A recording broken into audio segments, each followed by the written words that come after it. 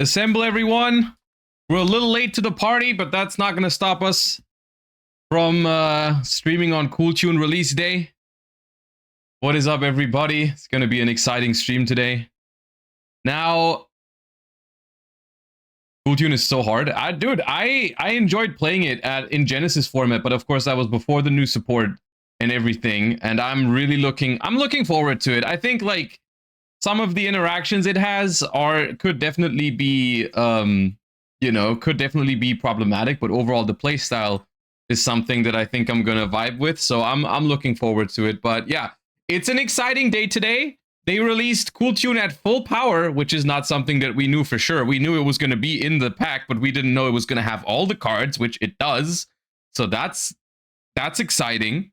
We're gonna check all that out. But yeah, we're gonna skip the warm up today because we're kind of late to the party already, and we also have some Rarity Collection 5 to open. It is not gonna be a full case. Like I said, I did say we're gonna open a case, but it didn't arrive yet. I have one box from SmartGuard though, which is awesome. So we can at least look into what that's gonna have. So we have one box of Rarity 5. Presumably, the really annoying part is that I really thought that the case was gonna arrive because the tracking said it was gonna arrive today, and then this morning it changed to tomorrow, which is annoying. But yeah, we have one box from SmartGuard to open, so that's gonna be fun. We have some new cards as well, which is actually what we're gonna start with. But I kind of like, I know we're starting a little bit quickly here, but I just want to get going. I want to open this box and I want to play some Cool Tune. So yeah. First things first for today, we have the new Invoked cards from Chaos Origins. Chaos Origin is going to give us some Invoked support, so let's take a look at it. Invoked, of course, like a fan favorite deck from like 2017-18, so let's see what this can do. Some of them actually are pretty good cards, like the older Invoked card, like Mechaba is still a good card, so you know, if there's good stuff here, then there's some potential. We have Alistair the Reminiscent, a level 4 dark spellcaster effect monster, 1800 attack, 1000 defense, which is flipped Alistair stats. You can only use the first and second effect of this card's name each once per turn. If this card is in your hand, you can target a spellcaster or fusion monster on the field, special summon this card, and if you do, that monster gains 1000 attack until the end of this turn. Okay. If this card is normal or special or flipped, you can banish an invoked monster from your extra deck, add an invocation or a spell that mentions it from your deck to your hand. Without reading the card, I've seen people this morning complain on social media that this is not called Alistair, like the Invoker. So for all of the fusions, you can't use it, which now that I've read the card, yes, that is a little weird because it does search you invocation, but it isn't Alistair, like Alistair. So potentially weird, but I did see in one of the preview thingies that they have new fusions, so maybe it works for those. I don't know. The effect itself is fine. I mean, it's like a Stratos, but also the potential to special summon itself from hand, which is pretty good, I would say. It's for when Alistair gets hand trapped. Yeah, it is. It does solve that problem, right? But like the fact that it's not treated as Alistair the Invoker also has other implications, right? It also means that you cannot search it with Meltdown, right? Because Meltdown specifically says Alistair the Invoker, right? And so if you already, like let's say, because that could have been a really cool thing to do or a really good thing to do for Invoked if they fixed the problem of, hey, what do you do if you what do you do if you draw Alistair the Invoker plus Meltdown, because then Meltdown doesn't have another target, and so it's kind of redundant. This could have fixed this, but it doesn't, right? Okay, well, it's still not a bad card. It could have been much better if it was treated as Alistair, but it's still decent, I suppose. Iwas, the Spirit of the Law, level 8 Wind Fiend, 2000 attack, 2800 defense. You can only use the first and second effect of this card's name each once per turn. You can banish this card from your hand or field, add an Alistair monster from your deck to your hand. Then, if this effect was activated on the field, immediately you can normal summon a spellcaster. Okay, not bad. If a face-up fusion monster you control is sent to the grave, except by battle while this card's in your grave, you can special this card. Then you can fusion summon an invoked fusion monster using monsters from your hand or field as material. Oh, normal summon, yeah. So for the most part, I don't know how easy it's going to be to summon this card because it is a level 8 monster. Because the thing is, like, it banishes itself from the hand, right? It banishes itself from the hand, but it summons itself from the graveyard, which doesn't really go together. The only way this works is if you get it into the graveyard somehow, then a fusion is sent to grave, then you bring it back, and then you can banish it from the field. The more realistic scenario is just you're going to banish it from hand to search, which is already good enough. The rest is just bonus applications. Or maybe the other cards let you summon it. Yeah, I don't know. Virakam, the Artificial Spirit. Level 3 Light Illusion monster. You can only use the first, second, and third effect of this card's name each once per turn. Dude, how many cards? That's a lot. That's a lot of cards. Why does Invoked get 20 friggin' support cards? If this card is special, if you have an Alistair monster in your field or grave, you can special this card from your hand. If this card is special summoned, you can set invocation or a spell that mentions it from your deck. When your opponent activates a card or effect in response to the activation of your fusion monster's effect, quick effect, banish this card from the field, and if you do, negate that opponent's effect if you do banish that card. That's also a really good card. I mean, it's just another extender if your Alistair gets interacted with. It's a light monster, which matters because that makes Mechaba if you use it as fusion material, so that's valuable. Oh, also, one very simple way of getting this card into the graveyard, I suppose, is discarding it for Mechaba negate. I guess, yeah. Yeah, it's another way to play through hand traps on your Alistair. A spell that mentions it. What did they make new ones, or is there already a spell that mentions invocation previously? Or is that all new stuff? They made new ones. Okay. All right, then I guess we're gonna have to read those to see how good it is to do that, right? Because that's the thing, right? This helps you if your Alistair gets interrupted, but if your Alistair doesn't get interrupted, then you already have invocation. So the question is, how good is the target that you then get instead, right? But I guess we'll find out. But this card is good. Invoked Sorath, level 6 Light Pyro. Ah, here we go.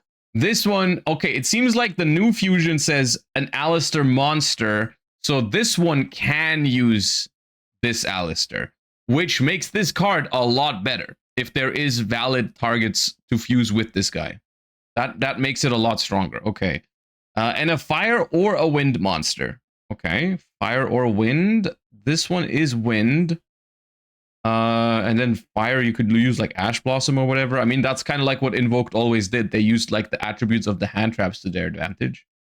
You can only use the first and second effect of this card's name each once per turn. During the main phase quick effect, you can target a level 6 or lower monster in either graveyard, special summon it to your field and defense position, but its effects are negated. Okay, that's neat. Extension on your turn, but can be disruption against graveyard-based strategies. That's a cool effect. If this card is in your graveyard, you can fusion summon an invoked monster from your extra deck by banishing its material from field and or grave, including this card in the graveyard. Oh. Oh, and it's a light monster, so this can make Mechaba from grave. That's kind of good, dude. That turns... Dude, did they find a way to turn Mechaba into like a Phantom of Yubel type card? Because like you just essentially, you do your thing, this ends up in the graveyard somehow, and then you just make Mechaba for free. Well, that has some really powerful potential. Uh-oh. Okay. Invoked Babylon.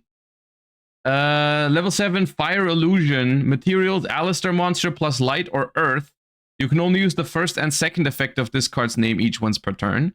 If this card is special summoned, you can add Virakam the Artificial Spirit or magical name Rosamundi. Okay, Virakam was this. The other one we haven't read yet. Magical name Rosamundi. Okay, maybe it's one of the spells. You can add one Viracom or magical name Rosamundi from your deck to your hand. Then you can banish a monster from either grave. Okay. You can banish this card from your grave, then target a fusion monster you control. All face-up monsters your opponent controls lose attack equal to that monster's until the end of the turn. Okay, that's decent, but still kind of not as crazy of a graveyard effect as the previous one. But on summon, add a card is decent, right? Yeah, it adds this. Okay. Invoked Okeanos. Level 9 Earth Sea Serpent Fusion Effect Monster. 3000, 3000. Materials Alistair Monster plus Dark or Water. You can only use the third effect of this card's name once per turn. Your opponent's monsters cannot target monsters for attacks while this card is in the main monster zone, except this one. Any monster sent to your opponent's graveyard is banished instead while this card is in the extra monster zone. Oh, nah, man. Yeah, how are we gonna make the deck from 2017 meta again, guys? Anyone have an idea? We could just give it. Do we give it cool and efficient and interactive cards, or do we just give it a floodgate? I wonder what the community wants. I wonder what people would prefer. You can banish this card from your graveyard and target a fusion monster you control. It can attack directly this turn. Dude, I was genuinely pretty positive about all of these cards.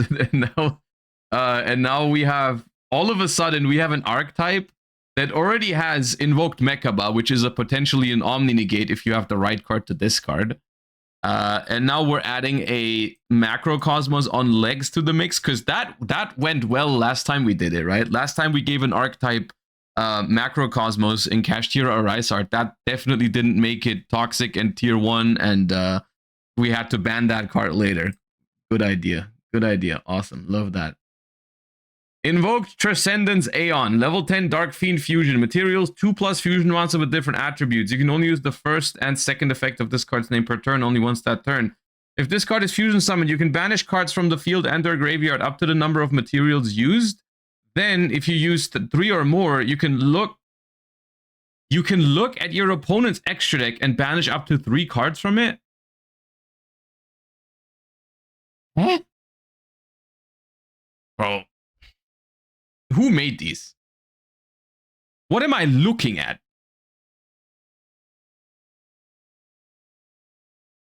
What am I looking at?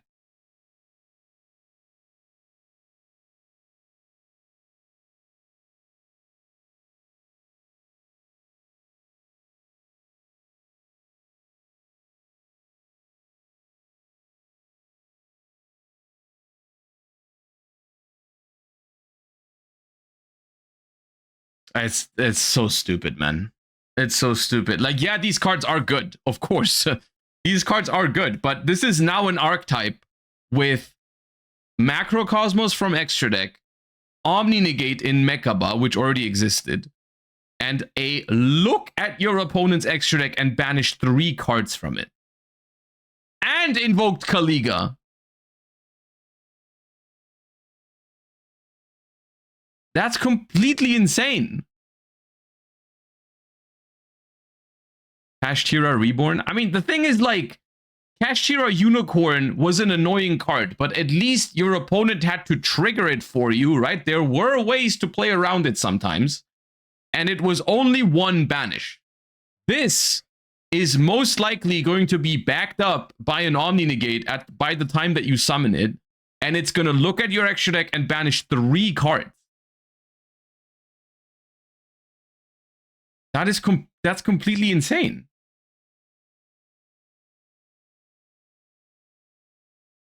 Quick effect, you can declare 1 attribute. All other face-up monsters currently on the field become that attribute. Okay, that's also potentially a good disruption depending on the deck you're playing against, I suppose, but...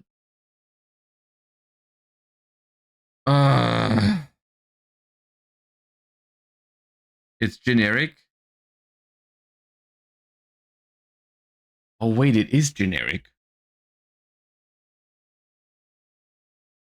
It is generic. I mean, you still have to use fusion monsters for it. So, like, it's not like any deck can do it. But, like, if you're playing a fusion deck that summons a bunch of fusions already... Fiendsmith support? Wait. Does sequence fusion summon a light fiend? Or any fiend? Because this is a fiend. Hold up.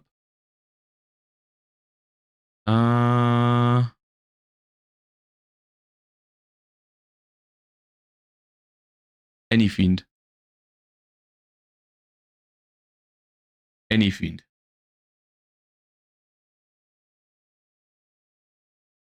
Oh, dude. Heavy poly 2? Yeah, but that's not that broken. That's going second.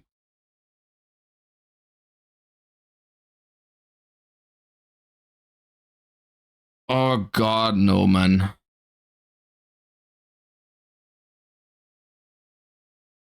Oh man, I'm so tired of this. I'm so tired. And here's the thing, right? Like, I know I keep saying this, but I'm so tired. Like, I don't even know if I don't even know if this is going to be meta. They read really strong. They read like really strong cards, but they might not.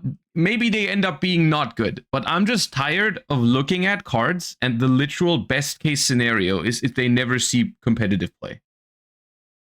Like, what the hell is Invoked gonna be after this support? Like, Invoked is literally the kind of deck that you pray to God to never see in the game again.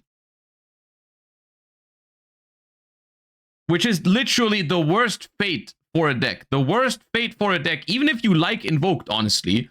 If you like Invoked, you should not be happy about this. Because if this is meta, the deck is going to be hated to death, and these cards end up getting banned.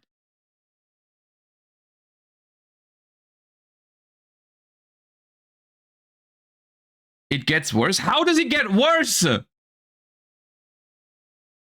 Keep reading? That there's no way. Invocation Sword, quick play spell. You can only use the first and second effect of this card's name each once per turn. Fusion summon a monster from your extra deck by using monsters you control. If summoning an invoked monster, you can also use banished monsters by returning them to the graveyard. During your main phase, if this card is in your grave, you can target Alistair or Invocation, shuffle this card into the deck, add that card to your hand. Okay. See, that's a cool fusion spell. That's a cool fusion spell. I wish it summoned cool cards. Spirit Sword Iwas. Activate one of these effects. You cannot declare attacks for the rest of the turn except with fusions. Oh, see, there's a lock. Guys, there's a lock. We're saved. Special summon Iwas, the Spirit of the Law, from deck or grave. Send to the grave or banish Alistair from your deck. Look at 3 random face down cards in your opponent's extra deck and banish one of them. Man, dude, I just want to talk to the person who made this card and was like, we need to put 3 effects on it. Yeah, we're gonna make one that summons Iwas, the Spirit, from deck or grave. Okay, sure, but what if you already have Iwas? Then we're gonna give it another effect to send to grave or banish an Alistair monster. And then also, what if we do this? Is this even a good effect? No! Like, that's the thing, right? This is something, people are only gonna choose this if they already have, like, full combo, and they already have access to all their starters and everything. But then if you draw this card on top of your combo, you're gonna go for, like, the full combo and then also do this random-ass extra deck rip. But that's, to an extent, that makes it even more infuriating, right? Like, it's not necessary to be on this card. This card is already a really good card, even without this, right? Like, why give it this? Magical name, Rosamundi. Normal trap. You can only use the first and second effect of this card's name each once per turn. Banish an Alistair monster or a fusion from your grave. Special an invoked monster from your extra deck, ignoring its summoning conditions, but banish it during the end phase. If a monster becomes banished face up while this card's in your grave, banish this card, target one of your banished invoked special. Okay, sure. Okay, you guys lied to me. It did not get worse after this. In fact, it did not get worse. It peaked here. It peaked exactly. These two was the peak of terrible design. Okay, these two. Oh, it's so annoying, man. Yeah. The trap summons Kaliga. Yeah, the trap summons Kaliga. Sure. You missed the alt art. Artemis the Megista's Moon Maiden alt art. Yeah, that's cool, I guess.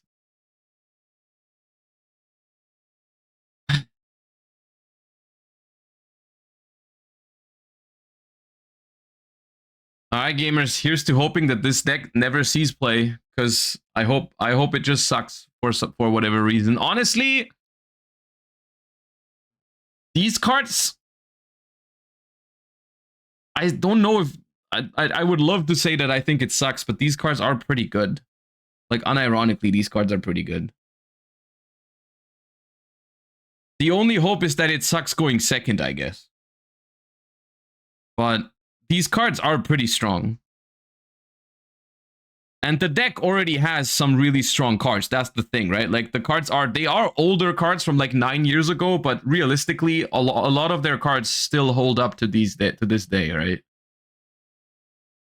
But there's no locks on these. They have it all, right? They have Mekaba, Omni Negate, Kaliga, Crazy Good Floodgate, Okeanos, Crazy Good Floodgate, literally targeted triple extra deck rip. I can't get over that one. That's crazy. Oh, Lord, have mercy. Yeah, I hope these never see play, dude. I'm sorry to all the Invoked fans, but you're gonna be very hated from now on. Which is not your fault, but that sucks.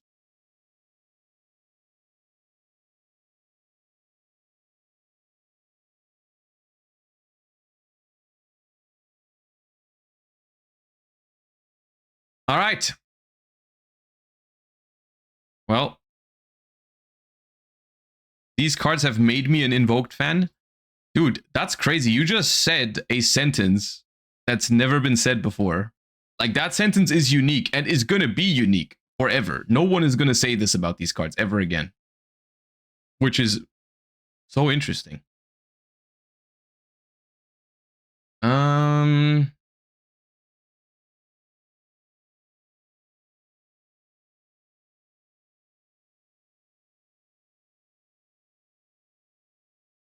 Okay, before we hop into Cool Tune, we do have one box of Rarity Collection. I know I said we were going to open a case, and in my tracking, it did say it was going to arrive today, but then it just didn't. And now the tracking says tomorrow. It changed this morning. The entire time it said it's going to arrive today in the tracking, and then this morning it changed to tomorrow, which is like, okay, well, cool. I guess. But that means we're going to open one tomorrow, if it actually arrives tomorrow, I hope. But we have one box today from SmartGuard. It did arrive in time, luckily. This one did arrive today. So we have one box of Rarity Collection 5 to open. And I guess we can do a little gamba on whether we're gonna pull an overframe or not, because that's the thing I'm most excited about in this pack. Is of course the introduction of overframes to the game. And the pull rates, just in case you want to be informed before we open the thing, before you gamba your points. The pull rate, from what I've heard, is about 1 overframe per 2 to 3 boxes, I think, roughly. And that's an ultra rare overframe. So the overframes are really hard to come by. The overframes are really hard to pull. You got to get lucky to pull an overframe, and then the Starlight overframes, I don't even know how hard to pull they are. I don't even think you're guaranteed one in a case, which is crazy. Okay. They got some other alternate arts in here as well that I think some of which are pretty cool. So we'll take a look at those as well. But yeah. Isn't there a guaranteed one? You don't get a guaranteed overframe per box, no. Should I move closer? I guess so, yeah. Well, this is a little bit too close, maybe.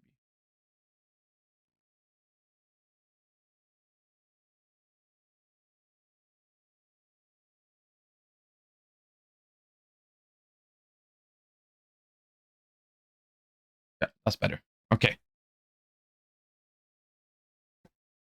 All right, we have 1 box, 24 packs. Let's see if we can get lucky with an overframe. Or at least, you know, some cool starlights. I'd also take it. Well, let's see. All right, let's go.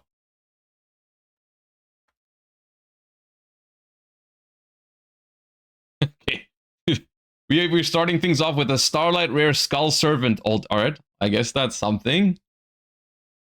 It's a cool card. Not the most playable one, but it's a cool card. All right, and then we have Super Rare Dragon's Mind. I'll put the Starlights to the side. Dragon's Mind is not a super valuable reprint, but I don't think this card had a holo before. We have Combined Creation in Ultra Rare, which is what it originally came in. We have Lopter, Shadow of the Generators, and we have Stake Your Soul in Secret Rare. Okay.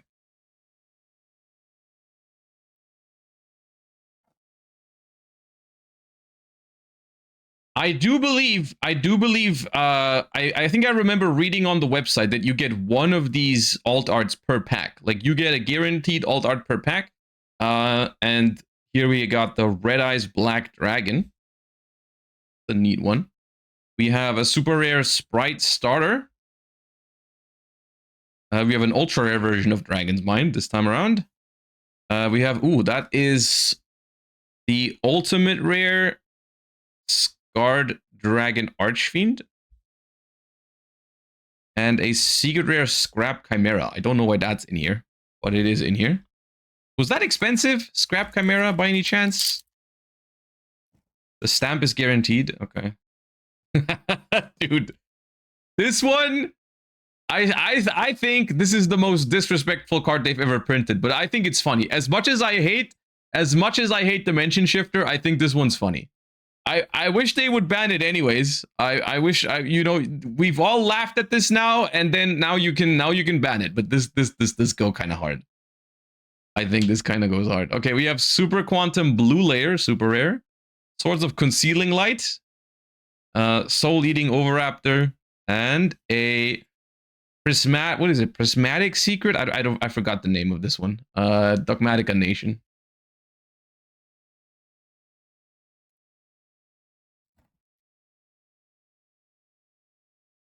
We have an ultra rare Scapegoat. I like this one because they didn't do anything crazy to it, but I kind of like that they made them all smaller.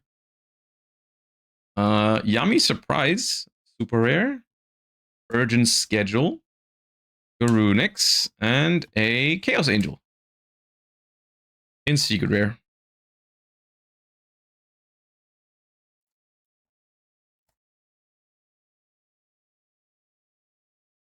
Ooh, we have Ghost Mourner alt art. Ultra rare. For me, it's kind of a shame, in my opinion, that the alt arts, like those alt arts only. Ooh, double Cashier Unicorn. Look, that's 2/3 of the new Invoked fusion. I wish the alt arts came in more than just ultra rare or starlight, because I like using. I told you this before, but I like using my hand traps and my staples in secret rare, and the fact that I can't do that with these is kind of annoying. Mikanko Promise. Wait, I'm just realizing if the alt art is always in the front. Dude, another Dogmatica Nation. I hope all my premium rarity cards are going to be Dogmatica Nations. That'd be awesome. Harvester. If all the alt arts are in front of the pack, does that mean the overframes are in front of the pack as well? Ooh. Starlight Rare Bell. That's gotta be a good one. That's gotta be a good one. How many Starlights do you get per box? Tatsunoko? Ultra Rare Yummy Surprise. Ultra Rare Photon Delta Wing, and dude, no man. I'm getting shafted. Starlight Photon Delta Wing. That's gotta be the worst one in the set. There's no way there's a worse one than that. Dark Magician. Iron Thunder. Ultra Rare Harvester. Ultra Rare Armillire. And okay, that's a decent one. That's not the worst. It's probably not the most valuable Starlight. It is a Starlight. Don't know if you can tell. Oh, that's all right. I'll take that one. It is 7 starlights per box. Okay. 7 starlights per box. We already have 4. Aqua Dolphin. Clockwork Knight. Kirin. Collector's Rare Cash Tira Unicorn. And Secret Rare Sprite Starter. It's not set. I had some with 8 or 9. Okay, well, we're on good pace, I suppose. What does Max C say? What does it say? Does anyone know?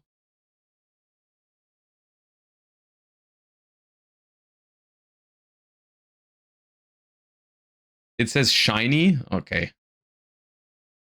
Ooh, Trap Dust Shoot is a good reprint, I think. That was an expensive card for like goat format. And Edison. Nessie.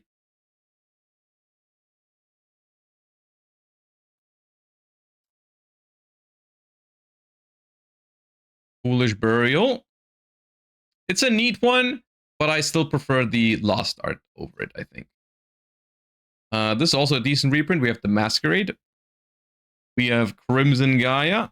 We have a Collector's Rare Yamusement Mignon. I think it's criminal that they put one Yummy Field Spell in here, by the way. This field spell is now available in every rarity, but the other one isn't. Which is a choice. Marksman King Tell.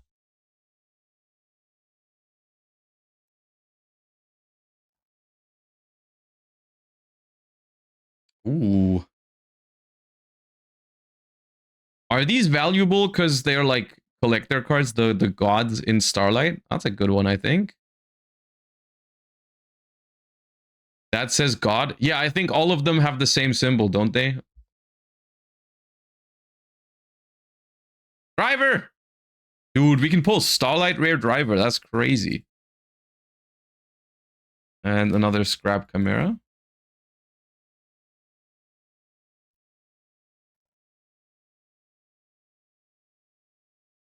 We have Dragon Drive. Pragmatica Nation. Sprite Blue. Lingeribo. And a Secret Rare Raigeki.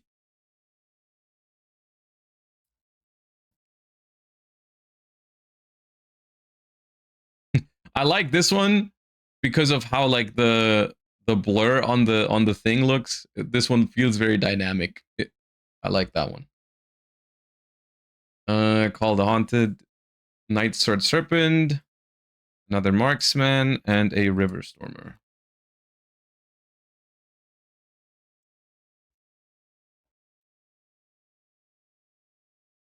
Out of Avarice.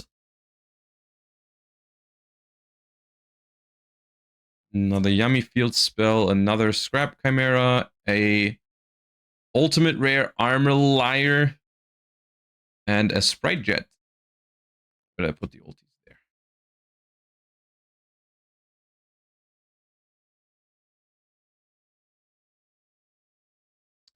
Okay, we have the regular version of the Winged Dragon of Ra, the Ultra Rare.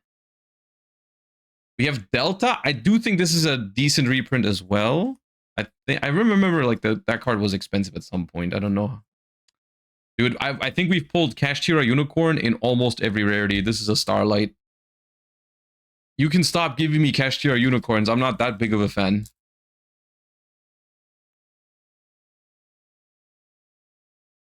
Speaking of being a big fan, here's Malice White Rabbit alt art. Platinum Gadget. Dragon's Rebirth. Okay, this could be the worst Starlight in the set. I don't know. There's Saryuja. And here's Swords of Concealing Light.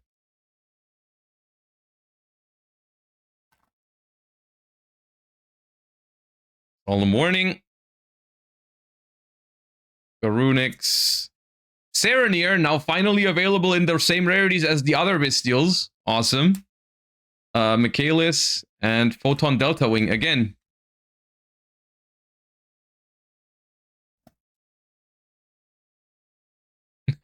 Dude, this Actually, no, I take back what I said earlier. This is the most disrespectful alt art. This is more disrespectful than Shifter. This one is also funny, though. But also, please ban this card. Arias. Ultimate Rare Quick Launch. Ooh, Collector's Rare. Wait. Didn't Spymena already have a Collector's Rare? Alright, then. And then Secret Rare Masquerade.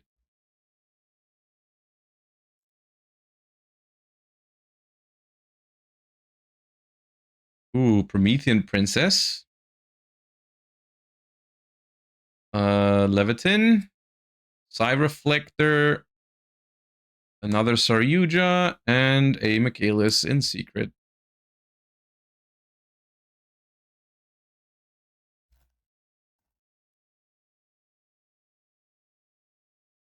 Blue Eyes White Dragon. Unfortunately, not in Starlight. I'm sure that's a good Starlight to pull, but it still is a cool looking Ultra. It's, you know, the best Blue Eyes artwork, I think. Songs of the Dominators. Platinum Gadget. Scarred. Scarred. Oh, that was it. That's the last one. Scarred. We have 3 more packs to find an alt art. We have 3 more packs to find an alt art. Otherwise, we're gonna have to try tomorrow.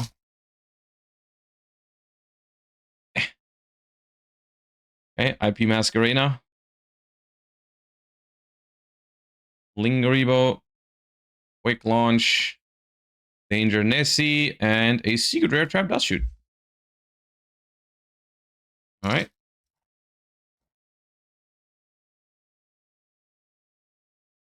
Oh. Starlight Estelar. Super Rare Phimena. Ultra Rare Songs of the Dominators. Ultimate Rare Grampulse. And Secret Rare Queritus. Alright, last pack, dude. The last pack magic for the overframe. Come on. I know it's not likely. Please. Please. Yeah.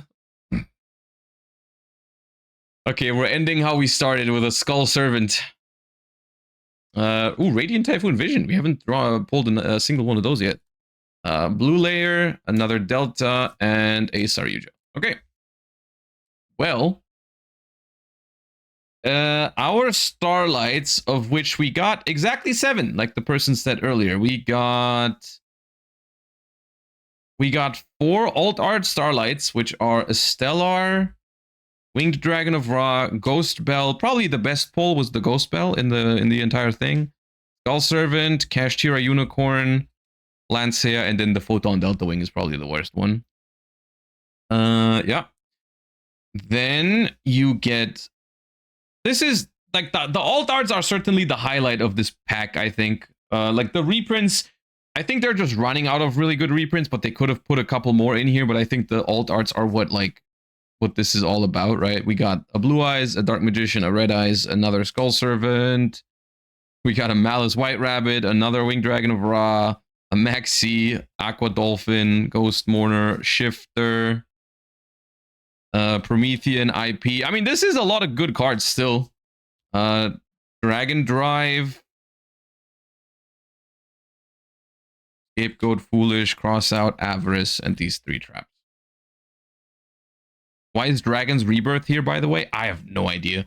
There's a couple of cards in here that I'm not really sure why they're here. Like, I understand when they reprint more niche cards, like, for example, I don't know, like Infinitrax or DDD cards or whatever. Like, yeah, sure, I might not need them immediately, but I can understand why you would reprint them. But then there's like a couple of cards in here that I just don't know why they needed to be reprinted even. Like, I'm sure even if you wanted them to kind of like as a pack filler, you could have found something better. Like why is Dragon's Rebirth in here? Why is... What else? Why is this in here? Is this even a good card? Cannot be used as link material. Target a face-up monster this card points to. Special a monster with the same original level from your hand, but negate its effects. It's not great. But yeah, okay. I wish we could have pulled like a Starlight Rare Vision. That would have been nice. Okay. We're gonna have a lot more of insight on how this set feels to open tomorrow. For today, this is all I have because my case hasn't arrived. But still, thank you to SmartGuard for providing this box. Even though they have provided a box without an overframe, how dare you? That's all right. We'll pull some tomorrow. Armaliar makes Noroi full Crystron combo with Spell Canceller with Joko Limited. I am so happy that I heard those words. That is awesome.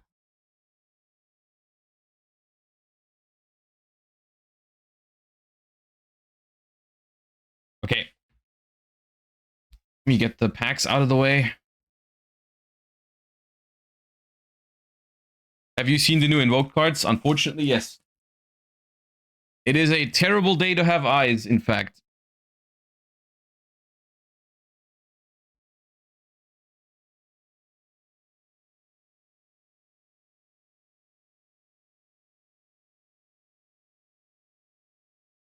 Did you see the Elfnote cards?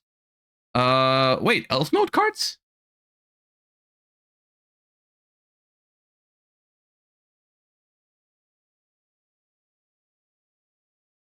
Oh, no, I haven't.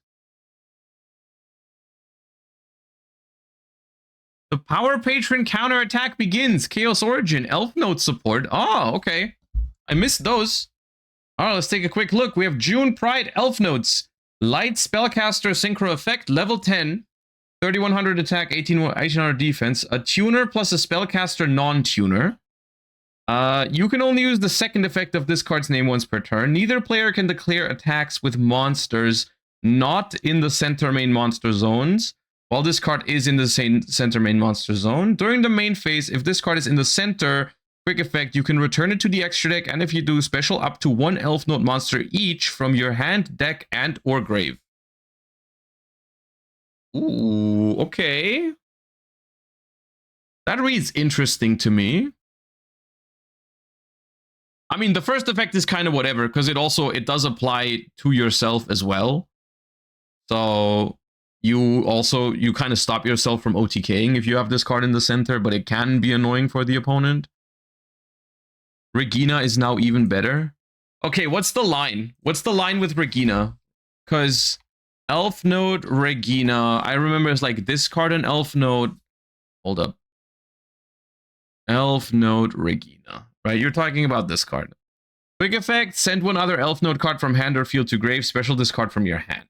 And then you special summon an Elfnote. You special summon Elfnote Power Patron, right? And then Power Patron, quick effect to Synchro,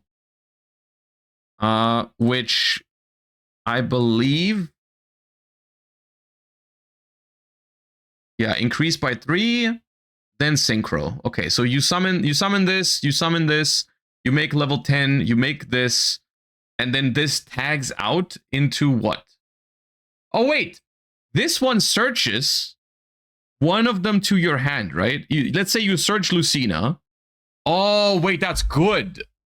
Oh, that's powerful. Yeah, because you have a guaranteed one in the graveyard with Regina or the Power Patron as well. So you have a target in the grave. You're going to have one in hand because the Power Patron searches it. And then you summon the blue one, like from the deck. Tinia, I believe, is what it's called, right? And then you have Tinia and Lucina not in the center. You put the Power Patron in the center. And then you can still switch with both of these, right? So you get a random banish from hand and a bounce off of the Regina now, guaranteed, right? No combo, no other, like you need any other Elfnote. You need any other Elfnote in rotation and like that you can discard, and then this is all of that. Ooh, that's good. That's good. Okay. The yellow one for spells too. Oh yeah, Fortuna also exists. So you can return. I mean, returning a face-up spell trap is not that relevant, right? I don't even know. This is probably most of the time not going to be involved in that, but yeah. Sounds very powerful for a turn 0 play. It is powerful, but I do think it is in line with other turn 0 plays that we've had in the past, right? Like if you think of Phimena or Holisu, like this is kind of like the same thing.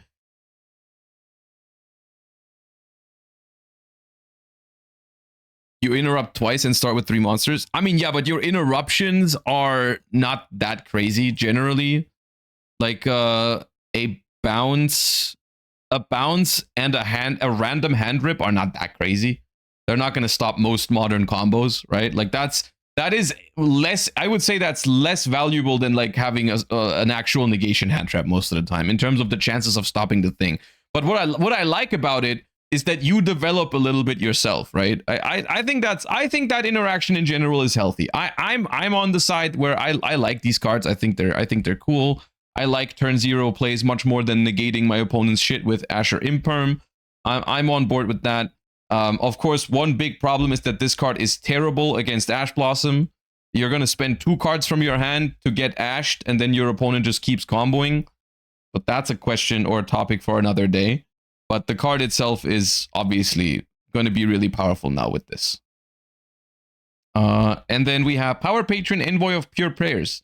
Dark Fairy Link, Link 2, 2 non-link monsters. You can only use the first and second effect of this card's name each once per turn. If this card's Link summoned and you have a Power Patron monster in your grave, you can add a Theo-Realize card from your deck to your hand. Ooh, I think this is the first time we can now add Theo-Realize cards directly. Like the Theo-Realize stuff was all related to Medius, but I think they were not really searchable. I do think this is a good way to limit a card to an archetype, because you can't just do, and like, this is not a generic bridge for everything, right? As you guys are saying right now, it doesn't work like that, because you do need a Power Patron in the graveyard, right? You cannot just link into this with like Eldam and Swen. That's not gonna work, right? Which I think is fine. It's generic. You can summon it twice. Bro, it says 2 non-link monsters. You can't link one into the other. That doesn't... You'd need to have like 4 bodies to even make that. At which point it's probably okay. If you're spending 4 bodies to search a Theo-Realize cards, maybe we gotta think that over, okay?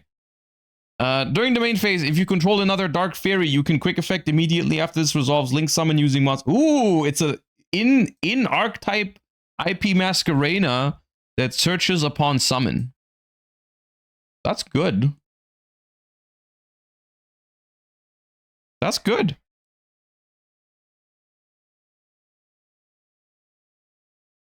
But nothing outrageous, I think. I think that's fine. It does make WP also better in this deck, potentially. You could see this being used in the deck now. No destruction protection though. I mean, yeah, it's not a better card than IP Masquerena, because IP Masquerena is way more generic, but in this particular deck, it's a much appreciated card, right? Like, you summon it on your turn to get potential extension. Of course, it depends. Is there Theo-Realize cards that you even want to play? Because I think at the moment, they are not playing many Theo-Realize cards. So I'm not sure if they're going to start doing it because of this, but this is a good reason to play like 1 or 2 of those just as random targets, so... Dead End Power Patron Realm Viraya. Quick play spell. You can only use the first and second effect of this card's name each once per turn. Show 1 Nerva, Jupiter, and Junora from your extra deck face up field and or grave. And if you do, your opponent cannot activate cards or effects in response to the activation of your Power Patron monster effects this turn. If you would banish the top card of your deck to activate the effect of a Power Patron monster you control, you can banish this card from your grave instead. That doesn't seem great to me. I mean, it is a powerful effect, like that they cannot respond for the rest of the turn, but like spending a quick play spell just for that, like, it's not a starter, it doesn't really do it. It seems like a very win more card to me. Because I don't really see myself ever playing this as like a one-of and then trying to search it, because at the point where you're searching it, like, this is the kind of card you have to activate early so that you force your plays through, right? So you'd have to, and I don't think it's good enough to play like multiple copies to actually try and draw it. But okay. Pastoral Theo-Realize. Normal spell. You can only use 1 of the first and second effects of this card's name per turn, only once that turn. If you control an Archmage, Doomsday, or Elfnote card, special summon Medius from hand or deck, Your opponent cannot activate cards or effects when it is summoned. You can banish this card from your grave, then target a fusion synchro or exceed in your grave, special summon it to your zone a link monster points to. Okay, this kind of like, this goes in line with a lot of the other Theorealized cards where I felt like they were just, they were all okay, but just barely not good enough for me to want to include them. And this kind of feels like that card as well, right? It just feels like, yeah, sure, I could summon Medius from deck with this card, but only if I already have other cards in play. And there's so many ways to get to Medius that I'm not sure if this is going to be worth it. Especially because the Power Patron does not fulfill the requirement for this card, right? So if you make the Power Patron and search this card, you still might not be able to activate it. So I don't know. Power Patron, Shadows of the End times. Normal trap. You can only activate one card with this card's name per turn. Special summon a Power Patron from hand, face up, extra deck, or grave. Then you can apply these effects. Banish the top 3 cards of your opponent's deck face down. Banish a card your opponent controls. Banish a random card from your opponent's hand. Based on the number of monster card types you control. Fusion Synchro XYZ. This doesn't seem great as like a normal trap card. This feels very Win-Mori. Elfnote, Quatrain of Succession. Continuous trap. You can only use the second effect of this card's name once per turn. The monster in your center main monster zone can't be banished by opponent's card effects. You can send one other spell trap from your hand or field to the grave and declare a level from 1 to 4. Special an Elfnote token with that level, but you cannot special by that token except Elfnote monsters. I do think... Does Elfnote play Fortuna still? They probably do play Fortuna. Is this good enough of a target for Fortuna? Maybe as a one of. Maybe. Right? They do, it is a one of? Yeah. But the question is, do you want to play multiple targets for it? Because I think they already have some other traps that are pretty valid and pretty solid. I don't know if you want to play multiple continuous traps. That seems very situational and you don't want to draw them, of course. And so, like, I don't know if you want to play multiple. So, okay. This is a very mixed bag for fans of the Medius lore, I suppose. The Power Patron support seems mediocre to me. The Theorealized support seems fine, but mainly the Link monster is cool. The Elfnote is really good, I think. The Synchro is really good. I think that's the biggest news here, is that this card makes Regina now a proper turn 0 play. Right? Like, now Regina is a hand trap, as long as you draw another Elfnote with it. Which, in an Elfnote deck, I sure hope you have a solid chance of drawing an Elfnote with it. So, Elfnote Regina with this Synchro is a phenomenal interruption now. Which is very valuable for Elfnotes. And the rest is kind of whatever. But still, that Synchro is worth a lot for Elfnote. Okay.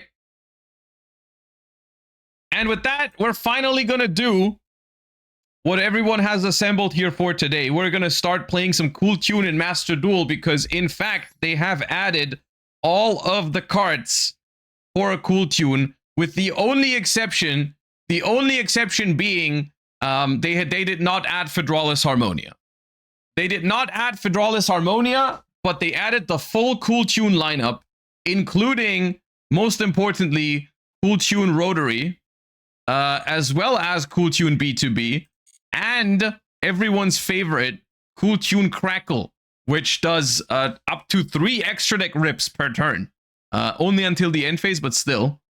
So yeah, Cool Tune is here, and we're gonna not waste any time. I already have the cards. I did already open them this morning so that we would save some time on stream, which some of you I know are gonna be mad at me for, but I didn't want to waste time opening packs when we could play the game. So here's the list. Here's the initial list that I have. There's only one thing I'm considering playing at the moment that I'm not playing right now, which is Pot of Desires. I think that card is probably correct to play. So right now I'm thinking on what to cut for it, but we could cut down on maybe the Psy-frames. But I don't know. I want to start playing and see what feels unnecessary, because I do think Desires is good in it, but I want to just get the feeling of which cards I can cut for it first, I suppose. OCG is mostly on 2 Desires, but yeah, okay. Before we jump into it, just a brief round of context for Cool Tune, just in case you haven't played the deck in a TCG yet, or you don't play TCG at all, or you haven't looked into it yet because it wasn't meta relevant so far. Cool Tune is a deck, of course, like most people refer to it as Synchro Dracotail, or maybe not most people, but some people do. It's like it's synchro based, and it's all tuners. Everything in this deck is tuner, and all of the synchro monsters are tuners as well. And this deck even locks itself into you can only special summon tuners for the rest of the turn, like Cool Tune Q. For the rest of the turn, you can't special except tuners. The reason why this works is because all of the synchros specifically require tuners as material. So the tuners, the synchros are made with just tuners. You don't need non-tuners in this deck, which is funnily enough, a very effective way actually of locking this deck into its own archetype, right? As opposed to something like, oh, you can only special summon synchros for the rest of the turn, or links for the rest of the turn, which we all know in modern Yu-Gi-Oh! Isn't really a lock anymore, because there's enough good cards for all of these archetypes or extra deck types that it doesn't matter most of the time. In Cool Tune, you will basically only be summoning Cool Tune monsters with very few exceptions. And the reason for that, if you ever wonder, like, hey, why doesn't Cool Tune play this or that synchro, is of course because most synchros aren't tuners, so you can't summon them. And the other reason, even for some of the synchro tuners, which do exist, like, I mean, Visa's Armitara is an example, but there's other ones where in the past I've caught myself asking, like, hey, why doesn't Cool Tune play this card? Well, the reason is most synchros need non-tuners, right? And this deck doesn't have non-tuners, except for like Fuwa, maybe. I have Psy-Frame Lord Omega specifically for the Psy-Frames. If I can, like, let's say I activate something, I get rolled, I gamma, and then I can make Omega before I'm locked. That could happen. I have Baron in here, which you can't make on turn 1. It's just in here just in case, let's say, turn 2 begins, I have a level 6 on the board, I normal summon Fuwa, I can make Baron in theory, but it's not going to come up very often. For the most part, you're just going to summon your Cool Tunes with it. Cool Tunes and Zalen are the main ones. Okay, the core mechanic of Cool Tune is that every single main deck Cool Tune monster has this sentence of, if this card on the field would be used as synchro material, a tuner in your hand can be used as one of the other materials. This is on all of the Cool Tune main deck monsters, and even some of the even on some of the extra deck monsters like Cool Tune Trackmaker has it as well. Essentially letting you synchro climb with cards in your hand. And one thing that's going to be very important to know if you're playing against Cool Tune as well, and also if you're playing with Cool Tune, this is a condition. This is not an effect, which means that it cannot be negated. If you use Imperm on, let's say, Cool Tune Q when they normal summon it, you will negate the effect on summon, but you will not stop the opponent from being able to synchro with something in your hand. So you can do that anyways, even if these are negated, right? Which is important to know when you're playing against this deck. Yeah, other than that, they just have a couple of really efficient cards that search upon summon, like Cool Tune Mix and Cool Tune Reco.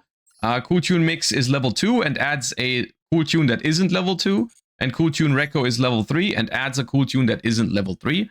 So both of them go +1 on summon. And of course, adding to your hand in Cool Tune is so much more powerful, because cards, essentially, as long as you have Cool Tune monsters on the field, every other Cool Tune that's in your hand is also on your field, because you can synchro with it. So adding cards to your hand in Cool Tune is really powerful. And then the main way, or what the main way how this deck interacts with the opponent is by, very similar to Dracotail, is these cards all have effects when they're sent to the graveyard as synchro material. So Cool Tune Mix destroys a monster, Cool Tune Reco destroys a spell trap, and so on and so forth. That's how you're going to interact with your opponent, by sending them to grave as material. which is kind of like Dracotail Pan and Urgula in this case. They even have someone told me they have the same color. So if you ever forget which one pops which, Cool Tune Mix is the green one, like Pan, pops monsters, and Cool Tune Recco is the red one, like Urgula, pops spell traps. That's how I'm remembering it right now. Then we have Cool Tune Q, which is Tour Guide for any tuner, which is really strong. And if it's sent to grave, you can excavate 2 cards from the top of your opponent's deck, banish one of them, and place the other on top or bottom. This is an effect that I severely underestimated when I played this deck for the first time. I didn't think much of it, but this effect is actually amazing because you're basically, if you're playing Cool Tune, you control your opponent's top deck every turn of the game, which is really, really strong. And it's only one of the reasons why some people are not happy with some of the interactions that this deck has. So let me show you some of the other interactions this deck has. Cool Tune Rotary. If this card is sent to grave as synchro material, activate one of these effects, look at your opponent's hand, then you can add a Cool Tune spell trap from your deck to your hand. So this deck has Hand Knowledge with Cool Tune Rotary, which is also an extender in your hand, by the way, and searches Cool Tune spell traps. And then you will know what your opponent is playing, and you'll know what they have in their hand. You'll know what they're going to top deck as well, because you have Cool Tune Q.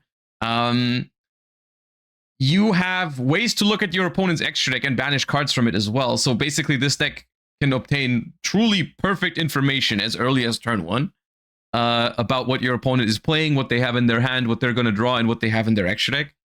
Which is, so I suppose this is kind of to make up for the fact that Cool Tune is more mid-rangey than other strategies.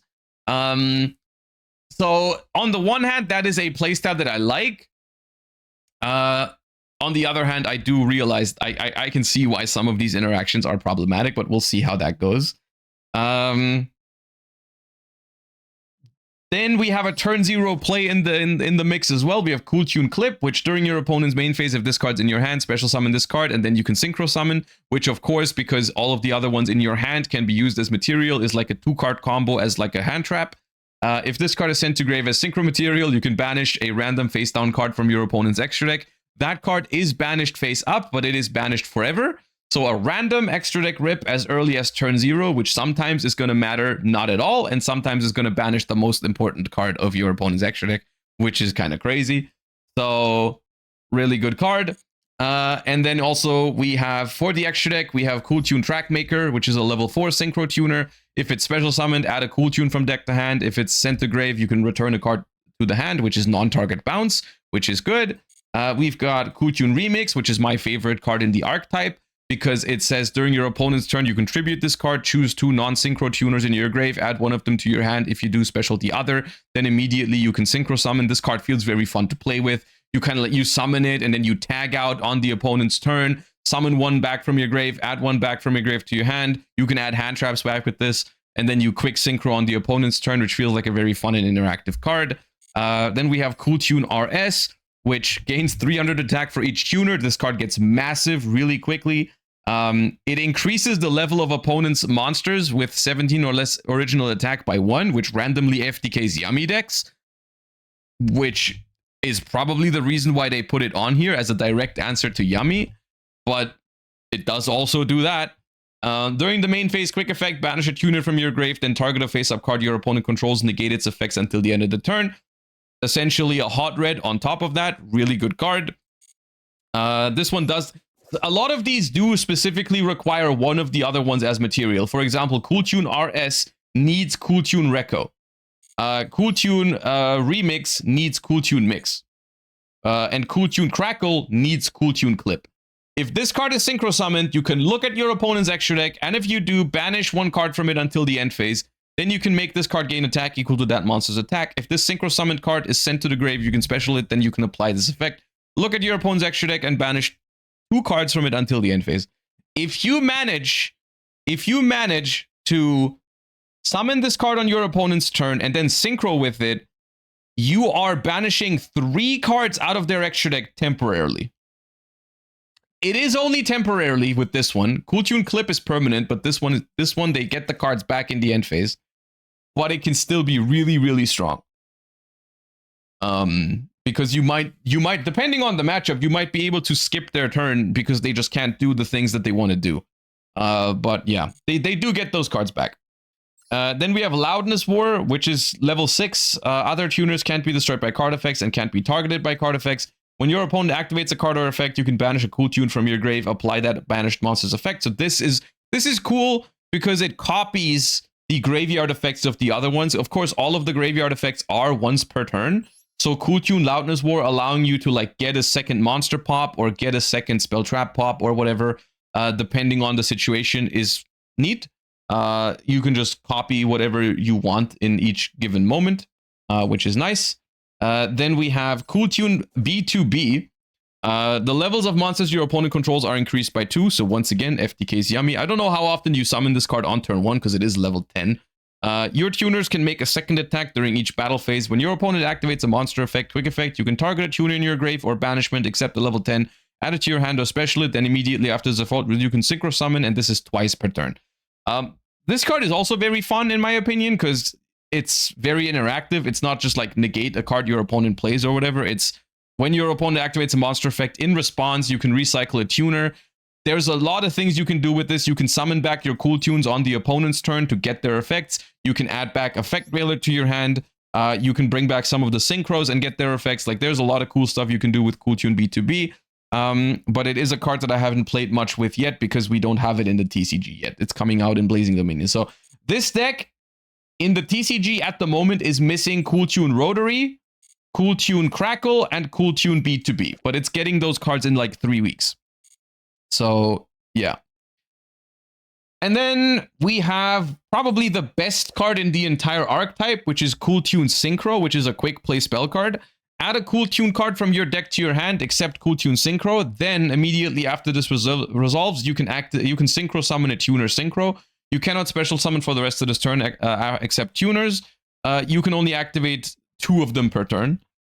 This card is completely nuts, in my opinion. Because not only is it Rhoda that plays around Droll and Lockbird because it's a quick play spell, no, it's also a way to interrupt your opponent on their turn because it's a quick play and all of your cards have effects when they're sent to the grave as synchro material. So you just like, you set it and then you do it on your opponent's turn and you get all your bonus effects. On top of that, you can play around all forms of negation. Your opponent imperms or veilers your normal summon, chain Cool Tune synchro with it. Your opponent tries to remove your body from the board so that you can't start synchro summoning, chain Cool Tune synchro with it. Like, super strong. Super strong card. Also the reason why no one plays the Cool Tune Trap card, even though it is a very fun and decent card actually. The reason why no one plays this is why play a trap when you can just have a quick play as interruption. So, yeah, this card is phenomenal. The Cool Tune Field Spell is kind of whatever. It's only a 1-of in this list. I don't think you want play more. It gives you a second normal summon for a tuner, which is neat, but it's not a real starter. You can tribute a tuner to add to your hand or special a Cool Tune from deck, but that's part of like only 2-card combos. So it's not the greatest card, but as a 1-of, I think it's fine. Not a bad card. And then another great card for this deck is Synchro Overtake, which is essentially fusion deployment for synchros, because you reveal a synchro in your extra deck and then choose one of the synchro materials that's specifically mentioned on it, which is really good in Cool Tune because they have Mix and Rico, which mentions 2 of their best starters, essentially, right? That you can just special summon from deck or grave with Synchro Overtake. So this card is a starter as well as a extender for this deck, which is great. You can summon the two of your best cards in the deck are Mix and Rico, and you can summon whichever one you haven't drawn yet, and just play with those. So that those are phenomenal. So that's for the idea of the deck. Let's just jump into some games. I'm just gonna freestyle it because I've played this deck in Genesis format before the new support. It was really fun. But I don't want to sit here and learn a bunch of lines. I just want to like kind of see how it goes. The only thing that I might want to change at some point is I might want to put Pot of Desires into the deck.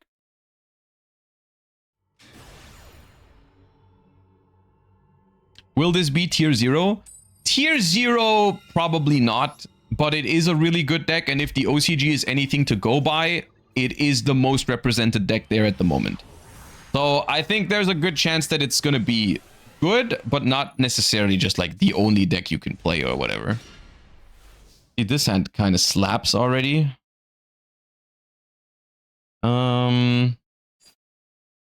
I think we just start with Synchro Overtake. I wish this was Gamma.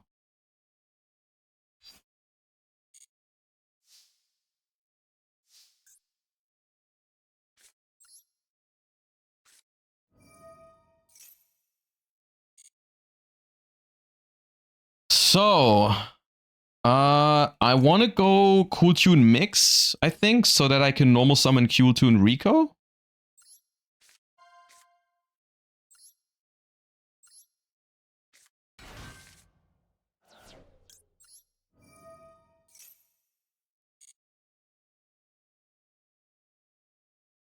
Cool Tune Q, I mean. I want to go Q, and then Q Special Rico, I think. Let's do it as our additional normal summon.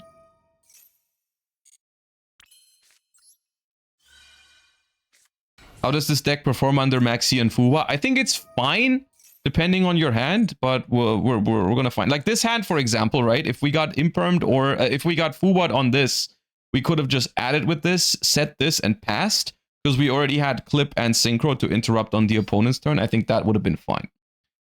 So, are we gonna summon Rico and search Rotary, or are we gonna summon Rotary?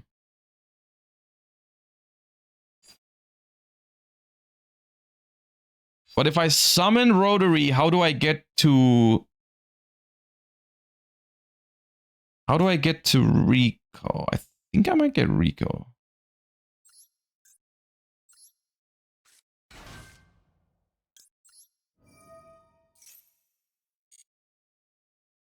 So, add Rotary. And now I want to go ahead and make Track Maker, I believe, with Q plus Rotary. And so here we can already do one of the crazier things this deck can do. So what we're gonna do is chainlink 1 Maker to search for a Cool Tune card. Chainlink 2 Q. And then chainlink 3 is Rotary to look at their hand. So we're gonna look at their hand.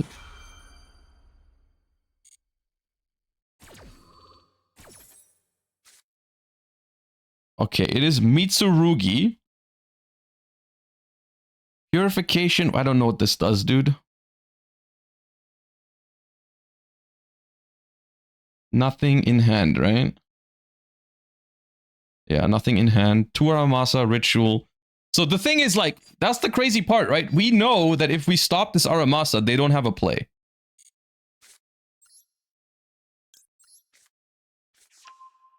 I don't have a way to stop Aramasa right now, but I can get one. Called by the Grave, Megalith, Anastasis. Okay, I think we just banish the Anastasis and leave Called by on top, because it's not a starter. Yeah. Leave Called by on top, so we know what's going on. This can add... Honestly, it doesn't really matter at this point. This is where basically all I need to do, and this is the crazy part about this, I know their entire hand now, so all I need to do is summon RS to negate Aramasa, and they can't do shit about that. They cannot. Literally what I do now doesn't matter as long as I do that. So as long as I summon RS, I win. I don't know. I don't even know what else I should be doing at this point. They still have Ritual. Okay, they can Ritual from deck with tributing 2 Aramasas, but that doesn't do anything. Let me get... I don't know, mix.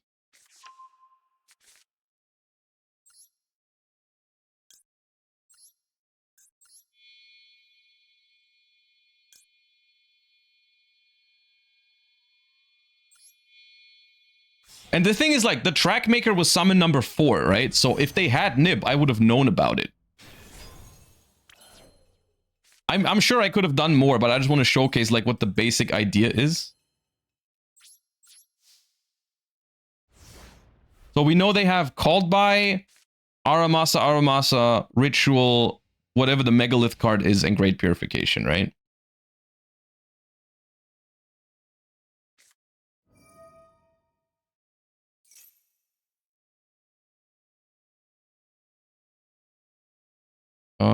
Okay, if I stop that, then they summon Aramasa.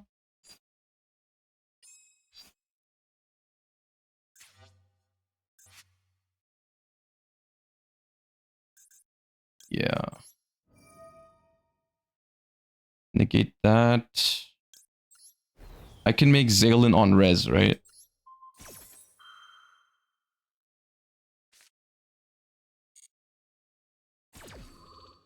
Yeah.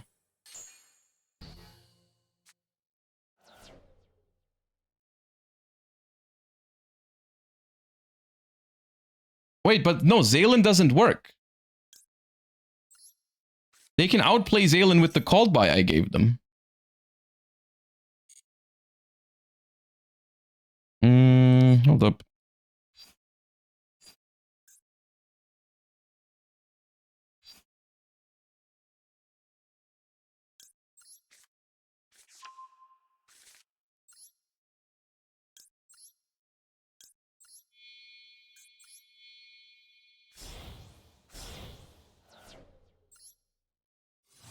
But then I can negate something else, yeah. Take another peek. Maybe we can hit the Saji. Oh. Does this matter? I'll just banish this. I'll leave talents on top.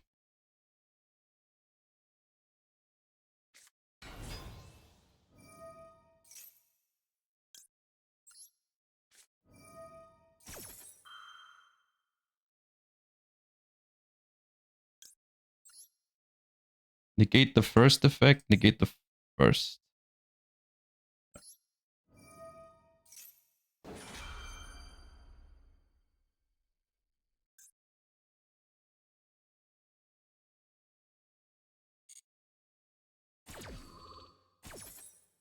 Eh? Okay, dude, that is so counterintuitive.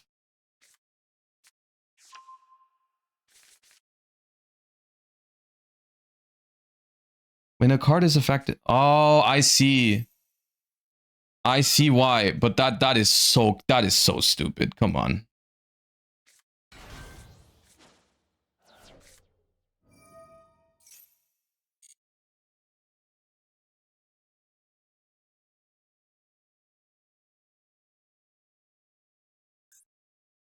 That is worded so terribly, dude.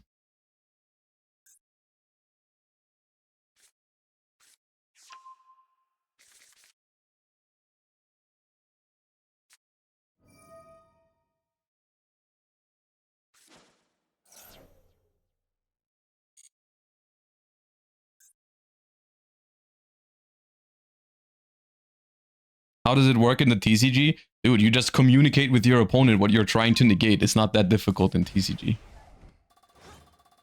But no, yeah, I lose now, I guess.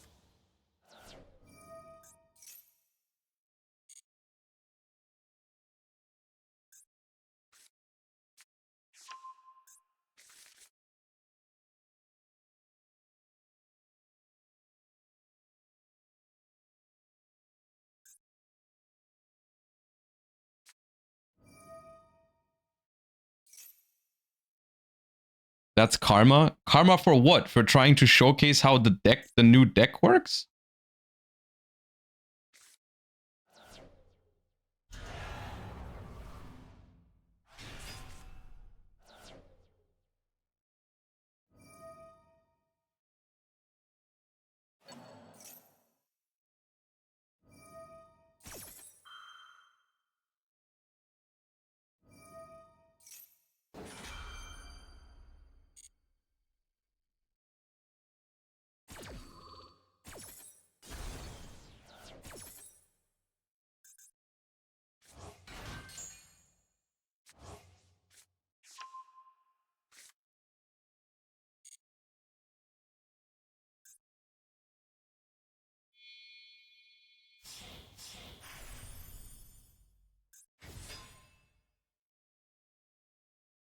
Can I even do anything?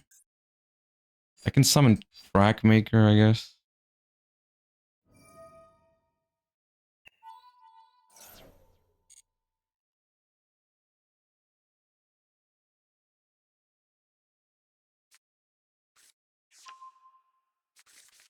Oh, they play Megalith. I forgot. I thought this was just gonna search.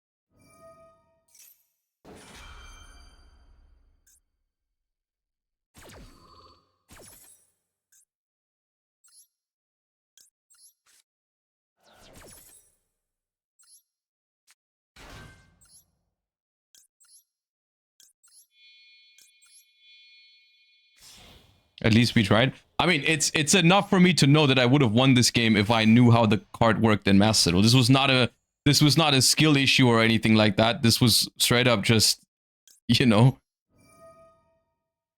it's whatever. We literally just lost that because that is very counterintuitive the way that's worded.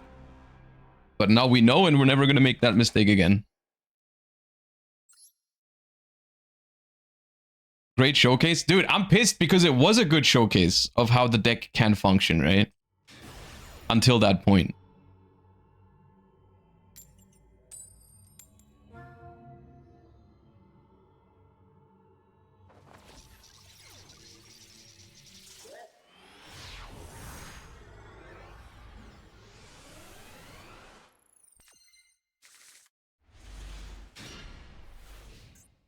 Oh, this hand cooks.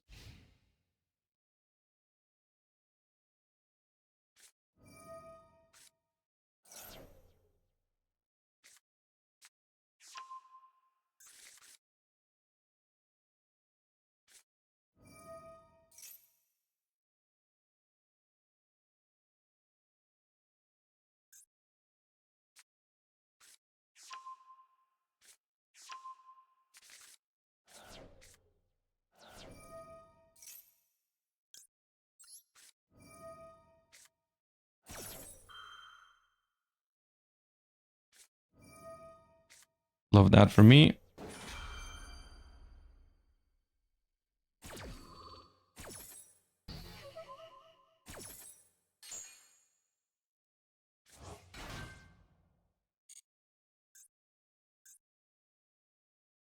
Extra deck rip time.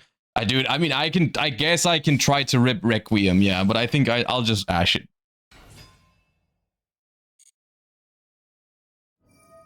Why Fuwa before Larry summon? Because they might think I have Maxi in hand and not negate it if they have the thing.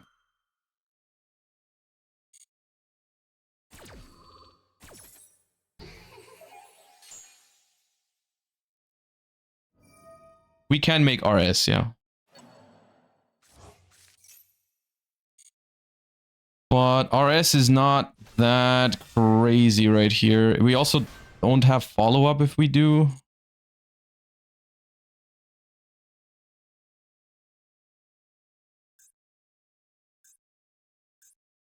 So they have another engraver in hand, I know that.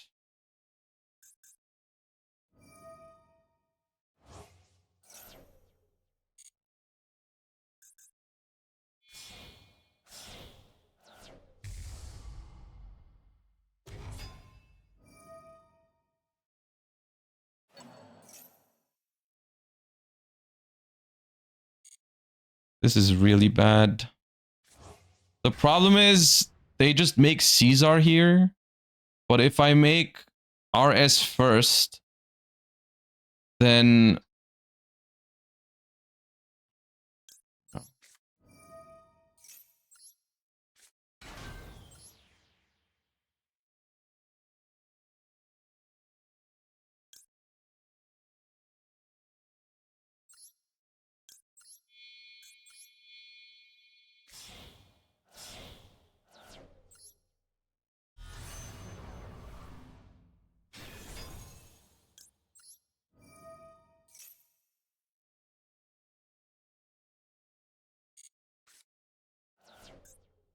Oh shit, it's Orchist.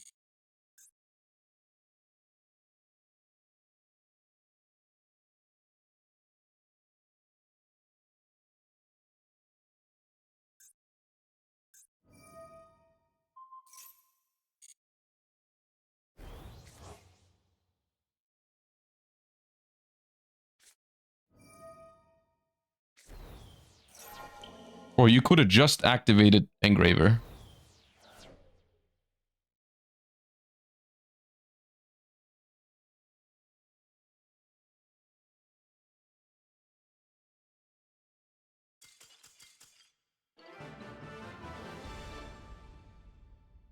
Okay, I guess this marks the first win because of a clip extra deck banish. Because I feel like we just won that because we sniped the Nightmare out of the extra deck. I did not expect this to happen so soon.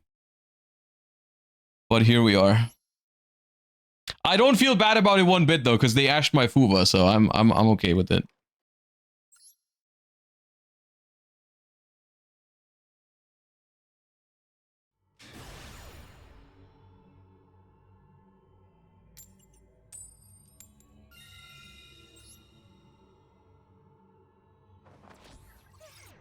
I mean, the thing about these kind of decks are gonna suffer from Cruel Tune a lot more. Because they have like multiple extra deck cards that are all tied together, right? Like for example, it doesn't matter if you hit the Nightmare Mermaid or the Nightmare Phoenix, right? It's like you can hit either or, and it's gonna win, right? I wish I had Cool Tune Synchro, man.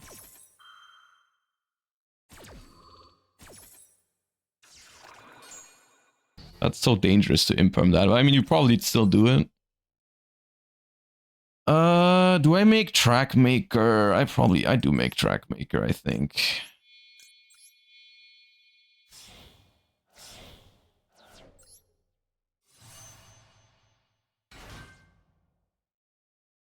Oh, chain block this from Ash.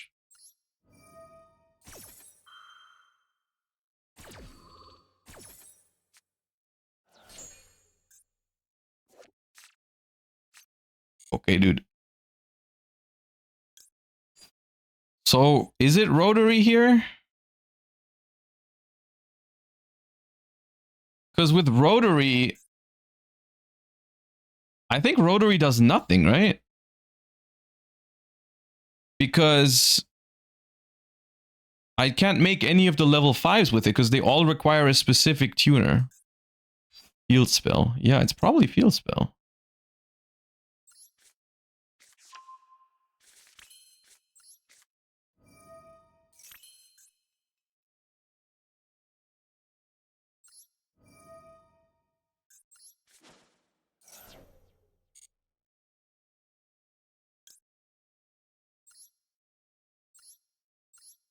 No, no! It's only on... Ah, man! It's only on normal summon. I had to search it. Ah, dude.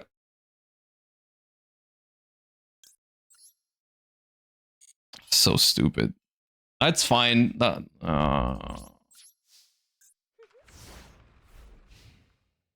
It didn't let me go back. This deck is so hard. This has nothing to do with it being hard right now. This has nothing to do with it being hard. Not in the slightest, no. This is just the kind of things that you have to get through when you play a deck for the first time.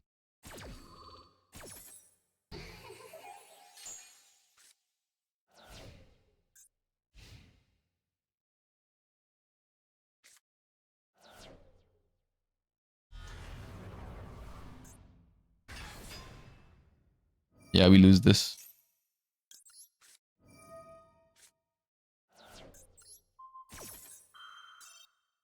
Yeah. That's fine. We live and we learn.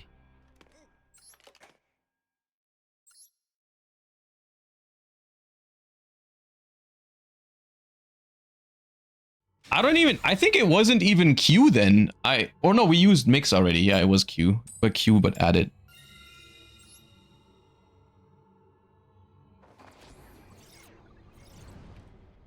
Is Fedralis here? No.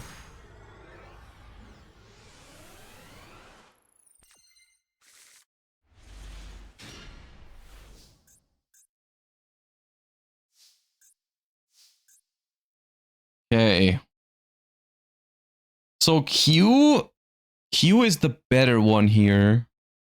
If it resolves, it's the weaker one into Fuwa, I guess. Fine.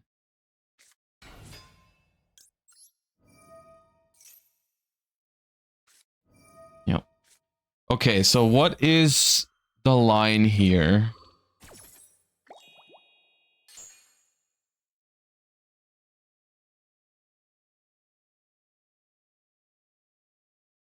Summon mix from hand. Summon mix from hand, give no draw. And then what do I do with mix? Because I can't add clip with mix. I could get rotary.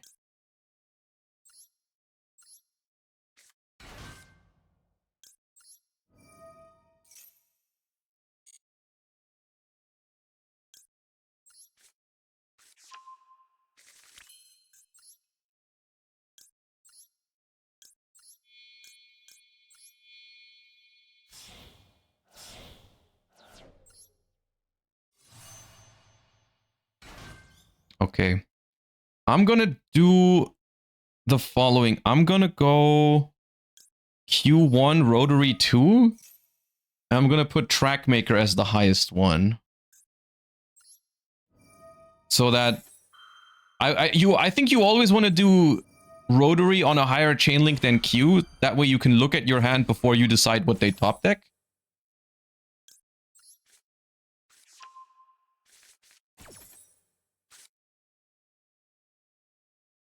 That's a good hand.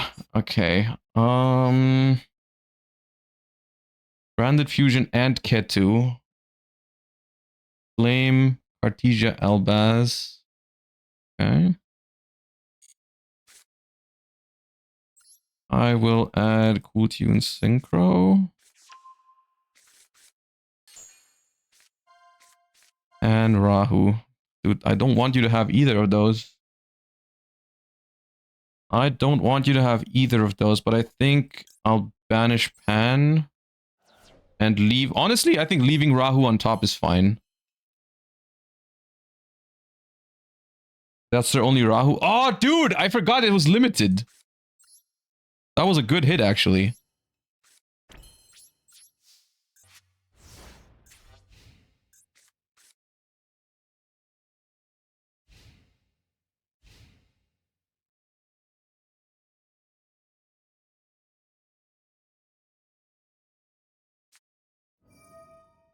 On fire today, streamer. Yeah, I want you guys to play the game with 2,500 people watching, and then we'll see how good you play all the time. I'm sure it's going to be glorious. I'm sure you all never make mistakes.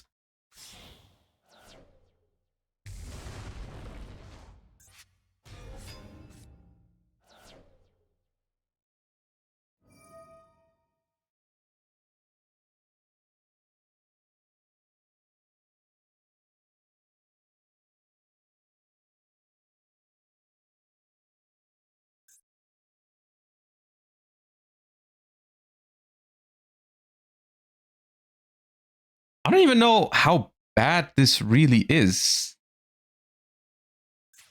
It might be okay. They just used Albaz as fusion material as well, which is crazy because then now they can't use branded fusion.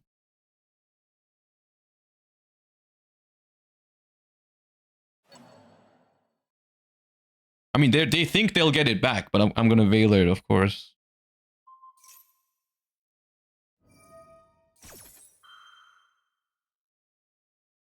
Okay, what is it? Flame, Cartesia, Branded Fusion, Rahu.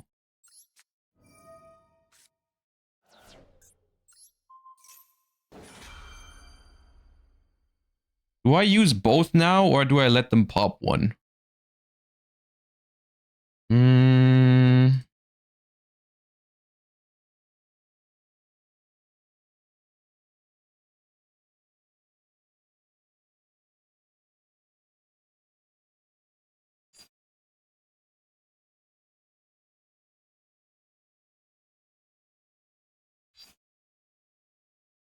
So what's if I activate both? What's the line? If I activate both, I could get Rico, make remix, pop Arthalion, have clip in hand.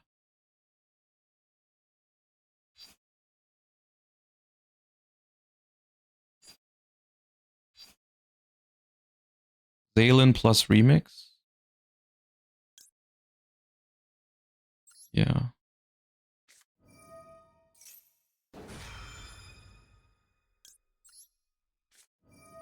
Add remix and rotary and make B2B. How do I make B2B?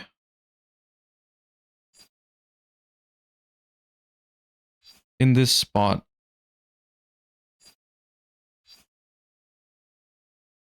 I don't think I can.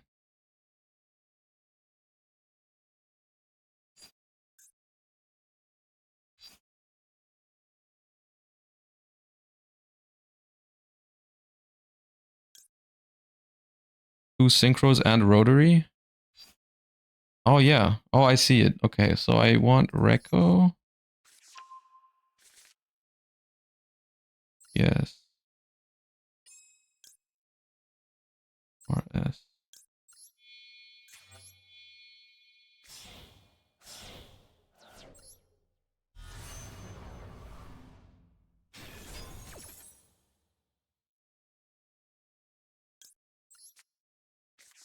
Oh, this deck is gonna take a while to master.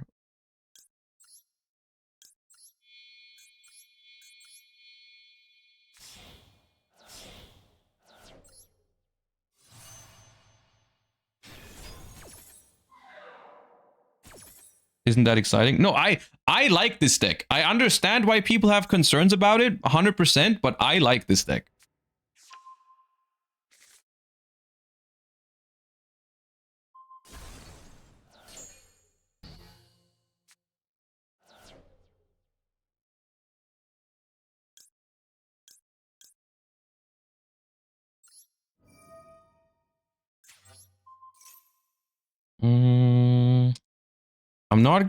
I'm gonna bounce this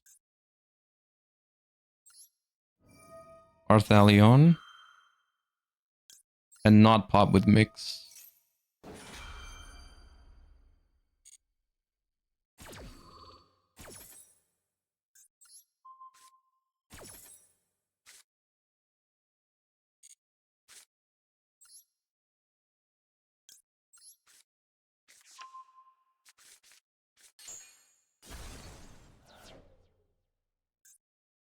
When your opponent activates a monster effect. Okay, Rahu is gonna go through.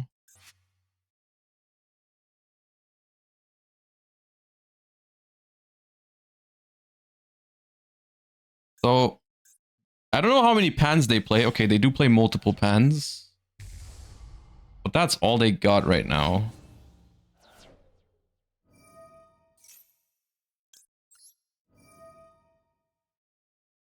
I'm gonna bring... What do I bring back here? RS? I could just bring back RS if I wanted to. They are out of plays, right? They have Flame. Flame. They're gonna have Sting. If I bring back Rico, I can just clip for remix. Clip for remix. I don't need follow-up. I have Cool Tune Synchro. I'll just bring RS back.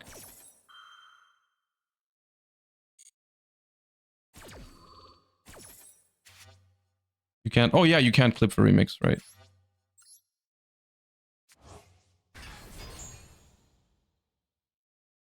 I mean, this kind of forces them to pop the RS, maybe. But that's also not winning.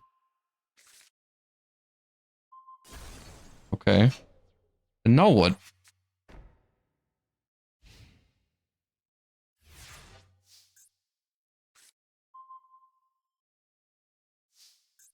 How is RS this big? Dude, RS gets insanely big in this deck. It's completely unreasonable. I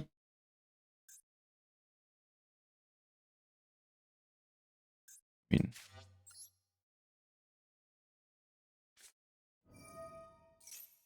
Hey, flame for synchro. Oh damn! I wish there was a card to stop that.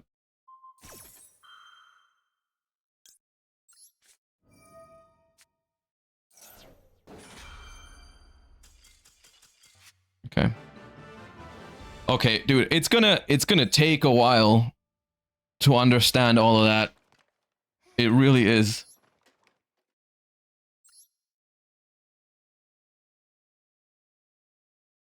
But yeah, in hindsight, banishing the Rahu was probably smart. I forgot. I keep getting mixed up between ban lists because in TCG it's the other way around, right? In TCG is Ketu who's at 1.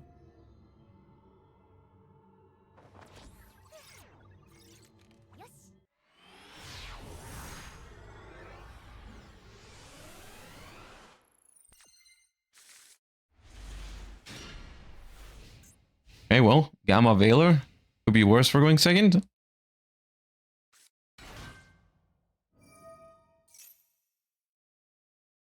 When?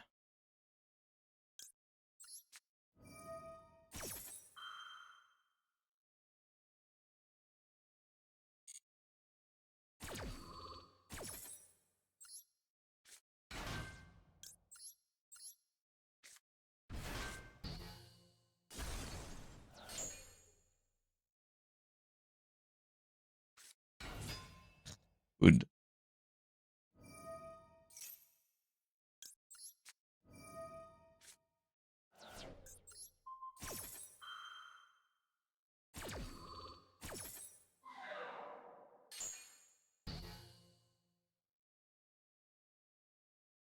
$42 cards. Open Swen, Dormouse, and Extender, or what? Yeah. Dude, that's insane, man. You can't make this shit up.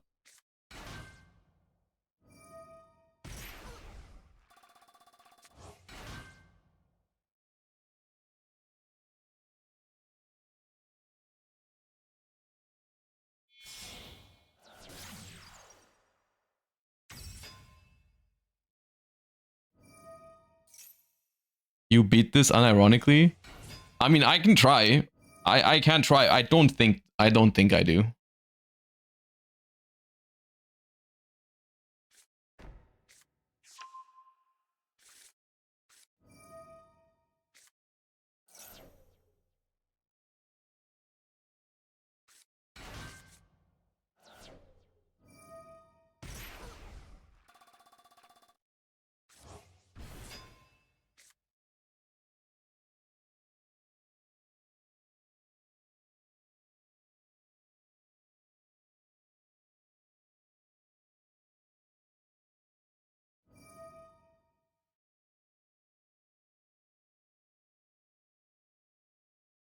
I mean, these are basically the 3 best starters slash extenders that I could have.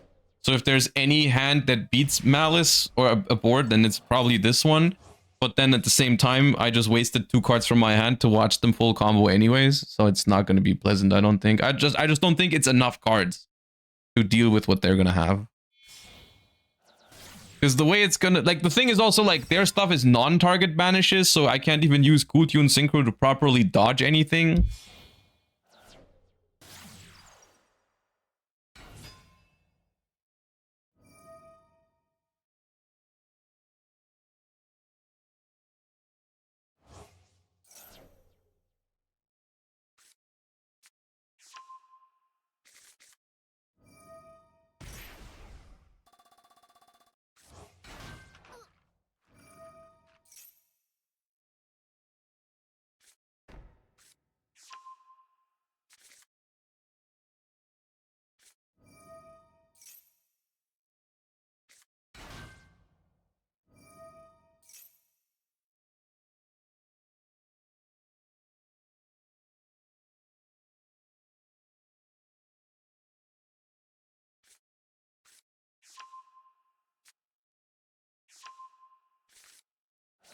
Okay. If that's the worst card in their hand, I'm out of here.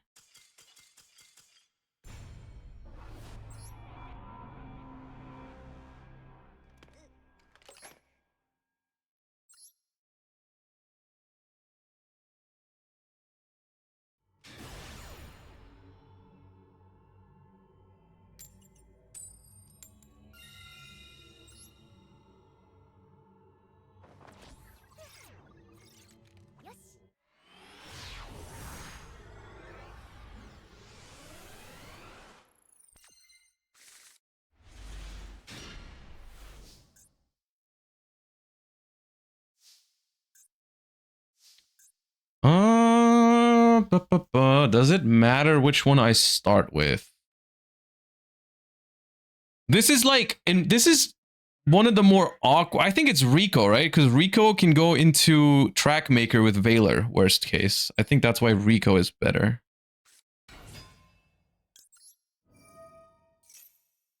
If this was like a Psy-frame, then it would be Mix, I think.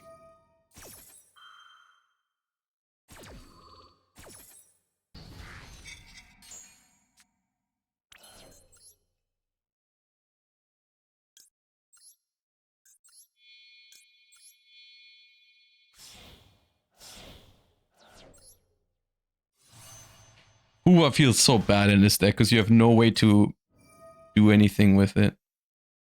Okay, this time we're gonna do this. Actually, maybe it's just Rotary here because I have another card in hand. Normal summon, but then Mix. What does Mix get?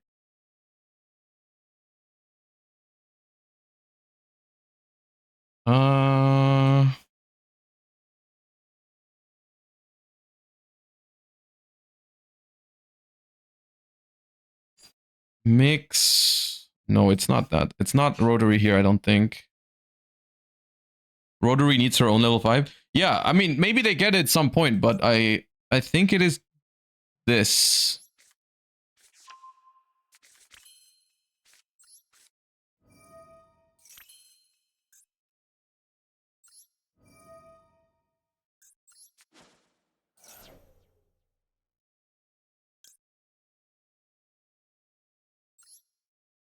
No.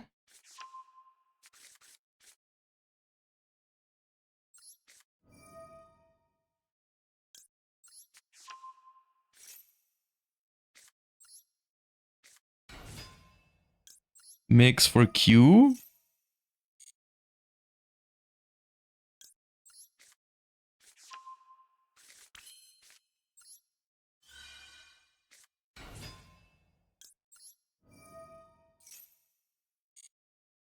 Q special. Dude. I've used every search effect already.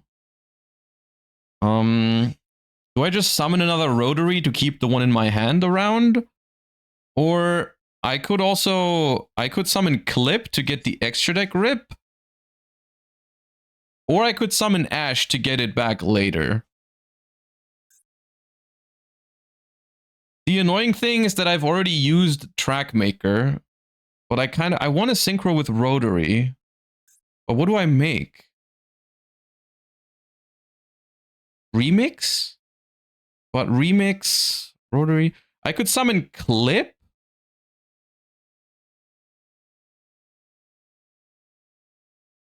And then Mix plus Clip plus Rotary make Remix? Then I'm not looking at their top deck. Oh, this is hard.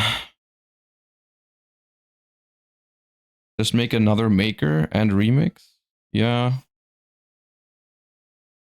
Yeah, I could summon like Ash. This makes Remix, this makes Track Maker.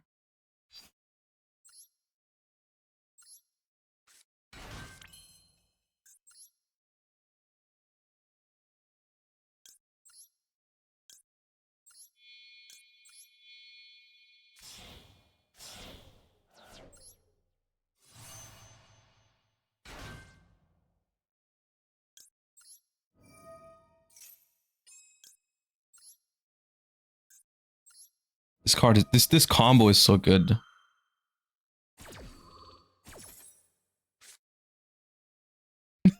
Both field spells. Okay, good hand though. They have starter and yummy. They've engage and a yummy. Both field spells is funny though.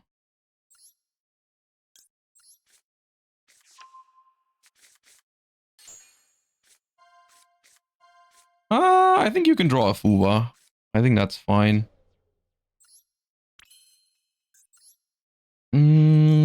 Remix.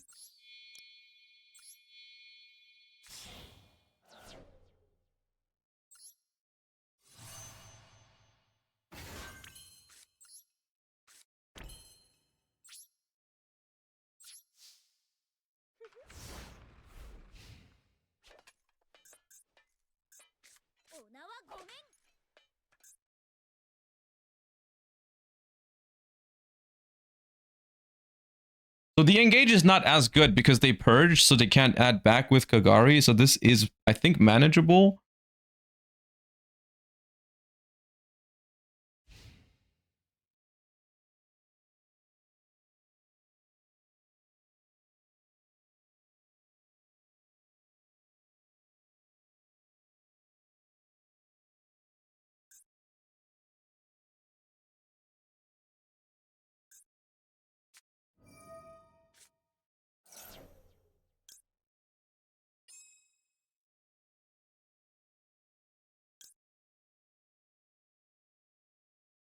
I think.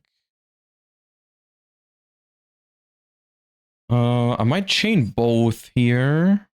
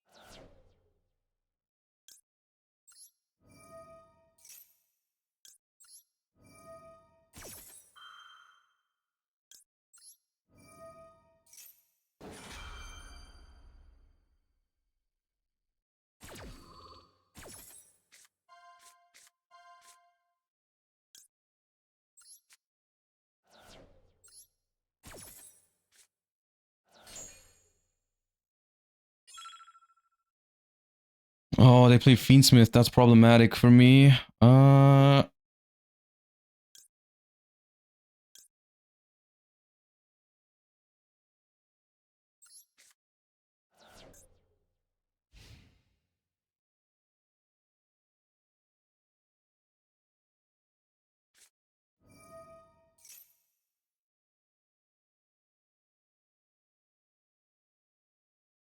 What else do I ash?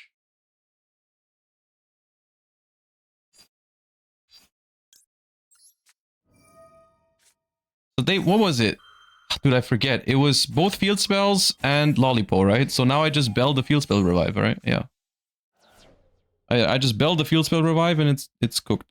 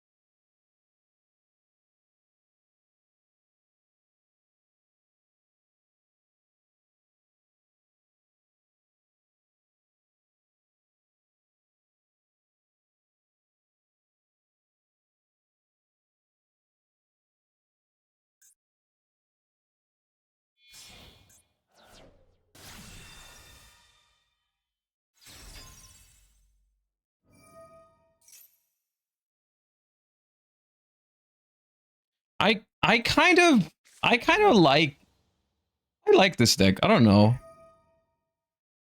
I think it's neat.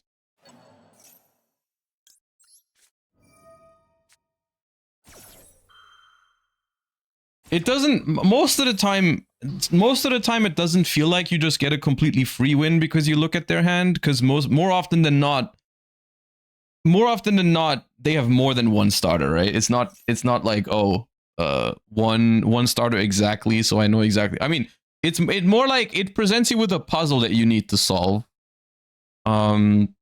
which I think is fun.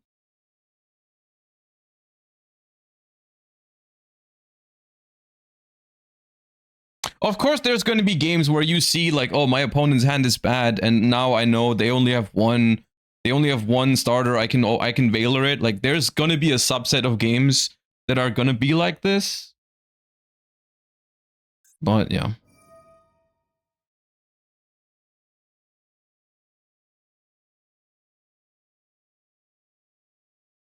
I think if you didn't have lots of hand traps, then it'd be okay. The ceiling of this deck is way too low. If it didn't have hand traps, it would just be bad. Like, period. Like, have you seen me make a board yet that was any sort of threatening? Like, it just doesn't do this.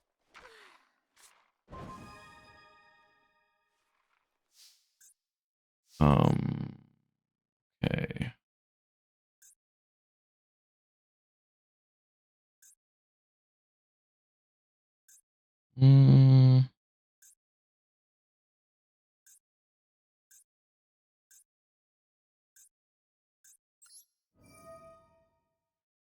The thing is, we can't search. That's funny. We can't search the thing anymore.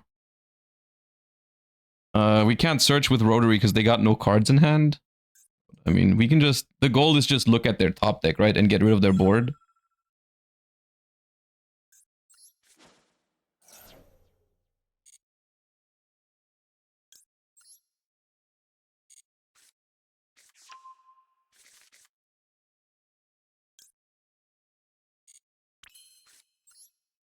Isn't the top deck nib? Oh, did they not shuffle? Oh, they did put the field spell back. I don't know if that shuffled.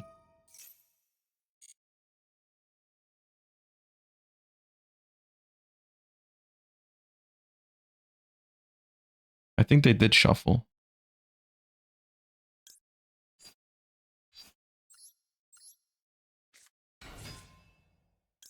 Why not use Effect Engrave? Because it's only until end phase anyways.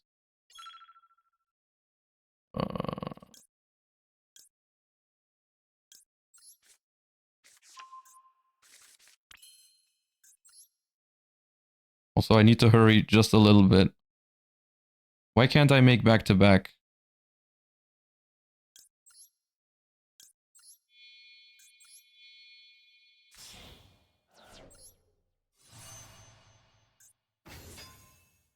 Yeah, but you get the body back? Oh, right, yeah. I'm also, just as anyone else, I'm still getting used to this deck, alright? I'm not a cool tuned master. So forgive me.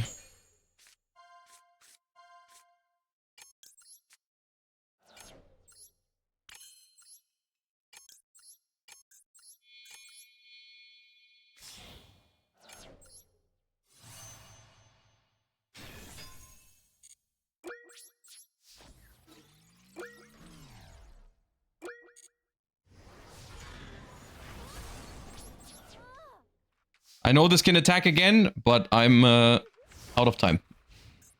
But they're drawing imperm, so it's fine.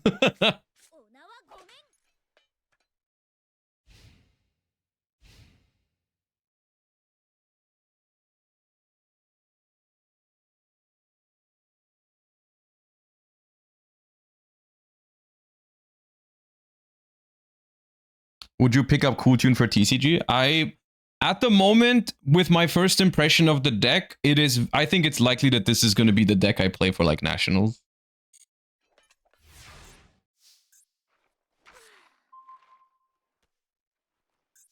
I like it.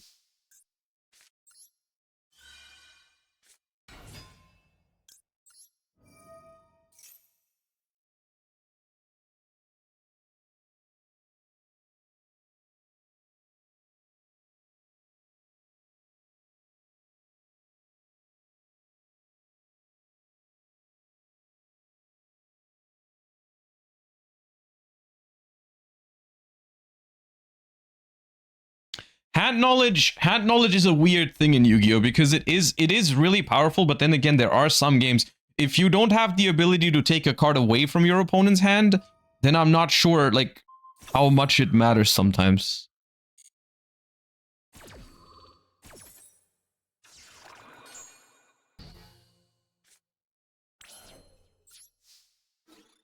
I could have done more with the field spell, but I think this can attack twice. So it's game anyways.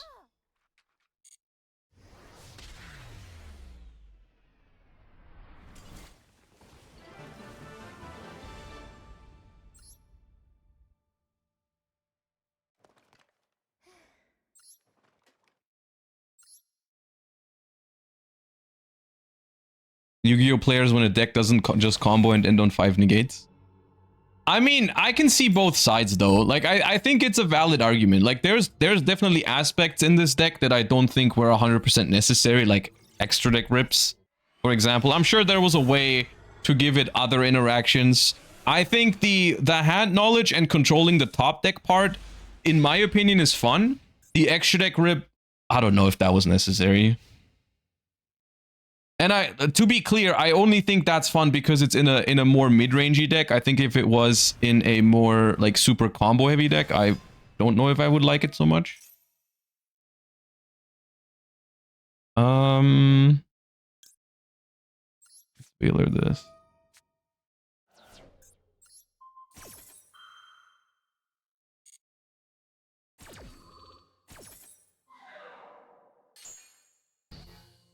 Instant Fuva? No, they haven't used the spell yet.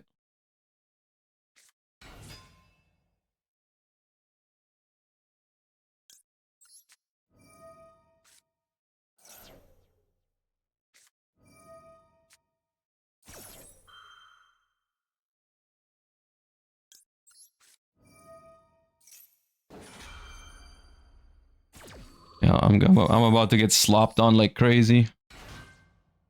Unless I get really lucky, I guess. But they can always link too, right? With these two.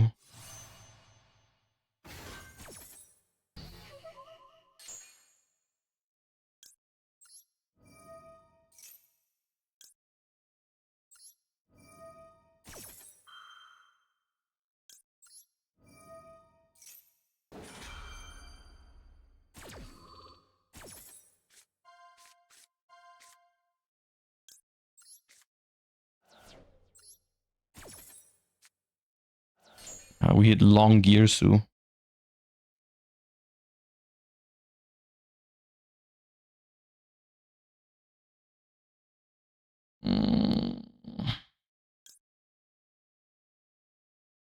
Doesn't do it.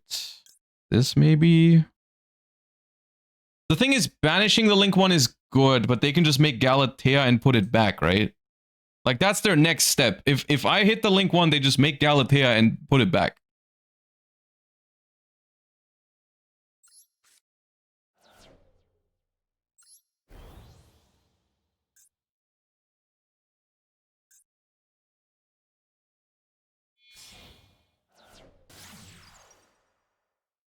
The problem is that this gives them a spell card, so they can turn this into Dragoon. Like it's cursed either way. It's cursed. It doesn't matter. Like, quite frankly, it just doesn't matter.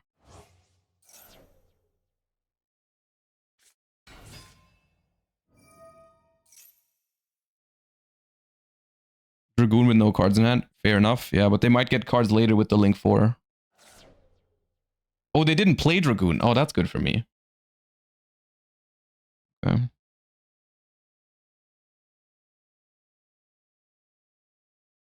I mean, the other problem that we haven't even talked about yet is that at the moment, I don't have a play.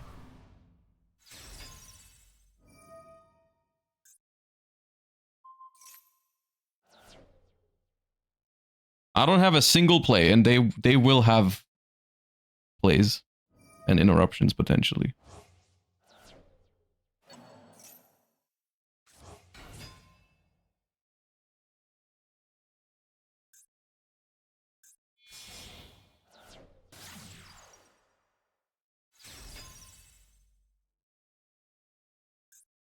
So this can get back Galatea if they want to. But I don't think they can still make it this turn, at least.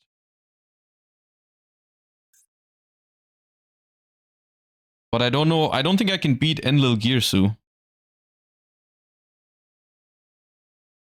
Because Enlil Girsu with Babel, if it just takes my normal summon, I don't know how I play through that. I need top deck like Q.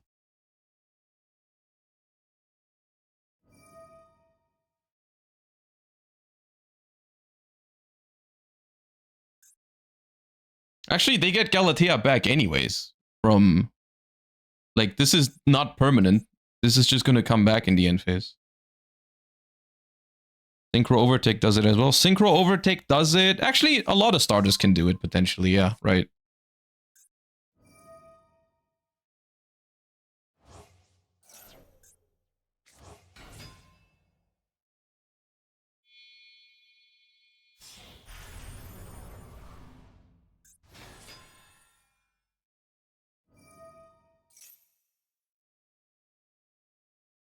Yeah. But this is the thing, like, this dynamic, this game had a very weird dynamic, because let me tell you, if the Fuwa resolves, then they have very little counterplay to, like, this is the problem with Charmy versus Ash versus turn 0 plays, like that triangle thing. Okay, let me see. If I draw a play hero, fine, I think. That is good.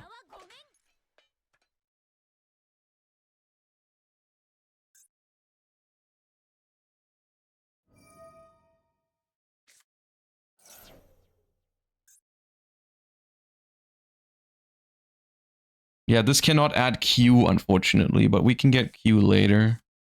Also, they have no card in hand. That's really bad. With no card in hand, Rotary cannot search. This is a... Oh, wait, no, they have this in hand now. Never mind. Are they gonna... Wait, are they gonna summon it from hand, or what?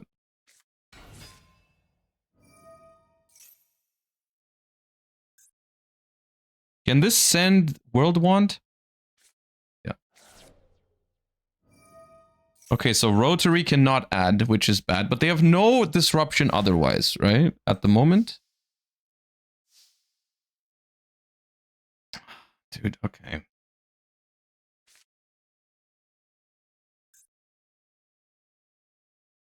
Can I maybe return a card to hand with, like, Track Maker? Crown is disruption, but I can usually chain block it, right?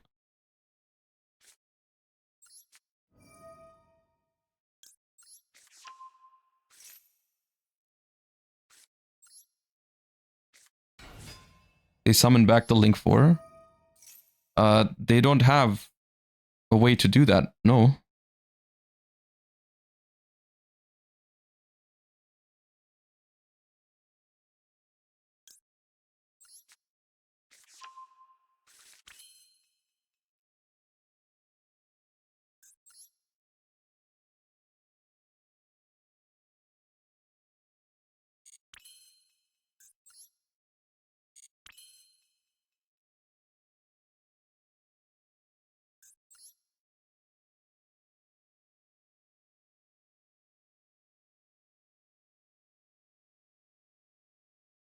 Track Maker.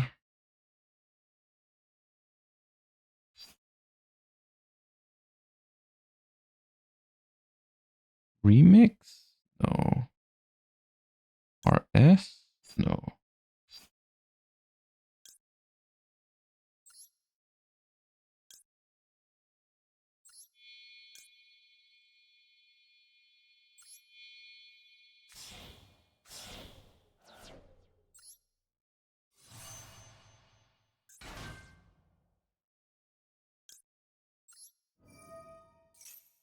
I can use the graveyard effect of Rotary, to interrupt their grave a little bit. It's probably worth here.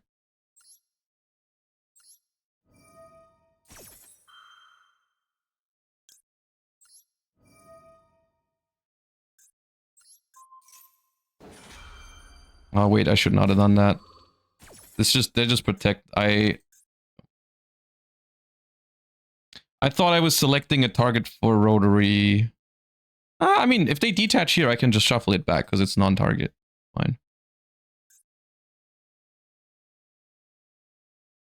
Yeah.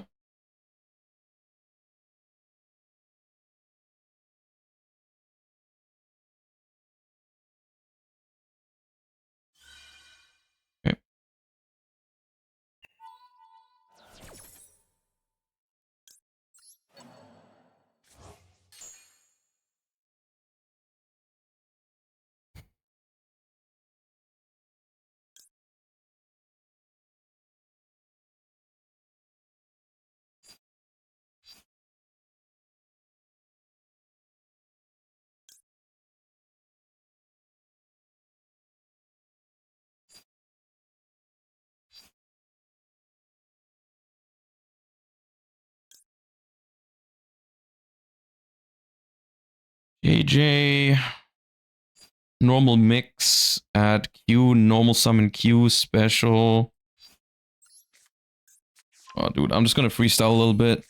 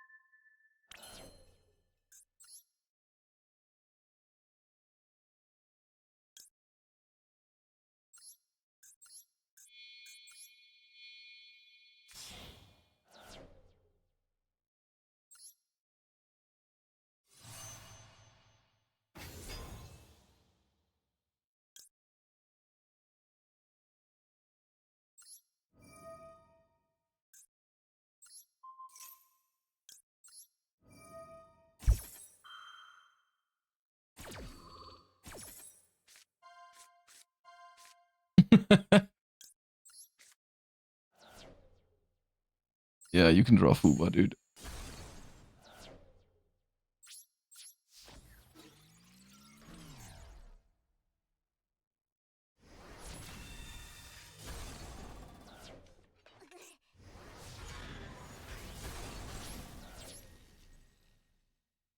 Why are you playing Visas with no reframing?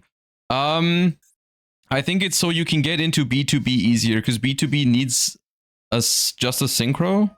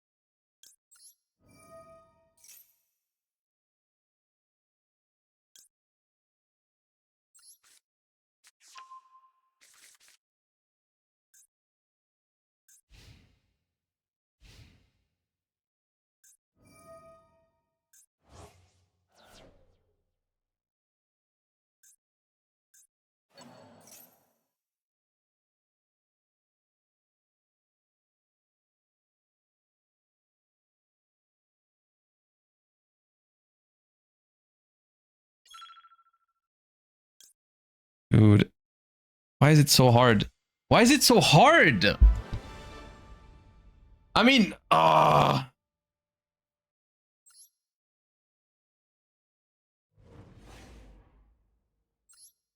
it's like it's good, but it's the thing that makes it the hardest, I think, is like the fact that all of the synchros or a lot of the synchros require very specific materials, right? And it sounds easier than it is, because it's like, okay, you can only make, if you have a mix in hand, then you want to synchro with that, you can only make remix, and if you have Rico, you have to make RS, and so on, and then like Crackle you need clip for, and Trackmaker is generic, and Launa's War are generic, and I don't know, wait, where did B2B go? It's, but I like what I'm, don't get me wrong, this is a positive in my opinion. This is like this is a fun deck to master, I think. I'm having fun. I'm messing up, but that's okay. That is completely okay. That is part of learning a new deck, but I think it's fun.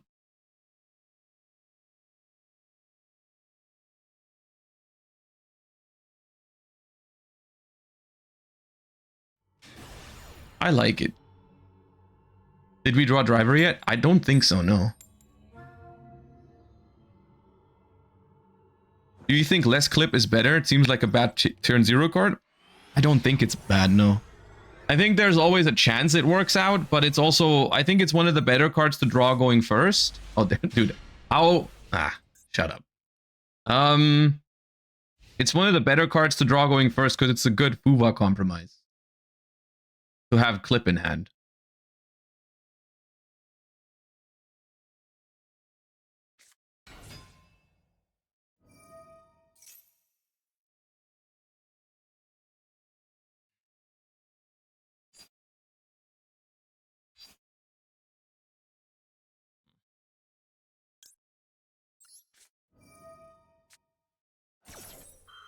I need the cards, I think, because I got no plays right now.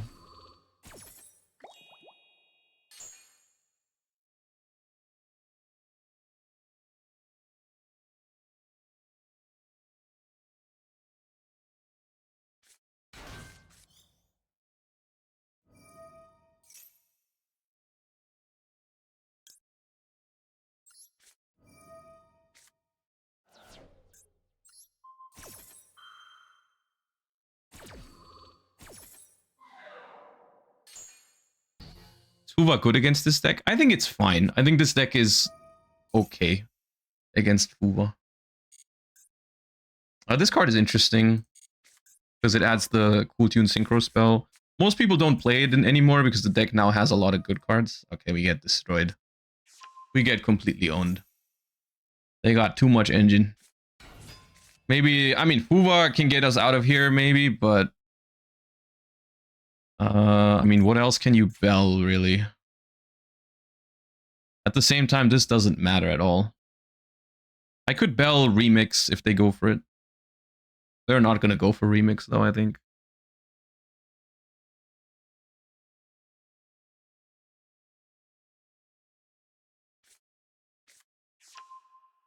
Just another Kewl, yeah. I mean, the problem is, they're going to make... If they make Trackmaker here, they're going to see I have no starter, and then they're just not going to give me a starter.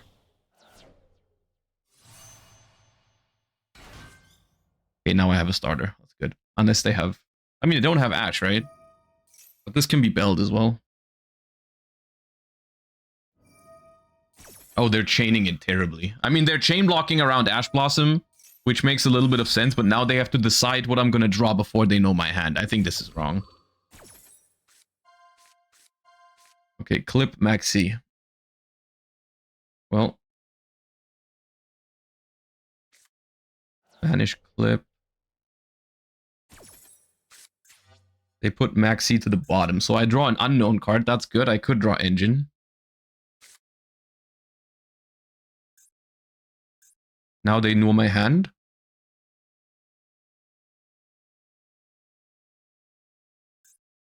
I mean, they have the potential to add like 2 more copies of Cool Tune Synchro here, but they don't need 2 more. They have, this is the 2nd copy already. It's twice per turn. So now they have, yeah, they have clip and double synchro, right? This is very good under Fuwa.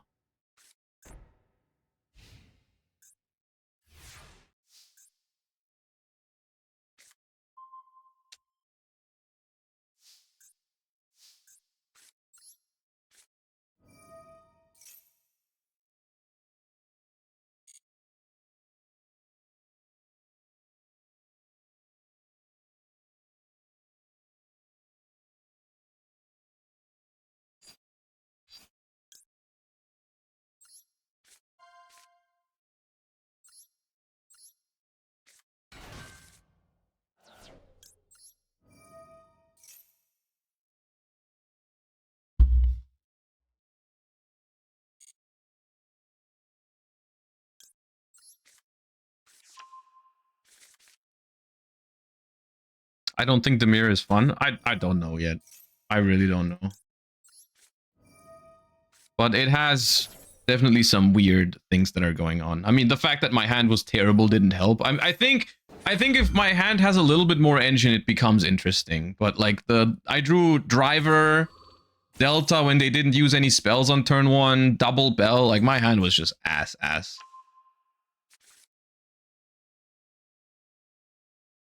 RS floodgates the mirror. Oh yeah, that's true. They can increase the levels. That is kind of toxic. It's like a Secretary on Dragon situation.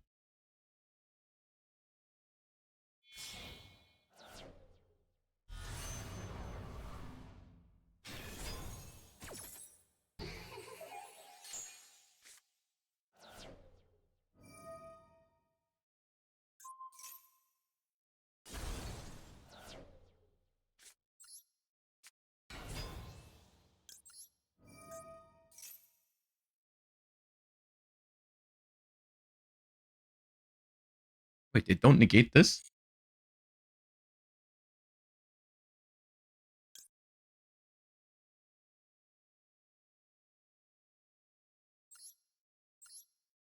Why not? They know my hand.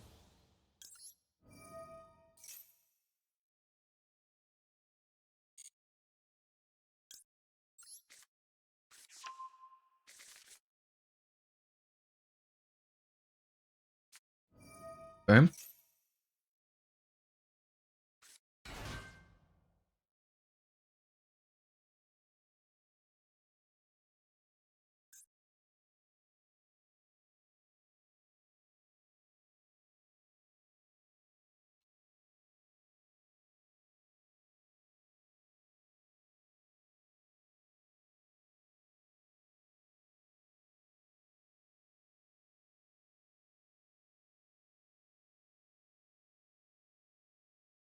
Secretarian actually takes skill in the mirror.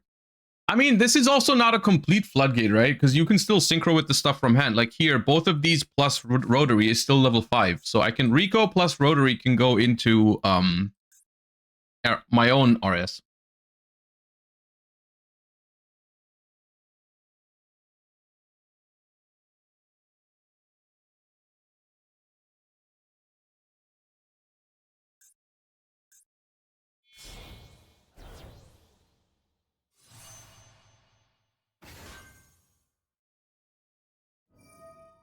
But I lose if Trackmaker bounces. No, I can normal summon with a Rotary again.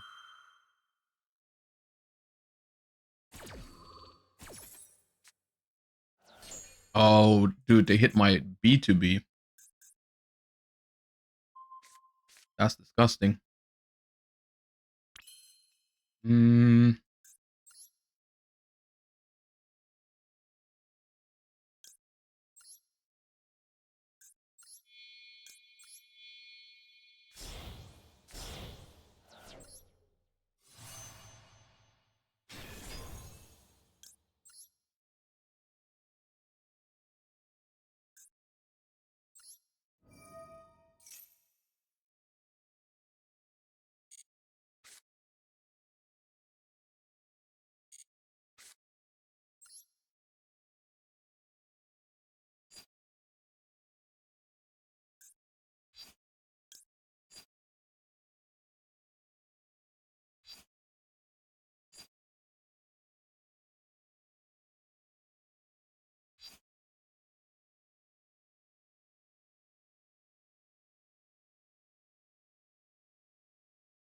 I think we win. Do we?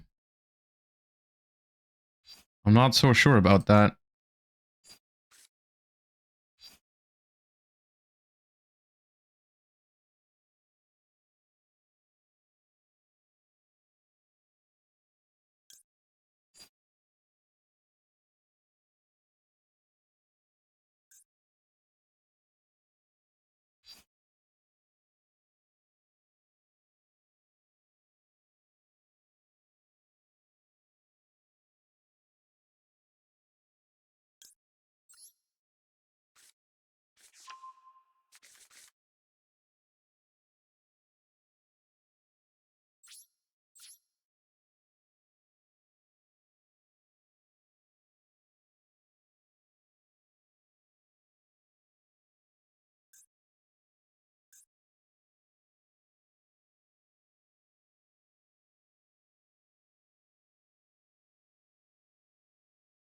I don't see how I win this. They should not have let me go battle phase.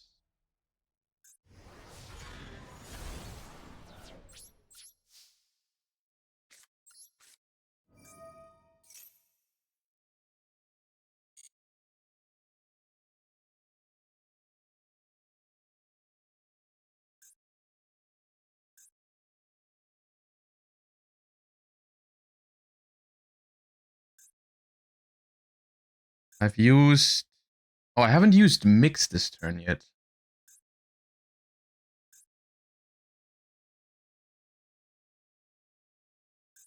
Oh, I should have used RS before activating this.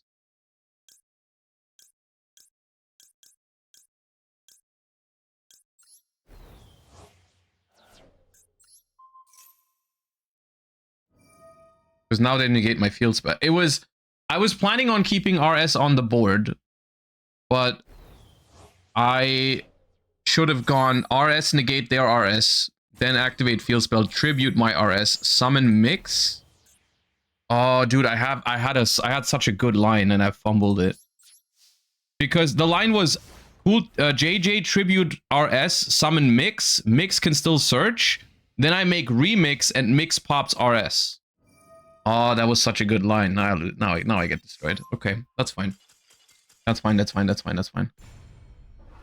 That was absolutely winning. Yeah.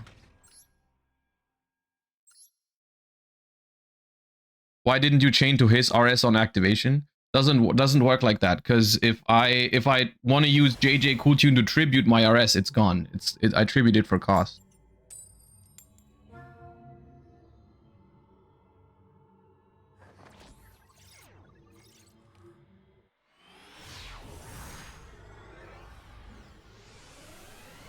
Extra normal second bell and tribute. Oh yeah, I could have done that. That was even better.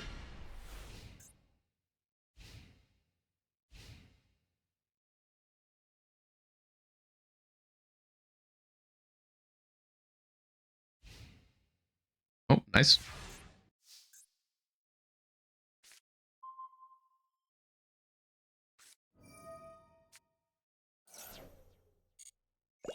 That is just upstart. I think I'm fine with that. I mean, technically I have multiple normal summons, but like I'm not really gonna use them. I don't have to.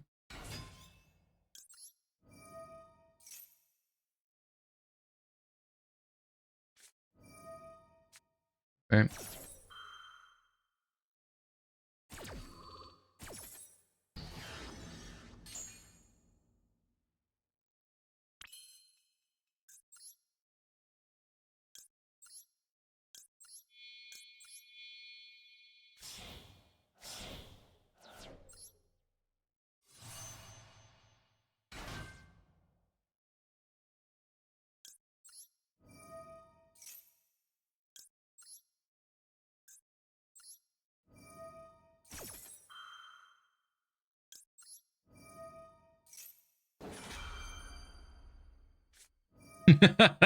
You know what?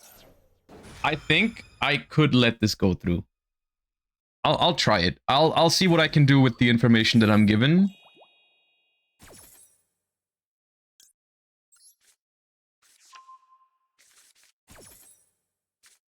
Yeah. No, we can do that. We don't have to worry about it. Oh, the Impulse, Talents, Crown.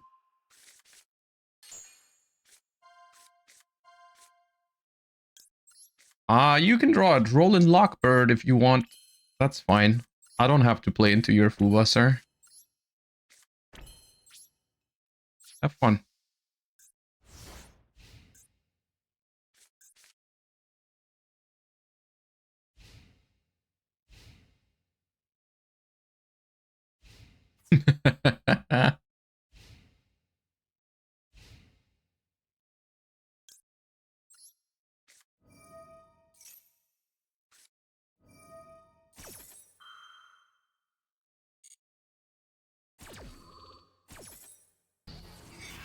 Now they can't droll anymore either. And now we just win. I mean, not that the droll would have stopped us from winning, to be fair, but yeah.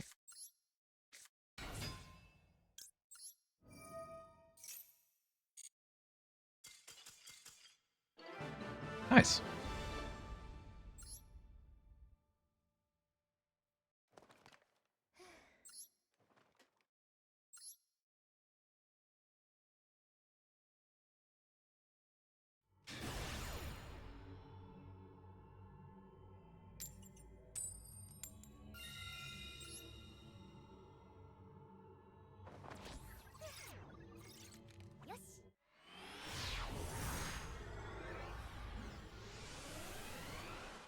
Are you going to try RB? At some point, yeah. Okay, this hand is nice.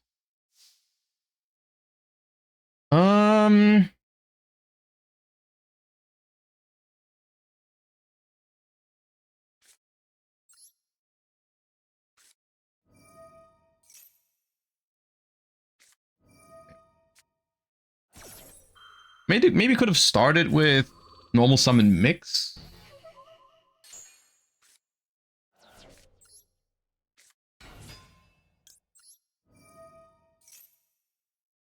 Because what is mix one card combo? I think I have to normal summon. I think I have to get Rotary and use one of my hand traps as part of the combo. Add Rotary, make Track Maker with Veiler. 2+1 is not 4.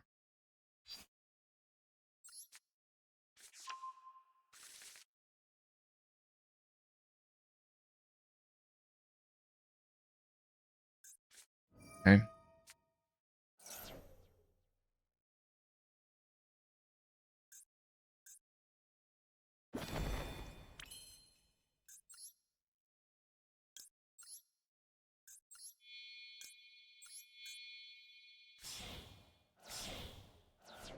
Yeah, this is awkward.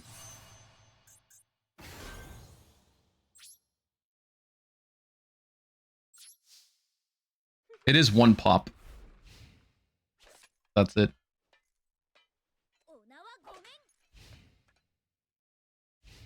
And it adds the bell back from Grave.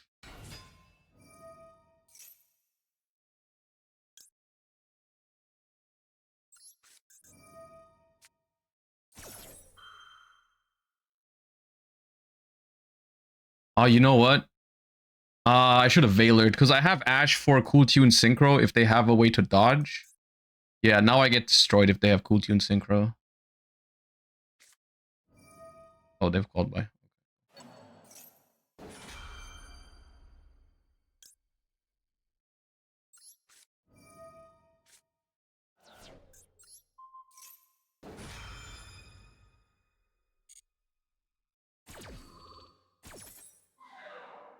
Use Remix to dodge called by. You can. Yeah, you can.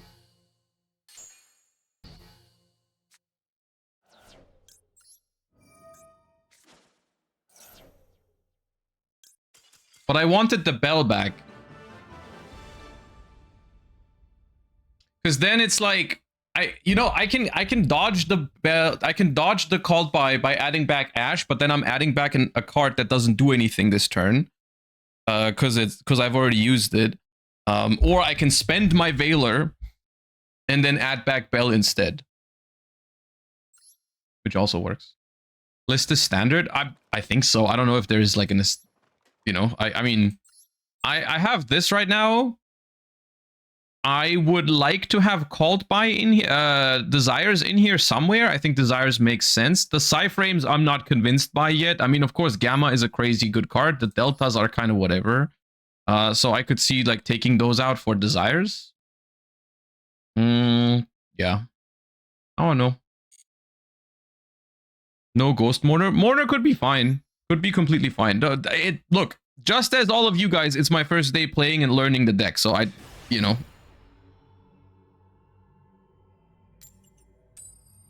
Ogre would be cool too. I thought about Ogre, but Ogre seems so bad against so many of the existing decks, right? Like Draco Tail, Ogre is pretty bad against before they have the Albaz stuff. And even in the mirror, like Ogre is pretty risky.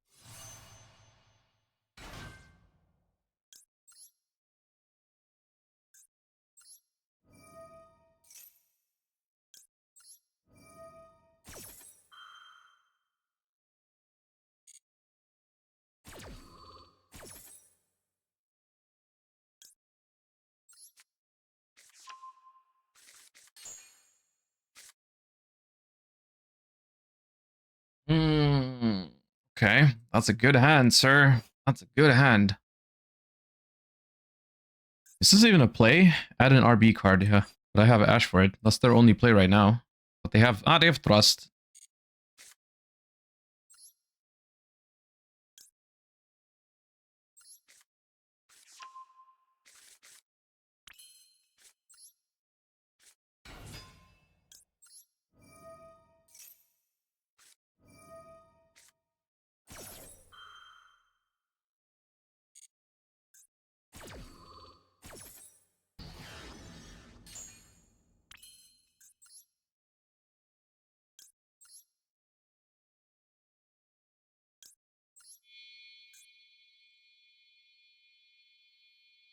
If I make Zalen with these two, they can't negate my Cool Tune Synchro anymore.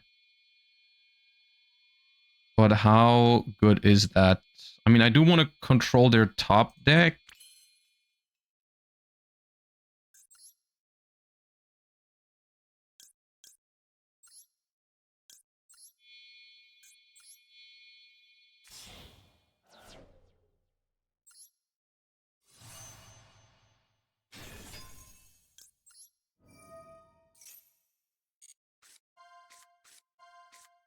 Okay.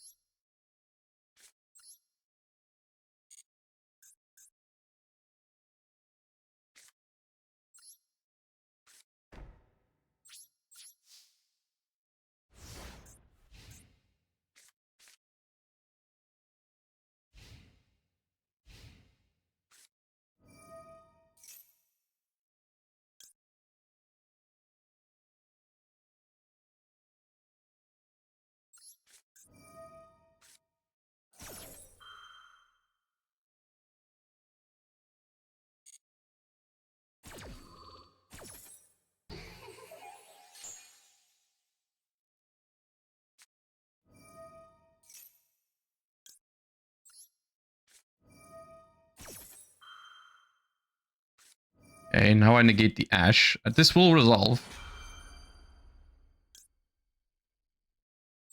Okay. Oh, dude. When a card is activated in response to another card, you can activate one of these effects. Negate the first effect. Which one is which? Why is the first effect Chain Link 3? to another card. Because another card is the second effect. So I negate the first. It's so dumb. The way this is written is so dumb. Negate the first effect if you do that. Oh, dude. This, right?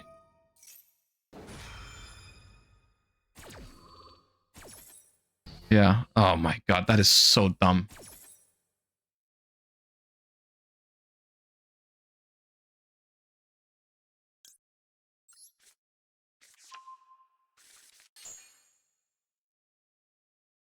Wait, I can't synchro with... Oh, I can't synchro with these two. Right. I thought I could make B2B, but of course Zalen doesn't have that effect.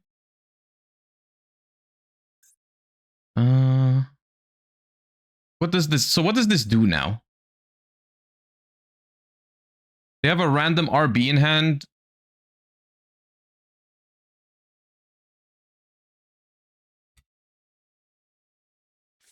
Yeah, then this should have been...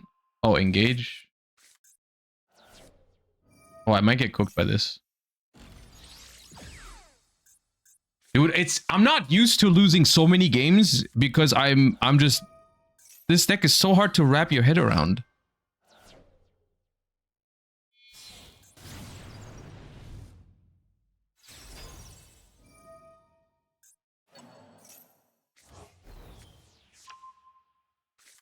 It's fun learning. Yeah, it is fun. It's not a bad thing. It's just frustrating, but not in a terrible way. But then the Zalen line was not correct. Last turn. Definitely not.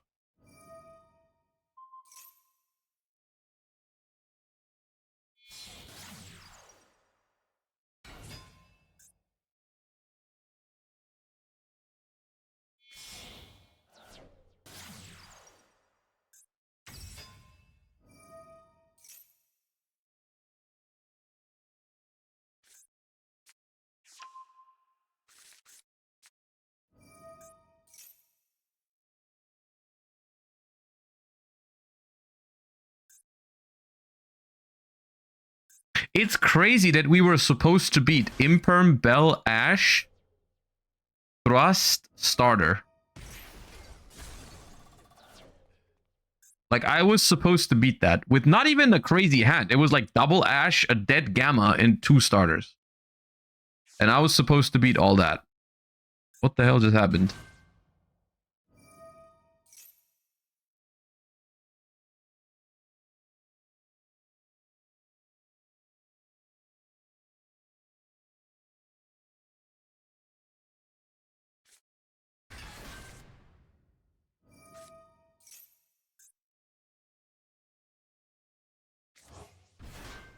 Did you play Cool Tune in TCG? I played it at 1 Genesis locals before the new support. So like 5 games, 5 matches, 4 matches. I don't remember.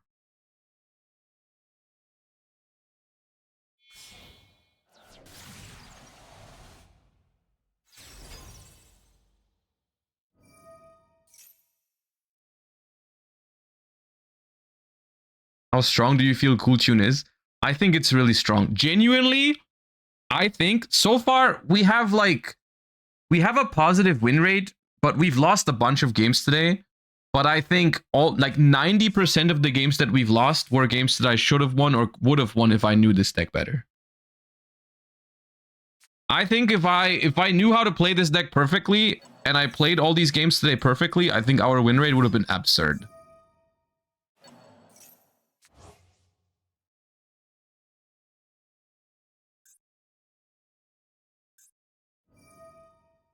Which is frustrating on the one hand because we're losing games that I should be winning, but it's also good to know and motivating on the other hand because it's just like this deck makes me want to learn it. It really does. I have no idea what's happening here, by the way.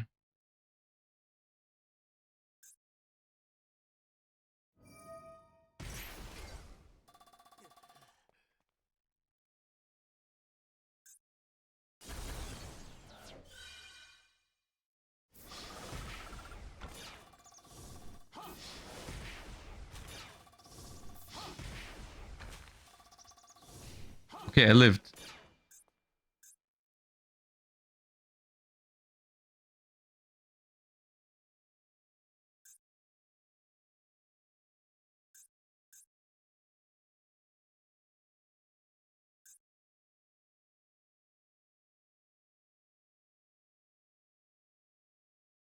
What's the card in hand? Something they returned like a moment ago, right? Lambda Cannon. At the moment, I do lose, right, to this. Because they destroy it and then take my normal summon away. At the moment, I can't really play through that. No, I can. Rotary plays through that. Oh, Kewl is also pretty good.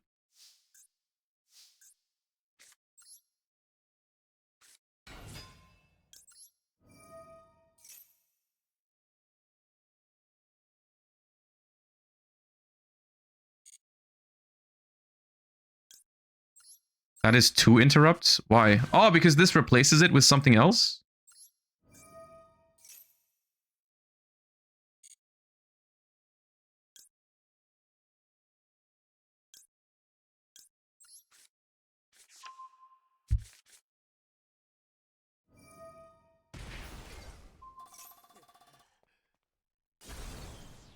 I can Ash the field spell, yeah.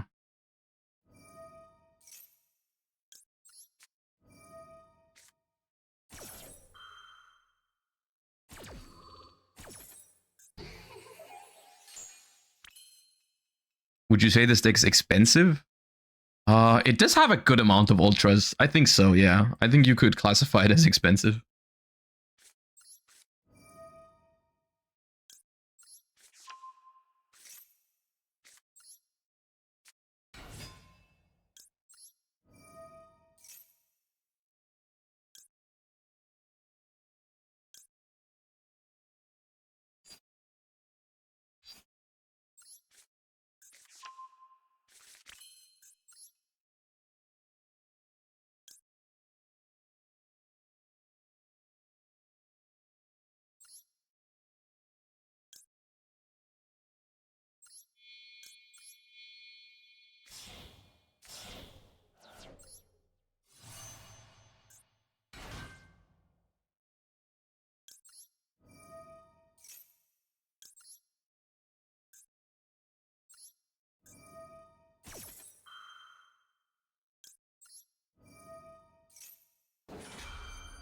Does this take forever? Or during the end phase?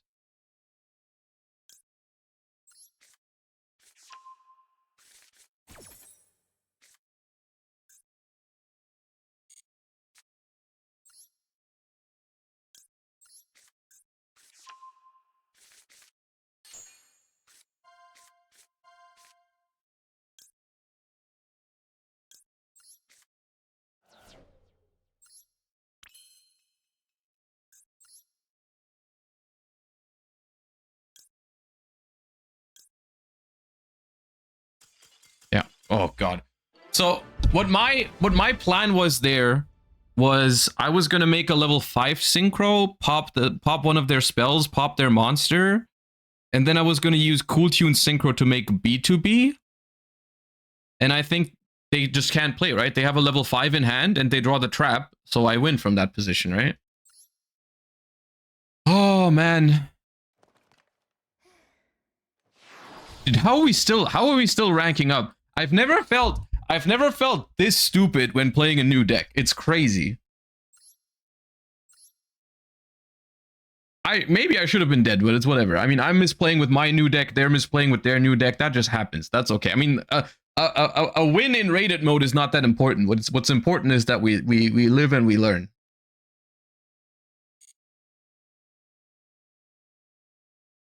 It's just crazy that I'm still winning all these games, even though I feel like I'm not playing well. But it's nice. Okay, quick toilet break, and then I'll be right back. We're not ending. Normally, the stream would end right about now, but we're not ending early today, or we're not ending right now because we started late. So I still feel like playing this deck a little bit. We could make some changes, maybe. We'll see. Hold up. I'll be right back.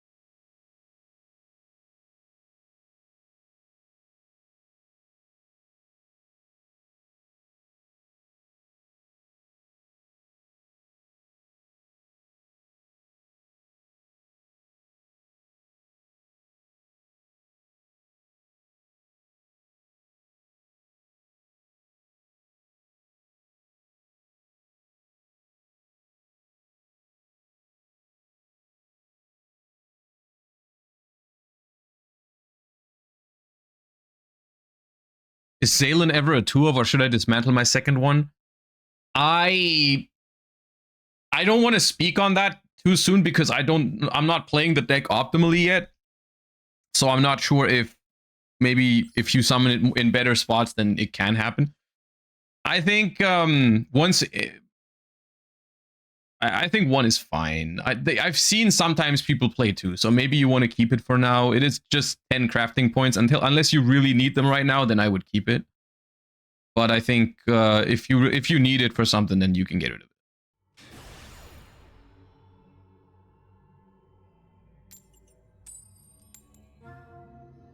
Is there a reason why you play Charmies? Yes. The reason is their effect.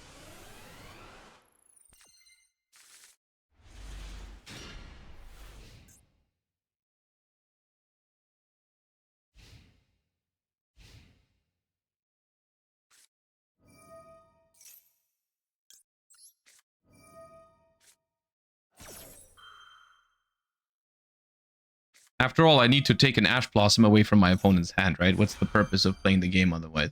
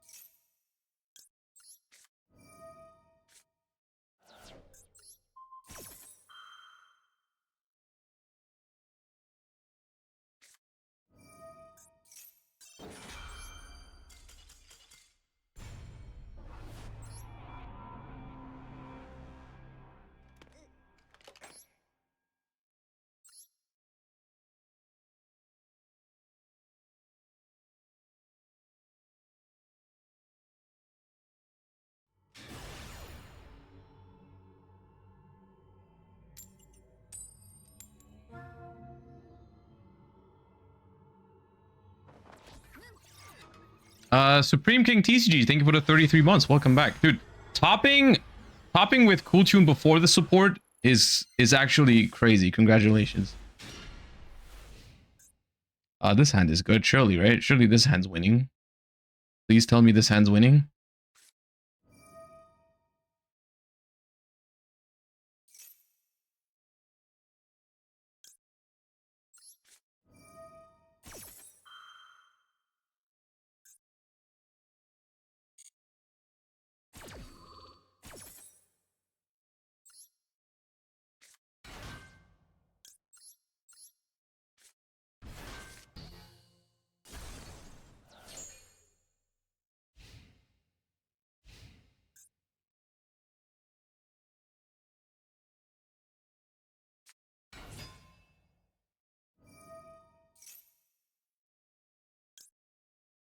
I feel like I should have max seed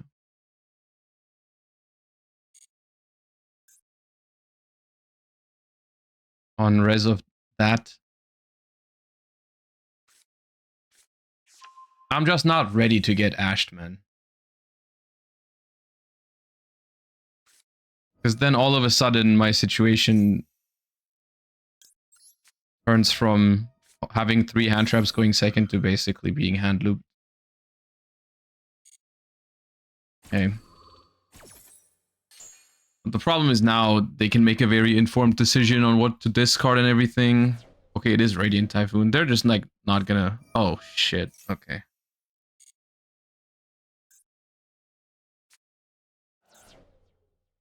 What is that, Droll?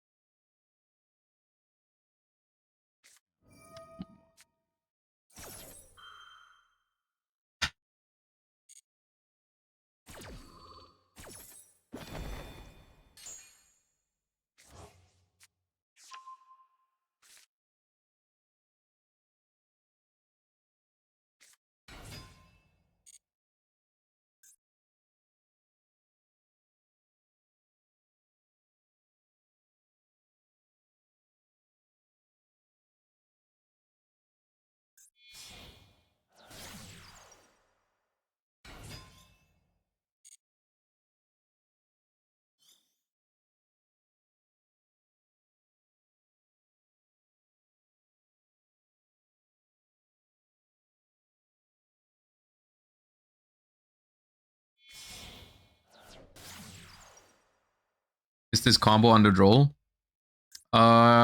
Yes. If they play TB11.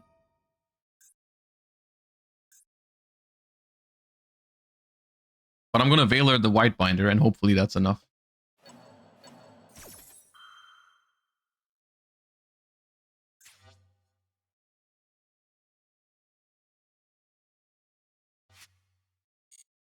I'll wait for them to activate the other effect. Just for good measure. Because this can't come back anyways. I don't know if they have a way to reset Binder somehow, but if they do, I don't want to get hit with another trap card.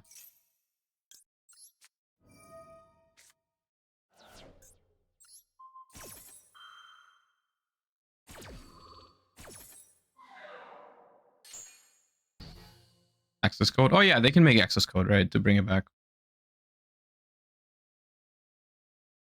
I didn't consider access code because it's not often that my opponent has that they can top with it on turn 1.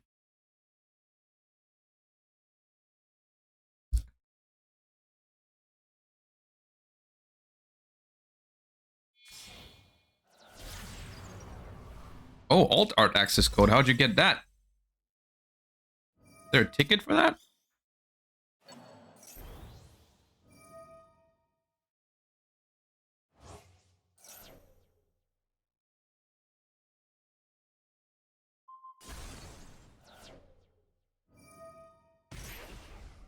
Why would you pop driver?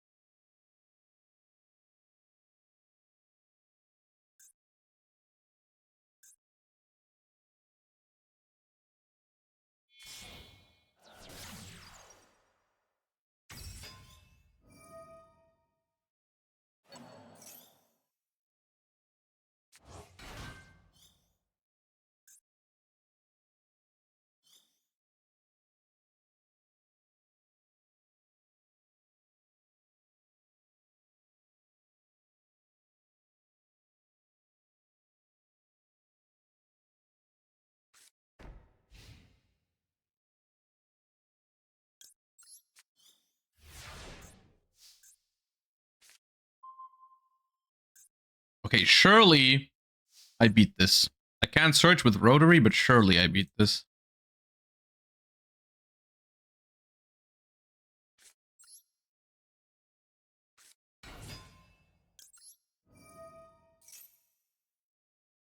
Yeah, beat that.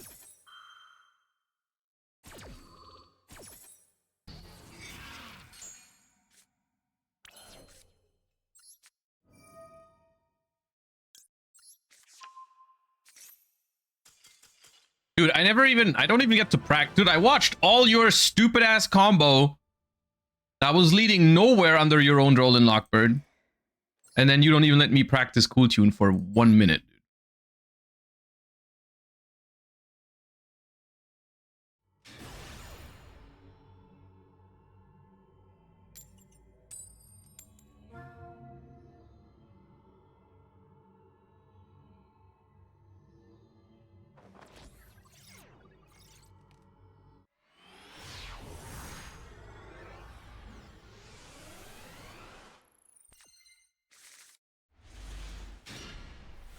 I'm gonna remove the side frames.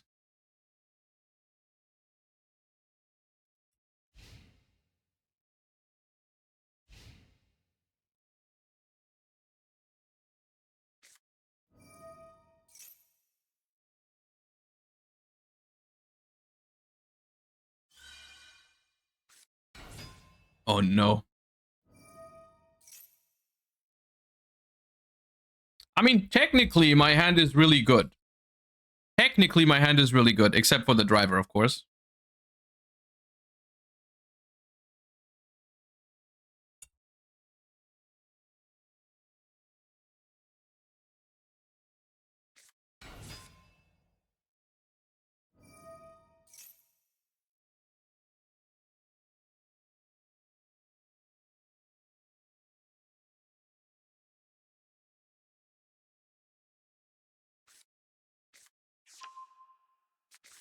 Is the spell hard once per turn? Twice per turn. How is Cool Tune so far? I think it's really good. It's really, I don't want to say like, yes, hard to, you could say hard to play, but it's also, I don't necessarily think it's hard. I think it's something I'll get used to, but it is very hard to get used to. So in the beginning, it feels very complicated, which I think once you get down to it, once you play this deck for like a couple of hours, you'll get to it. Like I'm not worried about it, but it is very different, which is refreshing. I like it. It seems like a challenge. And I think it does have some toxic elements to it, but overall, the game, I'm quite positively surprised by it. You know, like, of course, like gaining hand knowledge and everything has some toxic aspects, but for the most part, I've been enjoying the gameplay.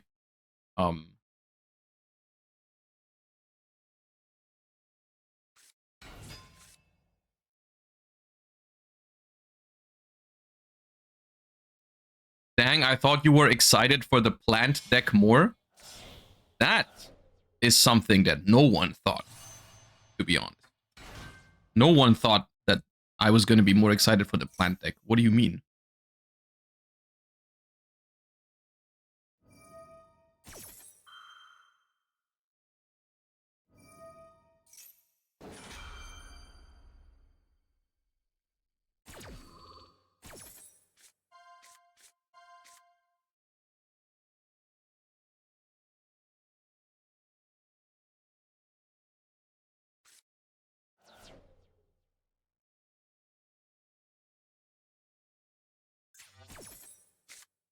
Okay, I'm top decking Cool Tune Clip.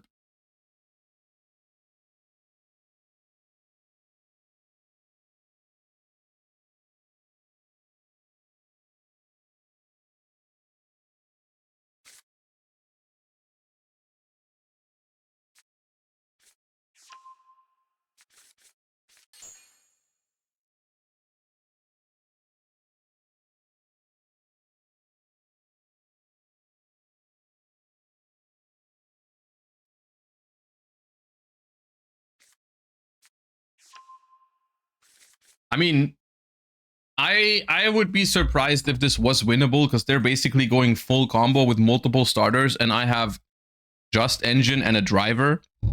But quite frankly, I don't think this is. I mean, of course, it would be nice if this game was ended up being or ends up being a good game, which maybe it is. But I think, I mean, if you go second in modern Yu-Gi-Oh, your opponent has a 2 or 3 card combo and you have no hand traps and a driver, you're losing against every deck, right? With maybe the exception of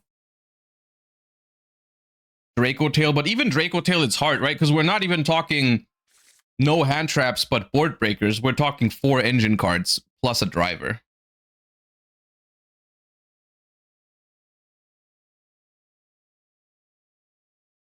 Not if you play Tenpai. Also, if you play Tenpai. If you open 4 Tenpai cards and a driver, you lose to every deck in the game. Yeah, of course.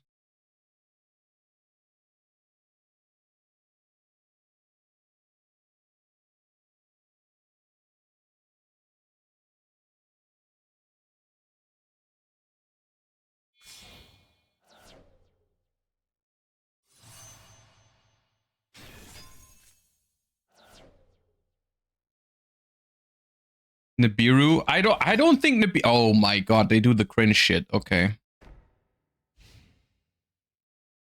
Well, awesome.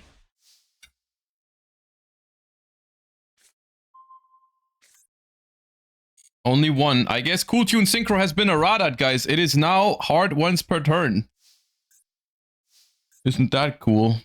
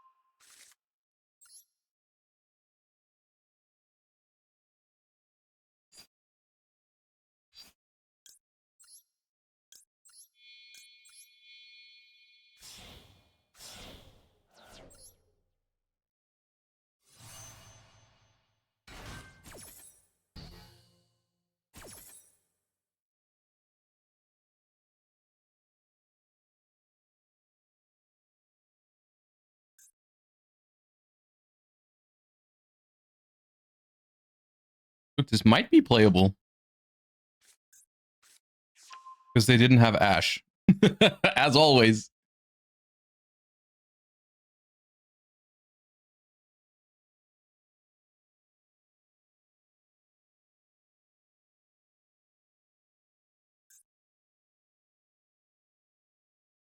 Okay, Rico in hand.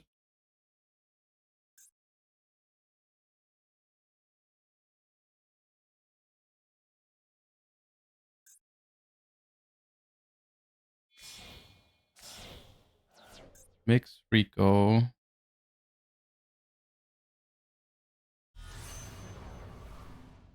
Rest.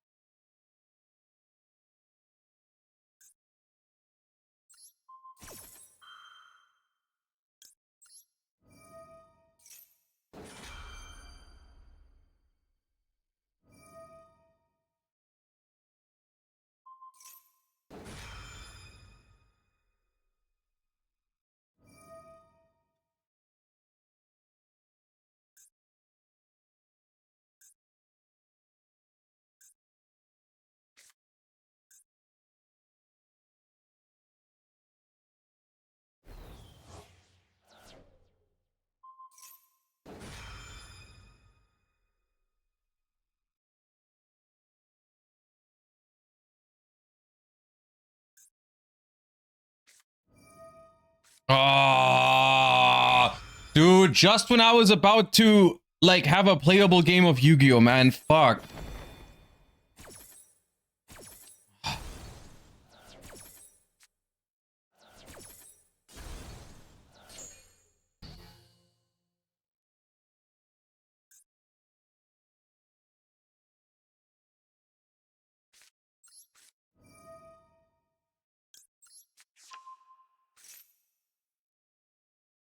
Droll doesn't matter.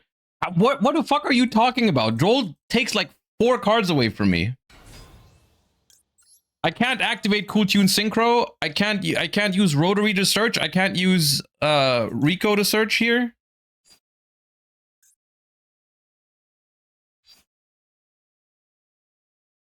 Okay, what do I summon? What do I want to make? This is level 4.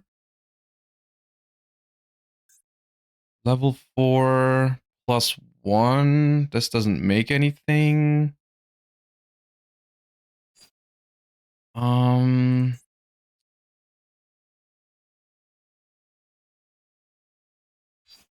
wait, no. Rico can add from grave. Rico can add from grave. That's true. Okay, wait. Rico, add from grave. Flip? B2B? Can I get all the way up to B2B? I can.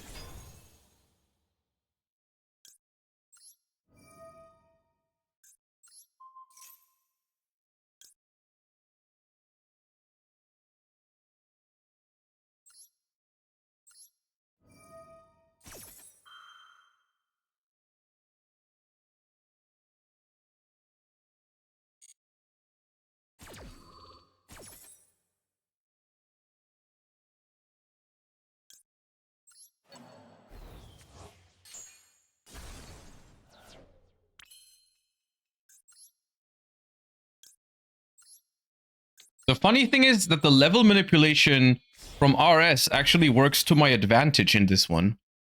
Because it's easier for me to get all the way into this synchro now.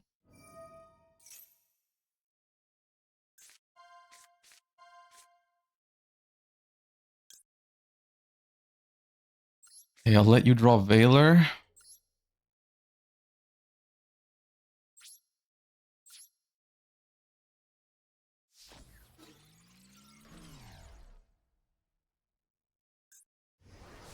No idea why this is in defense mode.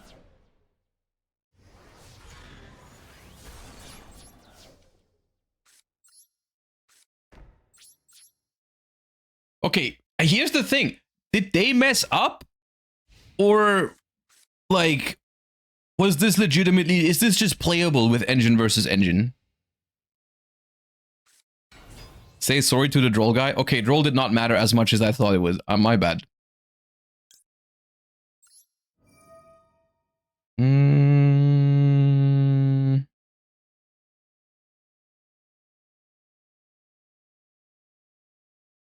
Do I just bring back RS here? I feel like on res of this, I want to activate... Oh, I want to pop the mix. If I want to pop the mix, I need to bring back my own mix.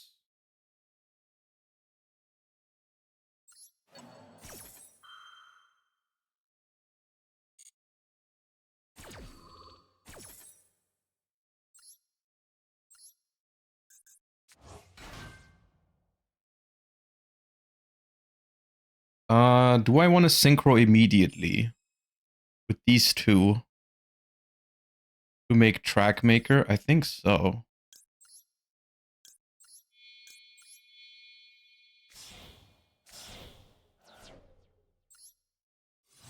You want RS to make sure they don't chain quick play? I mean, they have 2 quick plays in the grave, and I don't think they have one right now. I didn't look at their hand. But they would have had to draw it, I'm pretty sure. You can make Omega? Oh, this can make any synchro. Right, this one can make Omega.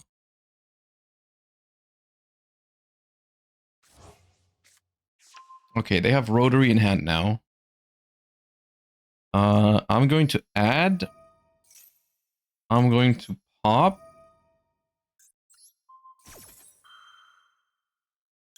And Baron. Oh, yeah, it can make... Dude, it can make Baron!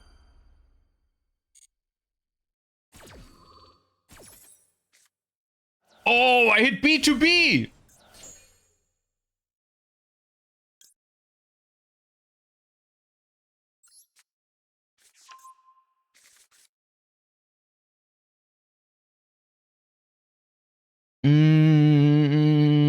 Okay.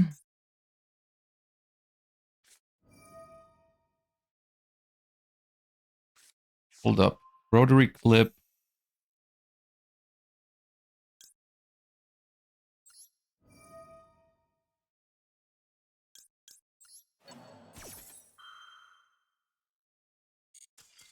Dude, I was gonna make Baron with Trackmaker and Driver. That's so broken.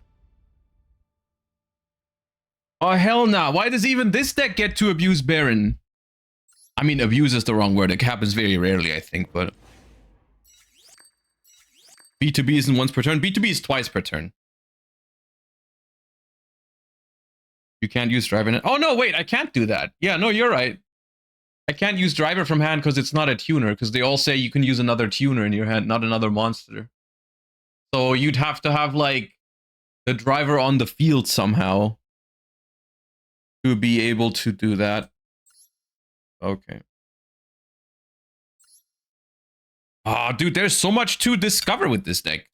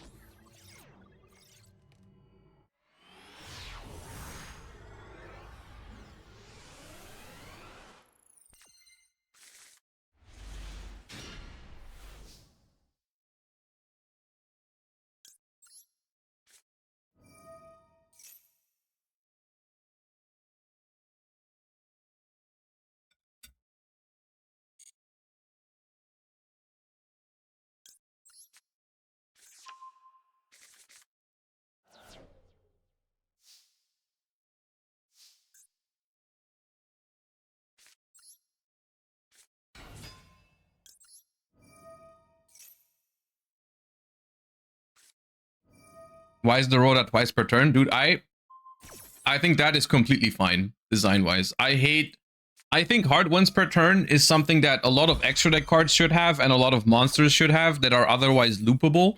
I think a twice per turn is completely reasonable. Not that it's not good. It is a really powerful and strong card.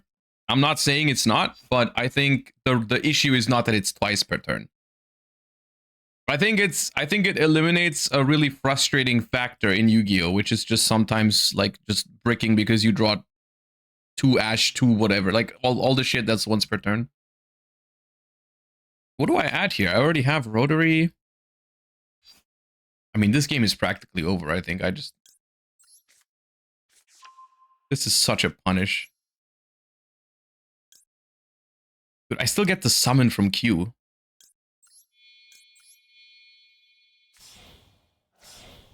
Add JJ here. Yeah, I mean, I was gonna add it with Trackmaker, but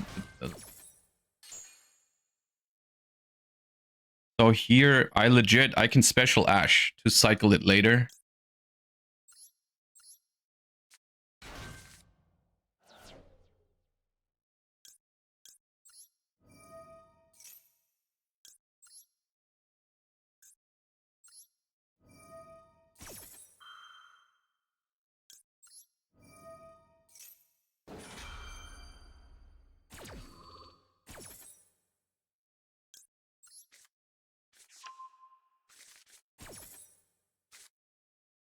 I don't feel bad at all. Not in the slightest. Okay, 2 Lordly Load, Man, and Super Poly.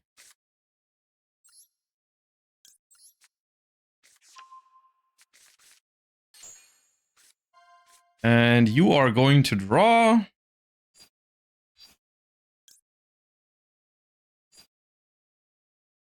an Imperm.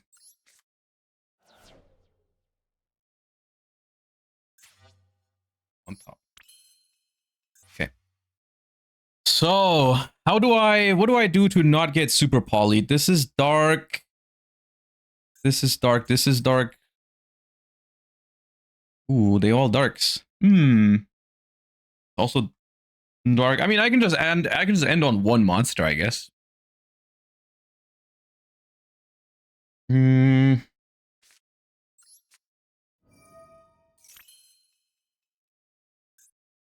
Theseus works on any 2 tuners.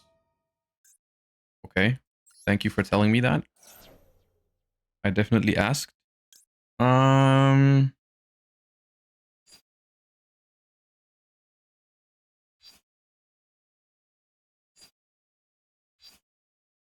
Let's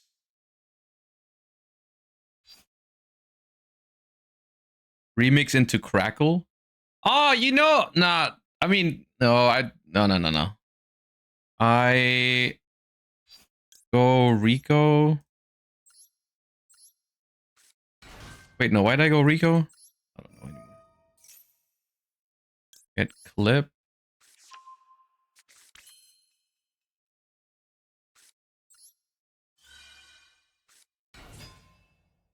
Can they super poly? I mean, I guess if they really do play Theseus, then the answer is yes.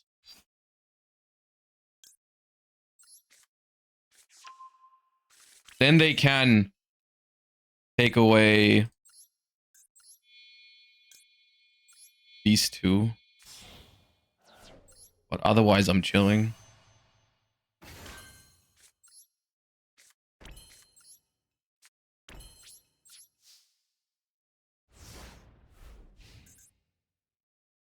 I mean, even if they can activate super poly, I think it's GG.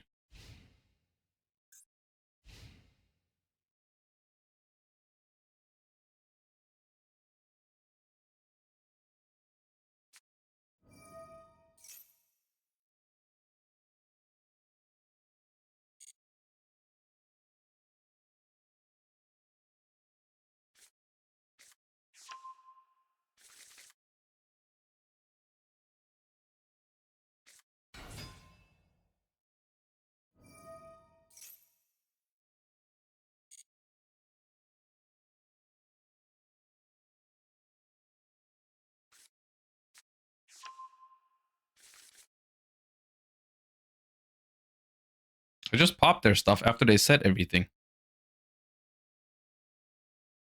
I think.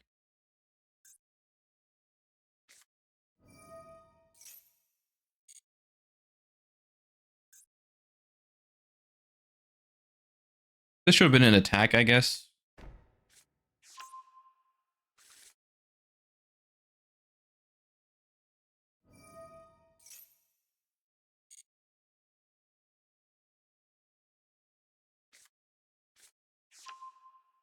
Anubis, load, imperm, drill beam. What was the last one? Super poly.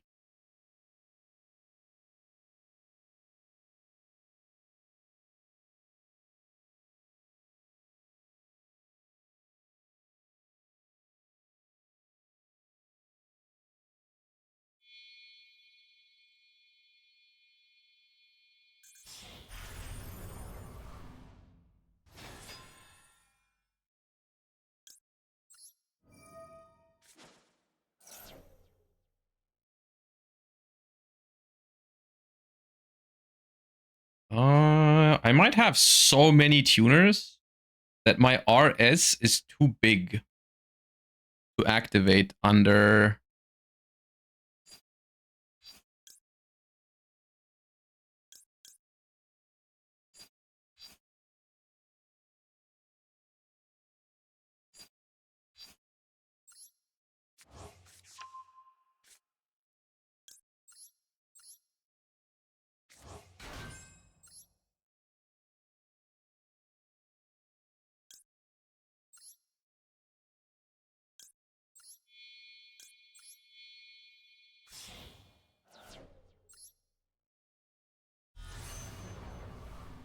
Which means they can, yeah, they can drill beam right now. They want to.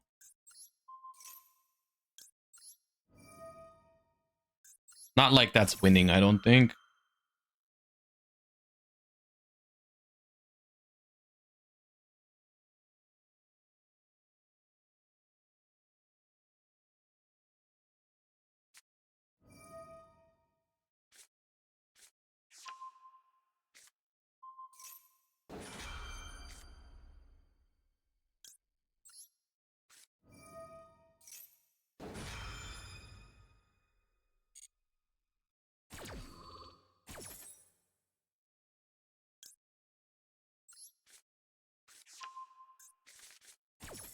Oh, this doesn't have that effect.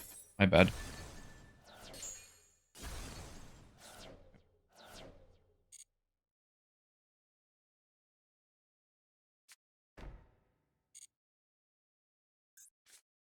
Super poly. I mean, it's just super poly imperm. It's just super poly imperm that I have to play through. It's nothing.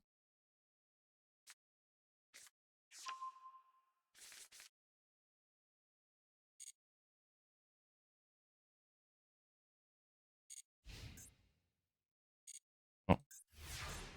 Would have called by that, but it doesn't matter.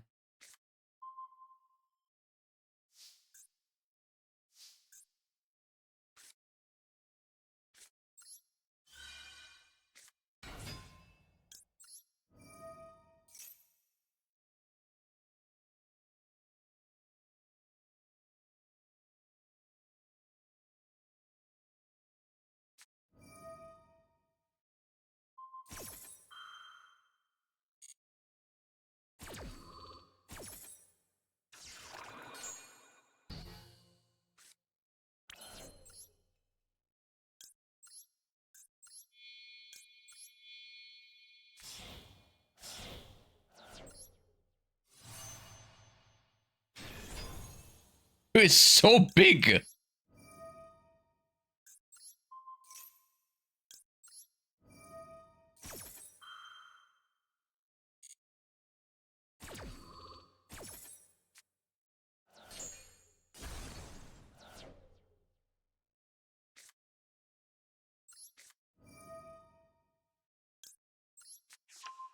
Biohazard, welcome back. Thank you for the 36. Vanquish Soul is fine still. Yeah. I hope you're alright.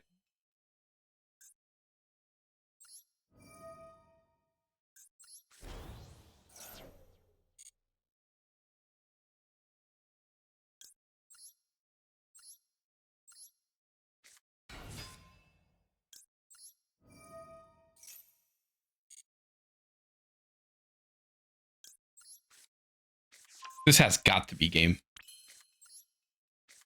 I'll figure it out myself. Hold up. You special clip.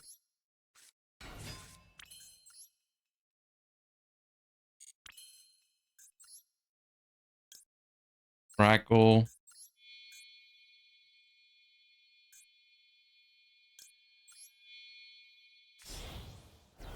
Because if I make back-to-back with these two, it's like crazy amounts of damage, right? So we'll queue, and we'll also look at what kind of targets they had for Super Poly. Why not?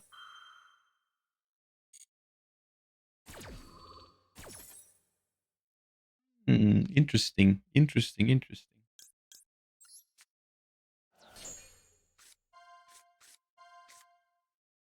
can draw another Primite card. That's fine. So B2B with these two.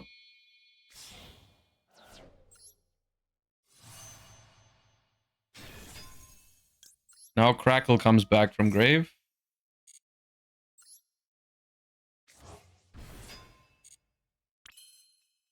So this is game, right? Because this allows all of them to attack twice. So this is 64 plus 16.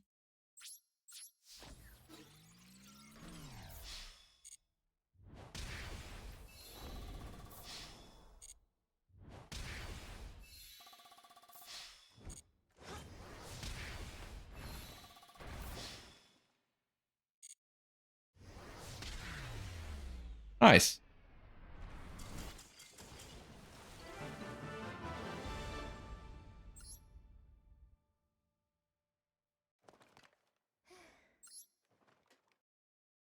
Okay, I'm still not, I wouldn't say I'm playing well, but I'm starting to get the hang of it a little bit better.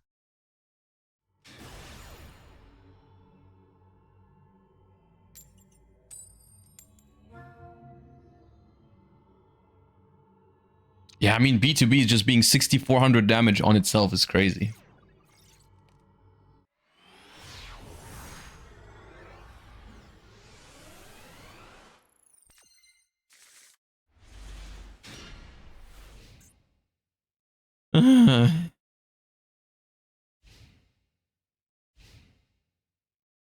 Is Cool Tune worth building?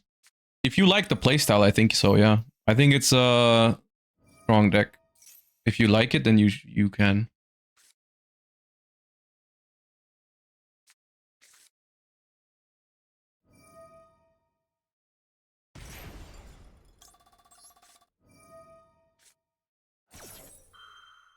Probably Orcus Slop, right? Awesome.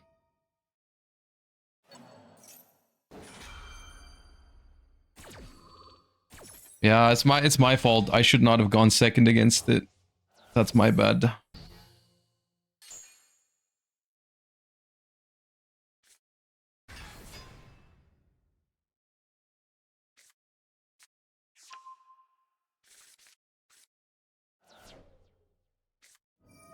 Cure is the only way. For Cool Tune, I'm not aware of any, like, hybrids. I don't think there is one.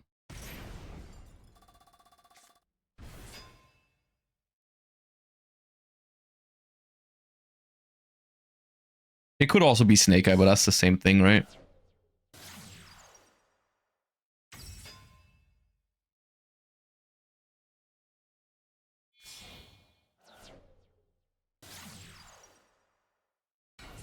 I have a little bit of hope that Valor on Sequence is good enough here.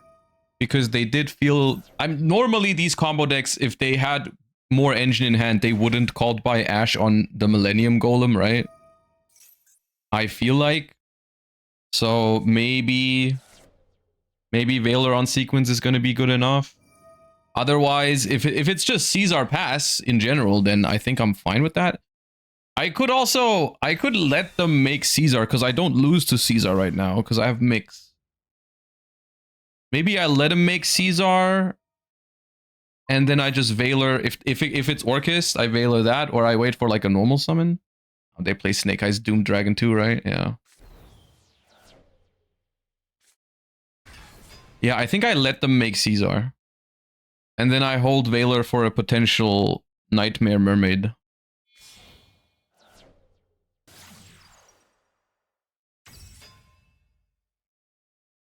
Because I can beat Caesar.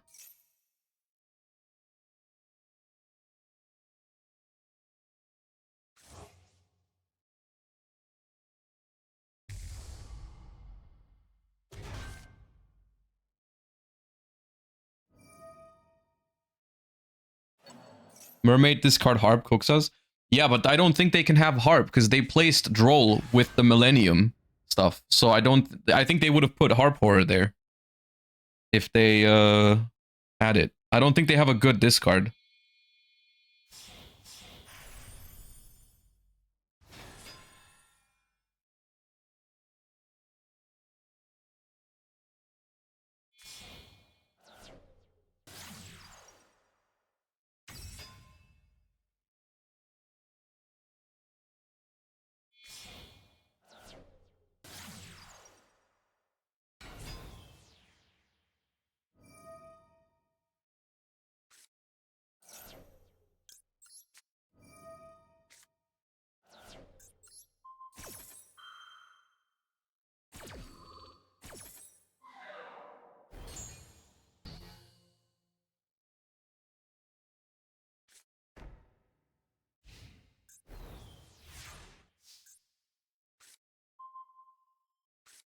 Okay, well, this double loses to Caesar, but mix wins if there's no imperm.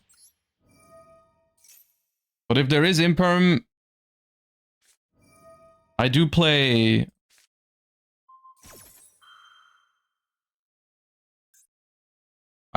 Typhon.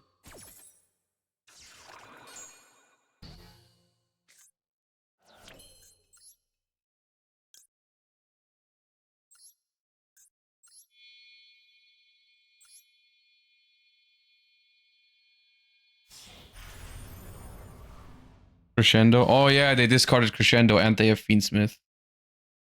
Oh wait, no, they don't have Fiendsmith. Yeah, but Crescendo. Oh, they do have Fiendsmith here, right there. Yeah. I mean, unfortunately, we lose here because of Crescendo.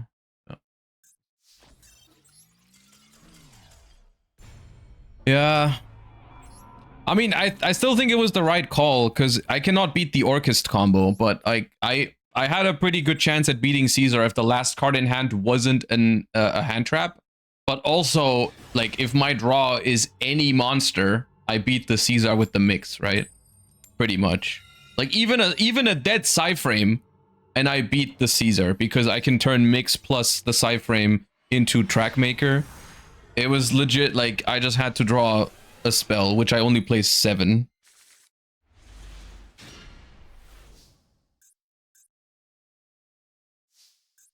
Yeah, the Psyframes haven't done anything for me. I say this as I'm about to, like, probably, like, Gamma a Fuwa or something. Yeah. Now they've done something.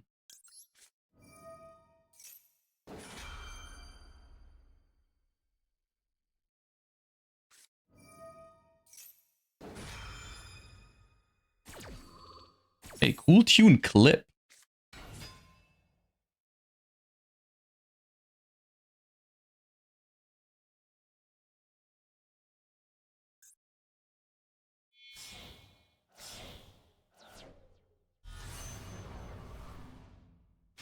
Yeah, I mean, luckily for me, I do play through that relatively easily.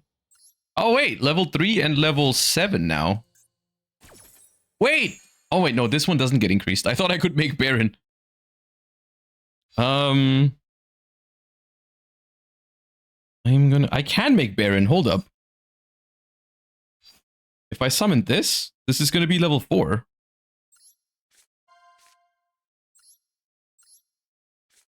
That is so stupid. That is so stupid.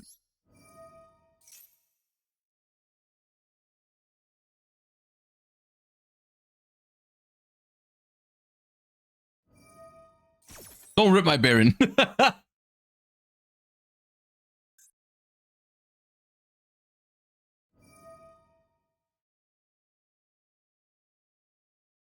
Don't rip my Baron!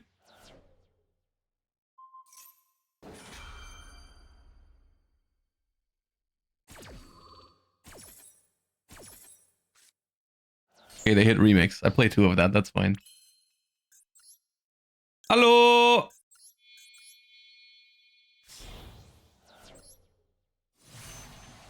Dude, it's not fair.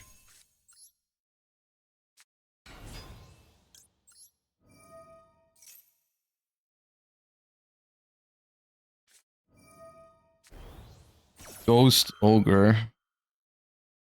Do I care enough to even negate that? I go special summon mix. Mix at Rotary. No, I don't care.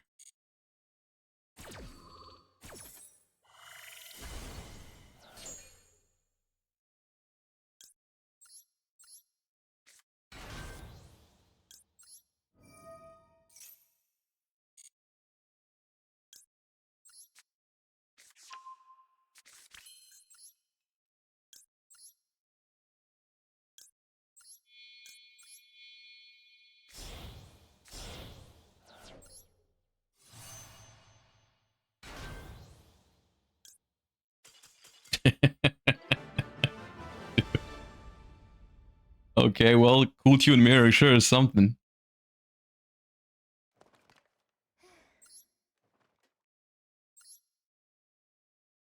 How big does RS get in a mirror? Dude, I think you can get easy like 6 or 7,000 with... Oh, dude, that was unintentional, I swear.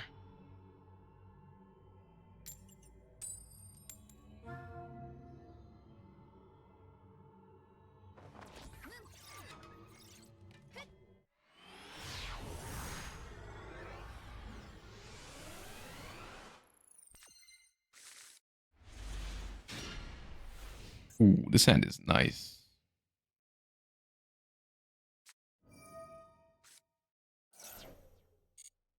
Why would you do that?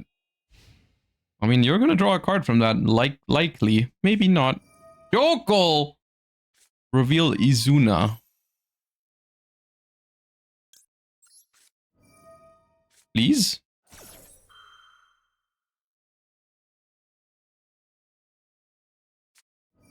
Okay, that's fine.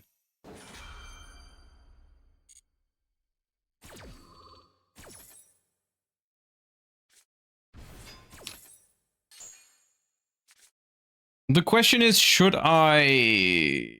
I could have Veilered it, honestly. But I'm a little scared of what else might happen if they decide to push. Yeah, I can Veiler that.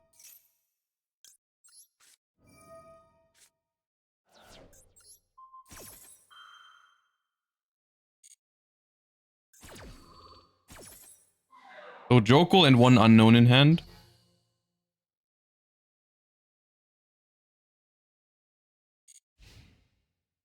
Okay.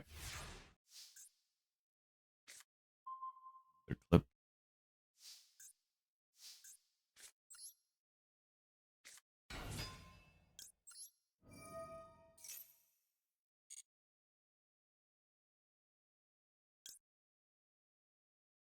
Rotary.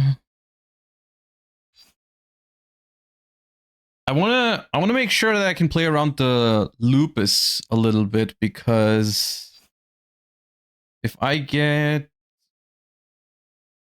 Yeah, I think it's fine.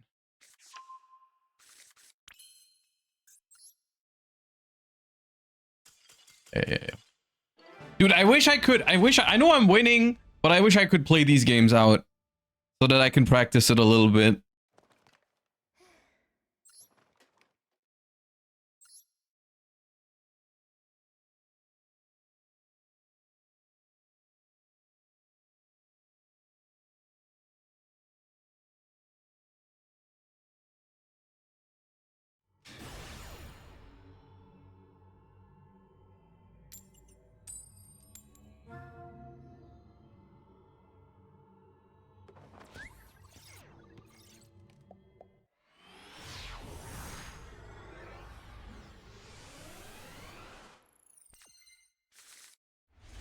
Ooh, 2 maxis in a row?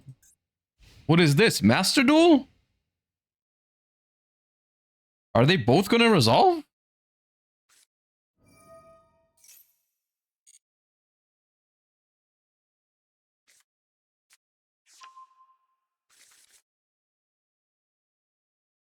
No way, right?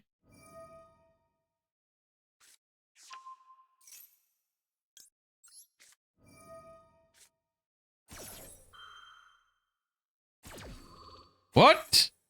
How? They never do that.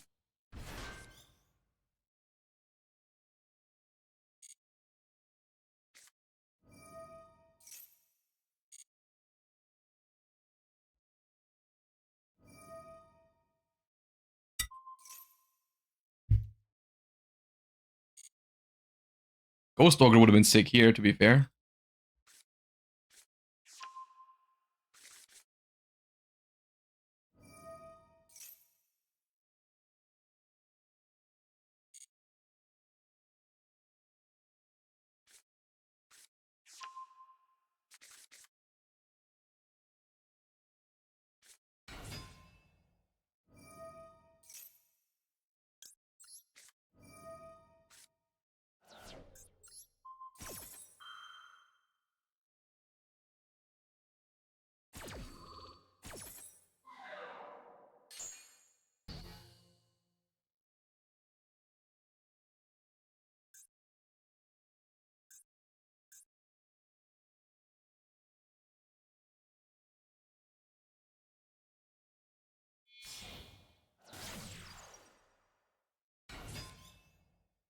Hello.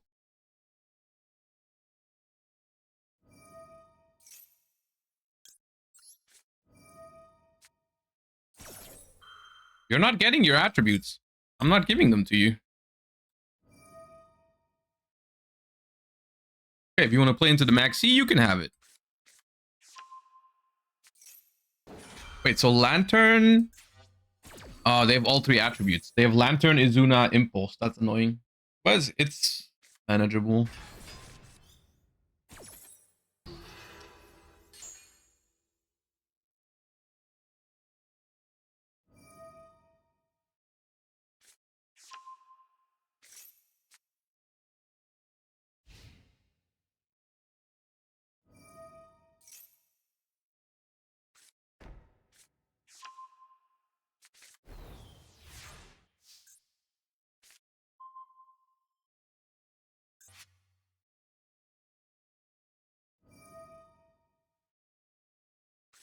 It's crazy how good their opener is into Maxi.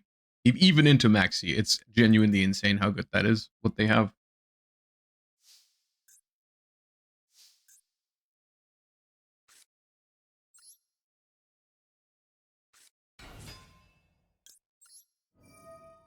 Imagine this was Gamma, by the way.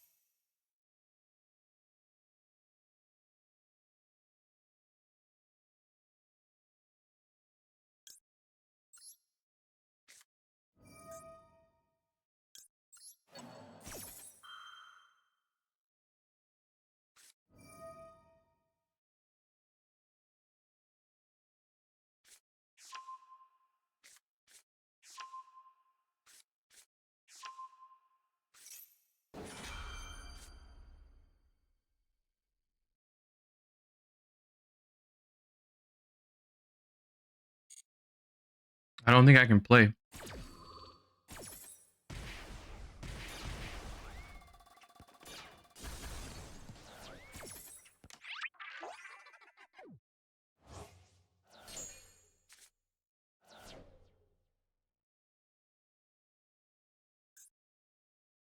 JJ, yeah, but they still have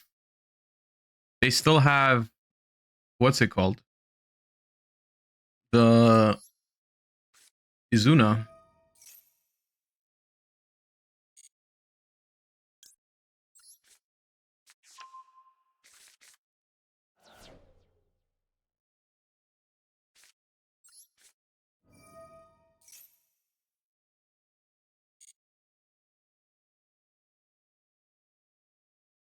Rotary gives you normal. I've already used that.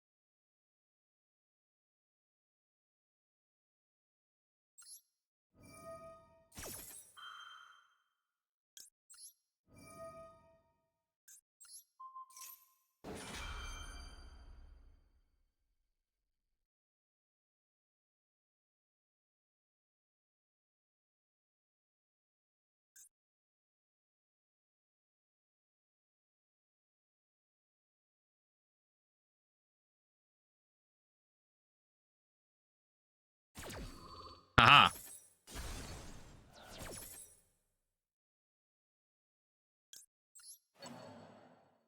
So that stopped them from activating Izuna. So now I don't know if this makes me win the game. Probably not. Because I don't get my search for the spell now. I mean, I can search the spell here, but then my turn is done. I don't want my turn to be done. At the same time, I've normaled already. I can't get an extra normal anymore. I've normaled 3 times. There's no other way for me to normal summon Q this turn. I can make Loudness Ward, but how far does that get me? Because they don't have a tuner either. So I'm not clearing anything. I can't pop the Borger either because it's protected by the trap.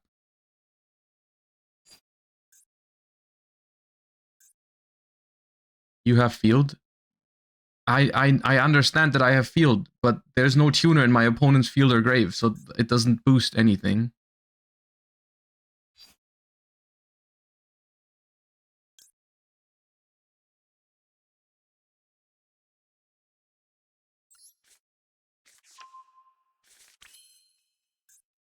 I can tribute this, yeah, but then this doesn't get a bounce, but I'm just, I guess, I'll special mix.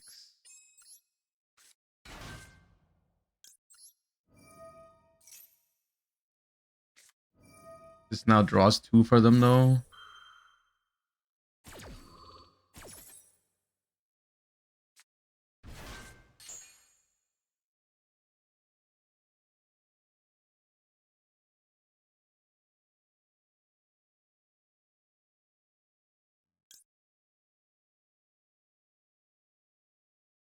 I guess I make remix, but remix is so small.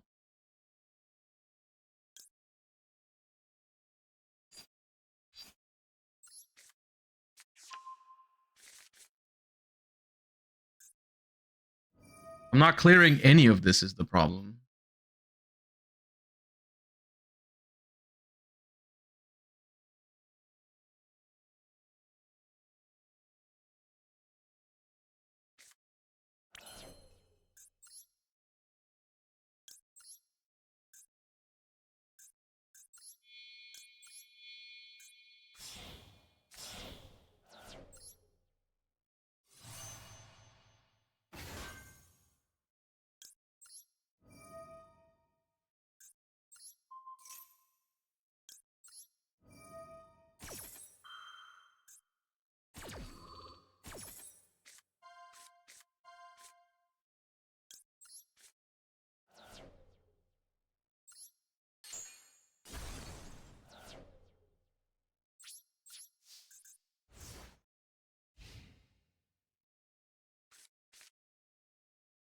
What stopped them from using Lupus?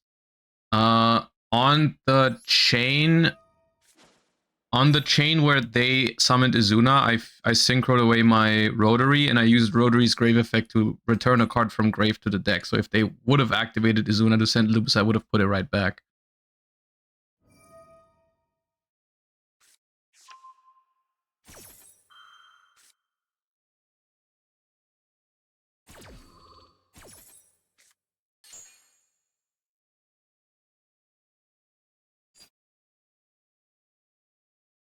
Don't they just chain Lupus? No, it's all one chain.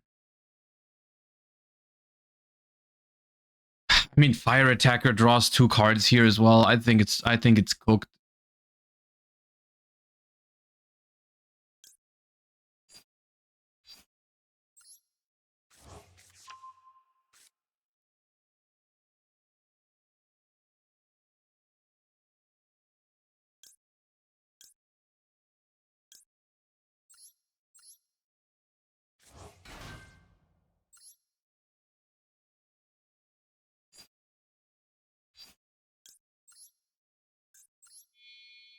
I don't know if I know that they have an Earth, but if they have an Earth, I think it's over.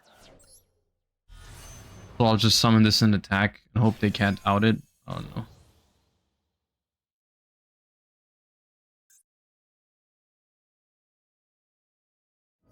I think they have Earth though. I mean, they spent the Izuna, I guess. Wait, did I just right click? Oh, I'm stupid.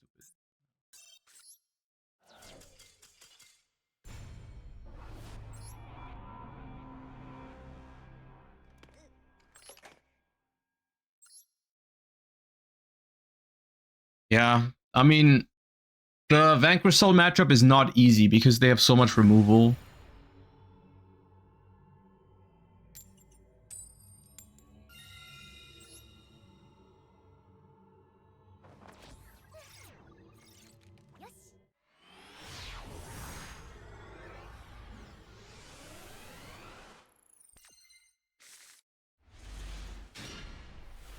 Okay, this hand's nice.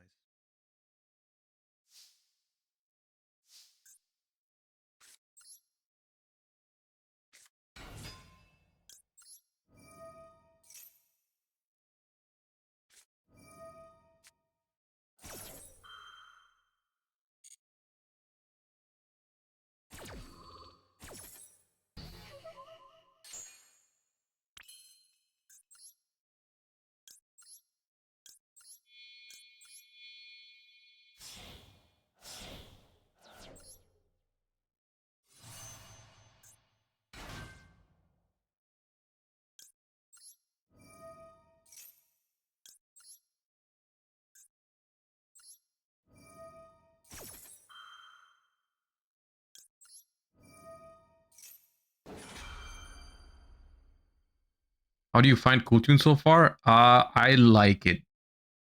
I'm not playing it very well yet. I think it's very unique, so it's very different from what I've played before, and it takes a while to get used to. I feel like I'm getting better, but I'm still far from good with it.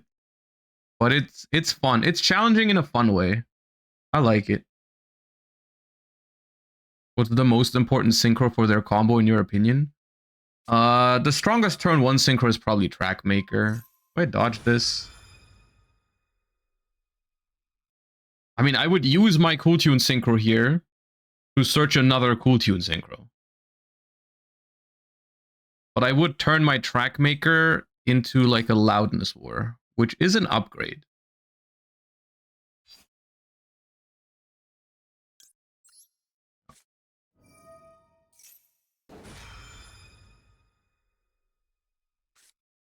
Oh, okay. Never mind. Fine. I mean, dude, at this point, hand knowledge doesn't even matter because you got 2 cards left.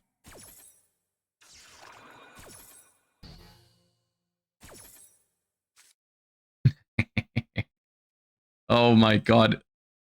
Lordly Load Solemn Judgment.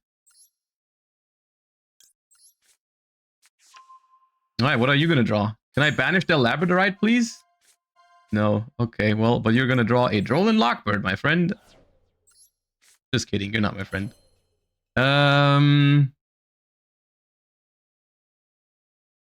I mean,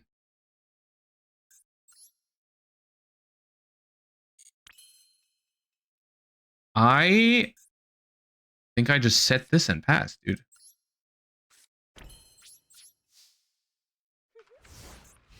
What's gonna happen? Nothing.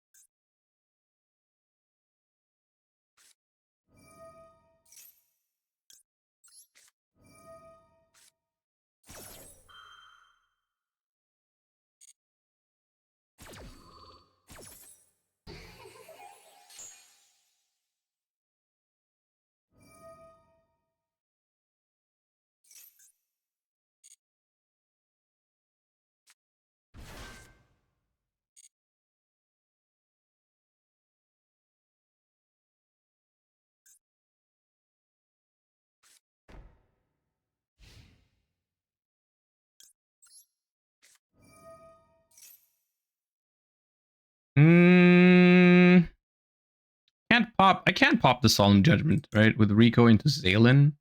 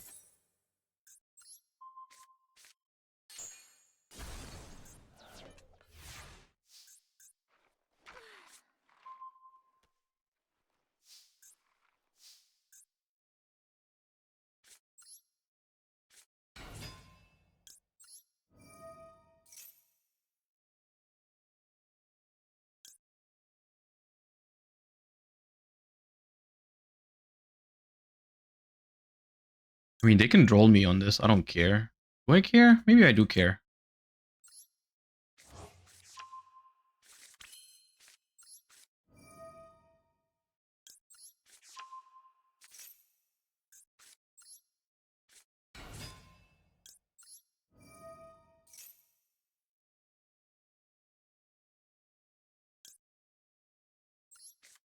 Okay, control me now if you want. Go ahead. Yeah. Yeah, that'll teach me. Oh,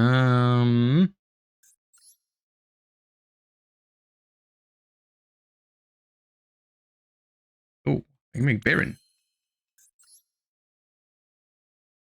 Back to back. I mean, what do they have? They have Labradorite Dragon. I don't think I have to stress about it too much.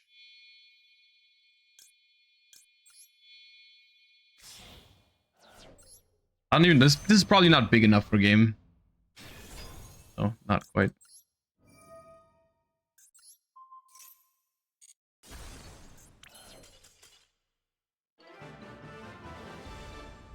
What are they gonna draw? B2B was lethal? Was it? Oh yeah. Oh yeah. Of course. Yeah, it probably was. Yeah. I underestimate how much damage that is all the time.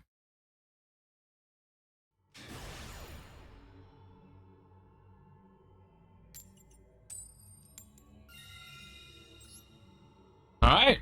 If we win this one, we make it to Master 1.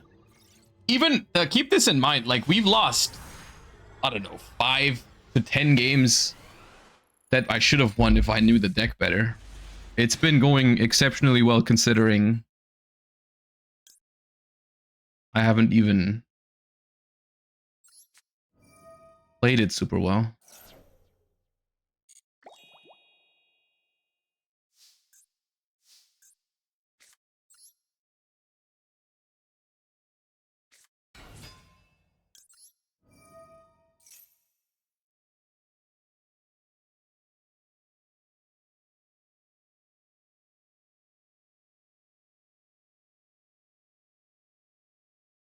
If they imperm this, I don't think... Oh, songs. Okay, fine.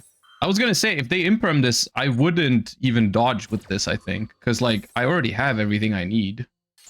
Okay, songs means I cannot get rolled, so I might as well.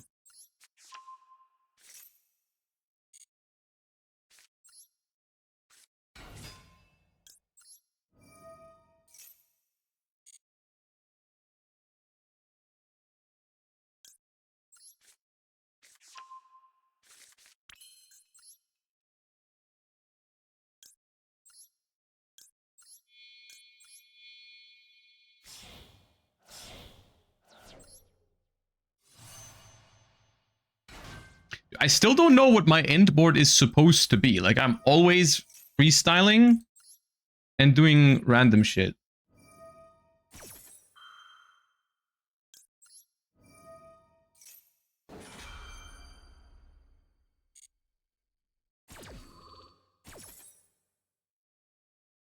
This is gonna grab clip.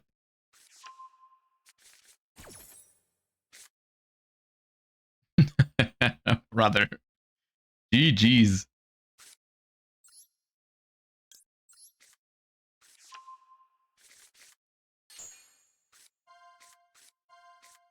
Hell yeah, have another imperm.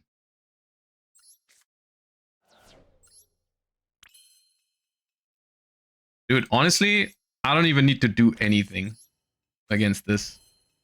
Wait, what was it? Warning, impulse, droll? Warning, impulse, droll? What was the last one? Apophis? Apophis.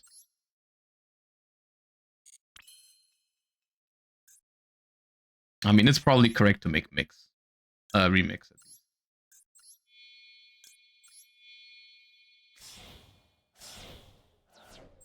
And this alone is going to cook their entire setup. I mean, setup, quote unquote.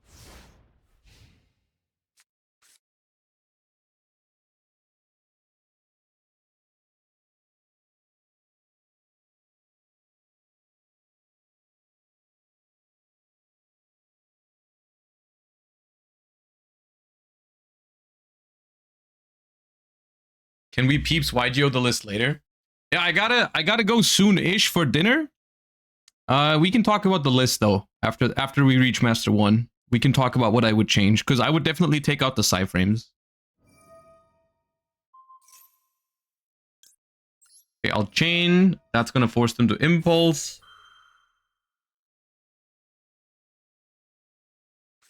Yep.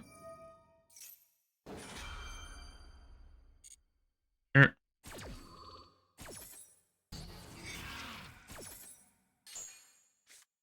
And then they surrender. Awesome. Okay. Don't forget to pay out the Gamba. Oh, right. Okay, there it is. Master 1. Dude, this deck is fun. We're gonna take it to rating duels tomorrow. And we're gonna try to master it because it's challenging. It's completely different than any other deck I've played before. I like it.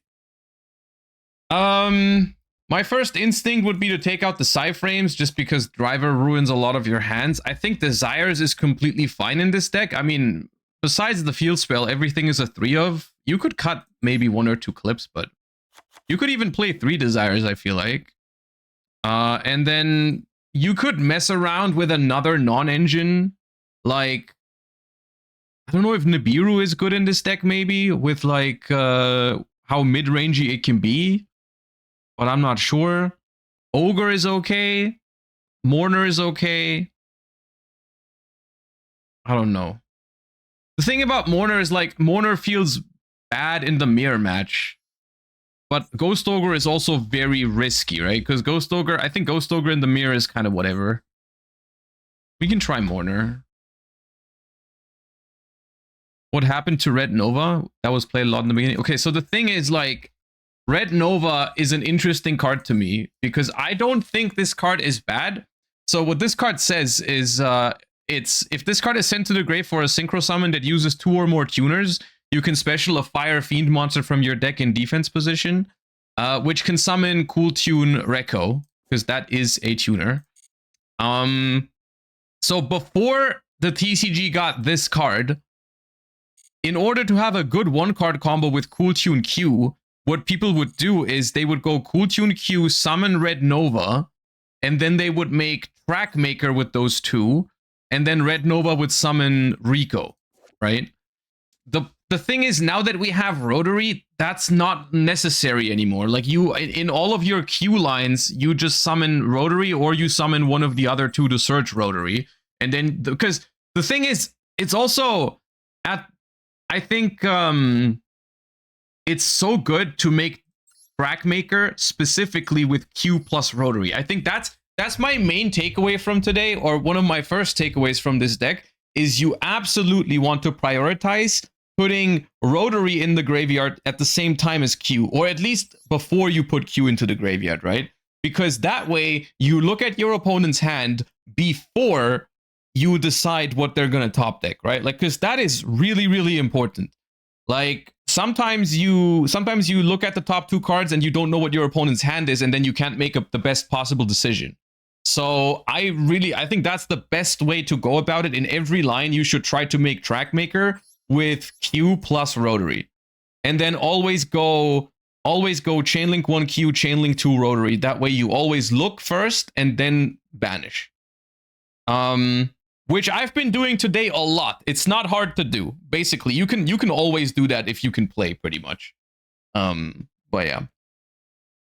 You won't use the Toxic Materia? I mean, honestly, I don't think it's correct. I don't think this card is correct. Like, yes, you can summon it from your deck with Q if you already have a lot of engine. Yeah, sure, it's good in those instances. I don't think the deck needs it, though. I think if you master this deck, you're not going to need a card like this to win your games. Especially, like, this is a going first, win more card. And I think this deck is good enough going first already. I really don't think you need it. We can play around with the number of desires. Maybe 3 is too much, because that's one of the things. That's the one thing I would criticize about this deck with my experience today. Unfortunately, unlike something like Draco Tail or other decks that I've played recently, this deck has like no way of converting dead cards in their hand into something, right? Like you draw a Fuba in this deck going first, that's a completely dead card. You draw a second Desires or a second Synchro Overtake, there's nothing you can do. There's no card that like lets you discard to convert them into advantage. You can't use them as synchro material. Like in Draco Tail, for example, if you draw Fuba going first, it's completely fine. You just use it for Arthalion. And in Cool Tune, it just feels bad. That is my one downside for today. Other than that, it's felt really good. The extra deck is whatever. I mean, we made Baron once because we resolved Gamma, and then it was level modulated by my opponent's RS, but I don't know. The Omega probably goes if we don't play Tyframes anymore. I could see playing multiple copies of all of the extra deck monsters just in case you play the mirror match and your opponent gets lucky with Clip, right? Like maybe you just play 2 of all of them just to make sure that Clip doesn't mess you up. That's a possibility. People have asked me why this card is in here. Quite frankly, I'm not entirely sure. But I think it's here because you can turn non-synchros into synchros. Let's say when you want to make, one example that I can think of is you want to make B2B, right? And it needs a tuner and the rest has to be synchros. So let's say you have, I don't know, a 5, a 3, and a 2. That cannot make B2B because that's 2 main deck monsters. Right? And then you can make this first somehow, but I think realistically, I just saw that a lot of lists were playing it in the OCG even without a target for it, but maybe it's also because what's it called? Fidralis Harmonia. So we can probably take it out and play like a second copy of B2B, a second copy of Loudness War. Typhon came up a little bit, Baron came up once, SP came up like never, so you're quite flexible with these. You could maybe even play like third copies of some of these. Like I think the third Track Maker, I thought about making it in one game. I don't know if it ended up being necessary, but I think it was that one game where I used 2 track makers on turn 1, and then I was thinking about making a third one, but I didn't have it. So yeah. Okay. Well. Farfa, thank you for the raid. Unfortunately, gamers, I was about to end it because I gotta go for dinner. I hope you enjoyed the stream. I had a good time. It's been a while since I've played a deck that felt this, like, powerful yet complicated, but also refreshing. Made a lot of mistakes today, but that's alright. Looking forward to it. We're gonna play rated duels with it tomorrow. We just hit Master 1 with it. So there's a lot to learn, and we'll continue our journey tomorrow. So until then, thank you all for the support. Also tomorrow, most likely, we're gonna have a case of Rarity Collection 5 to open first. So we're gonna open some Rarity Collection 5 tomorrow, and then play some rated duels with Cool Tune. It's gonna be fun. Can you show the deck one more time? Sure, here you go. And then I'll see you all tomorrow. Let me find someone to raid and send you guys to real quick. Who's live? Oh, Jesse's live. I'll send you guys over to Jesse. And I'll see you all tomorrow, gamers. Thank you all so much for watching. Hope you have a wonderful rest of your day. And bye.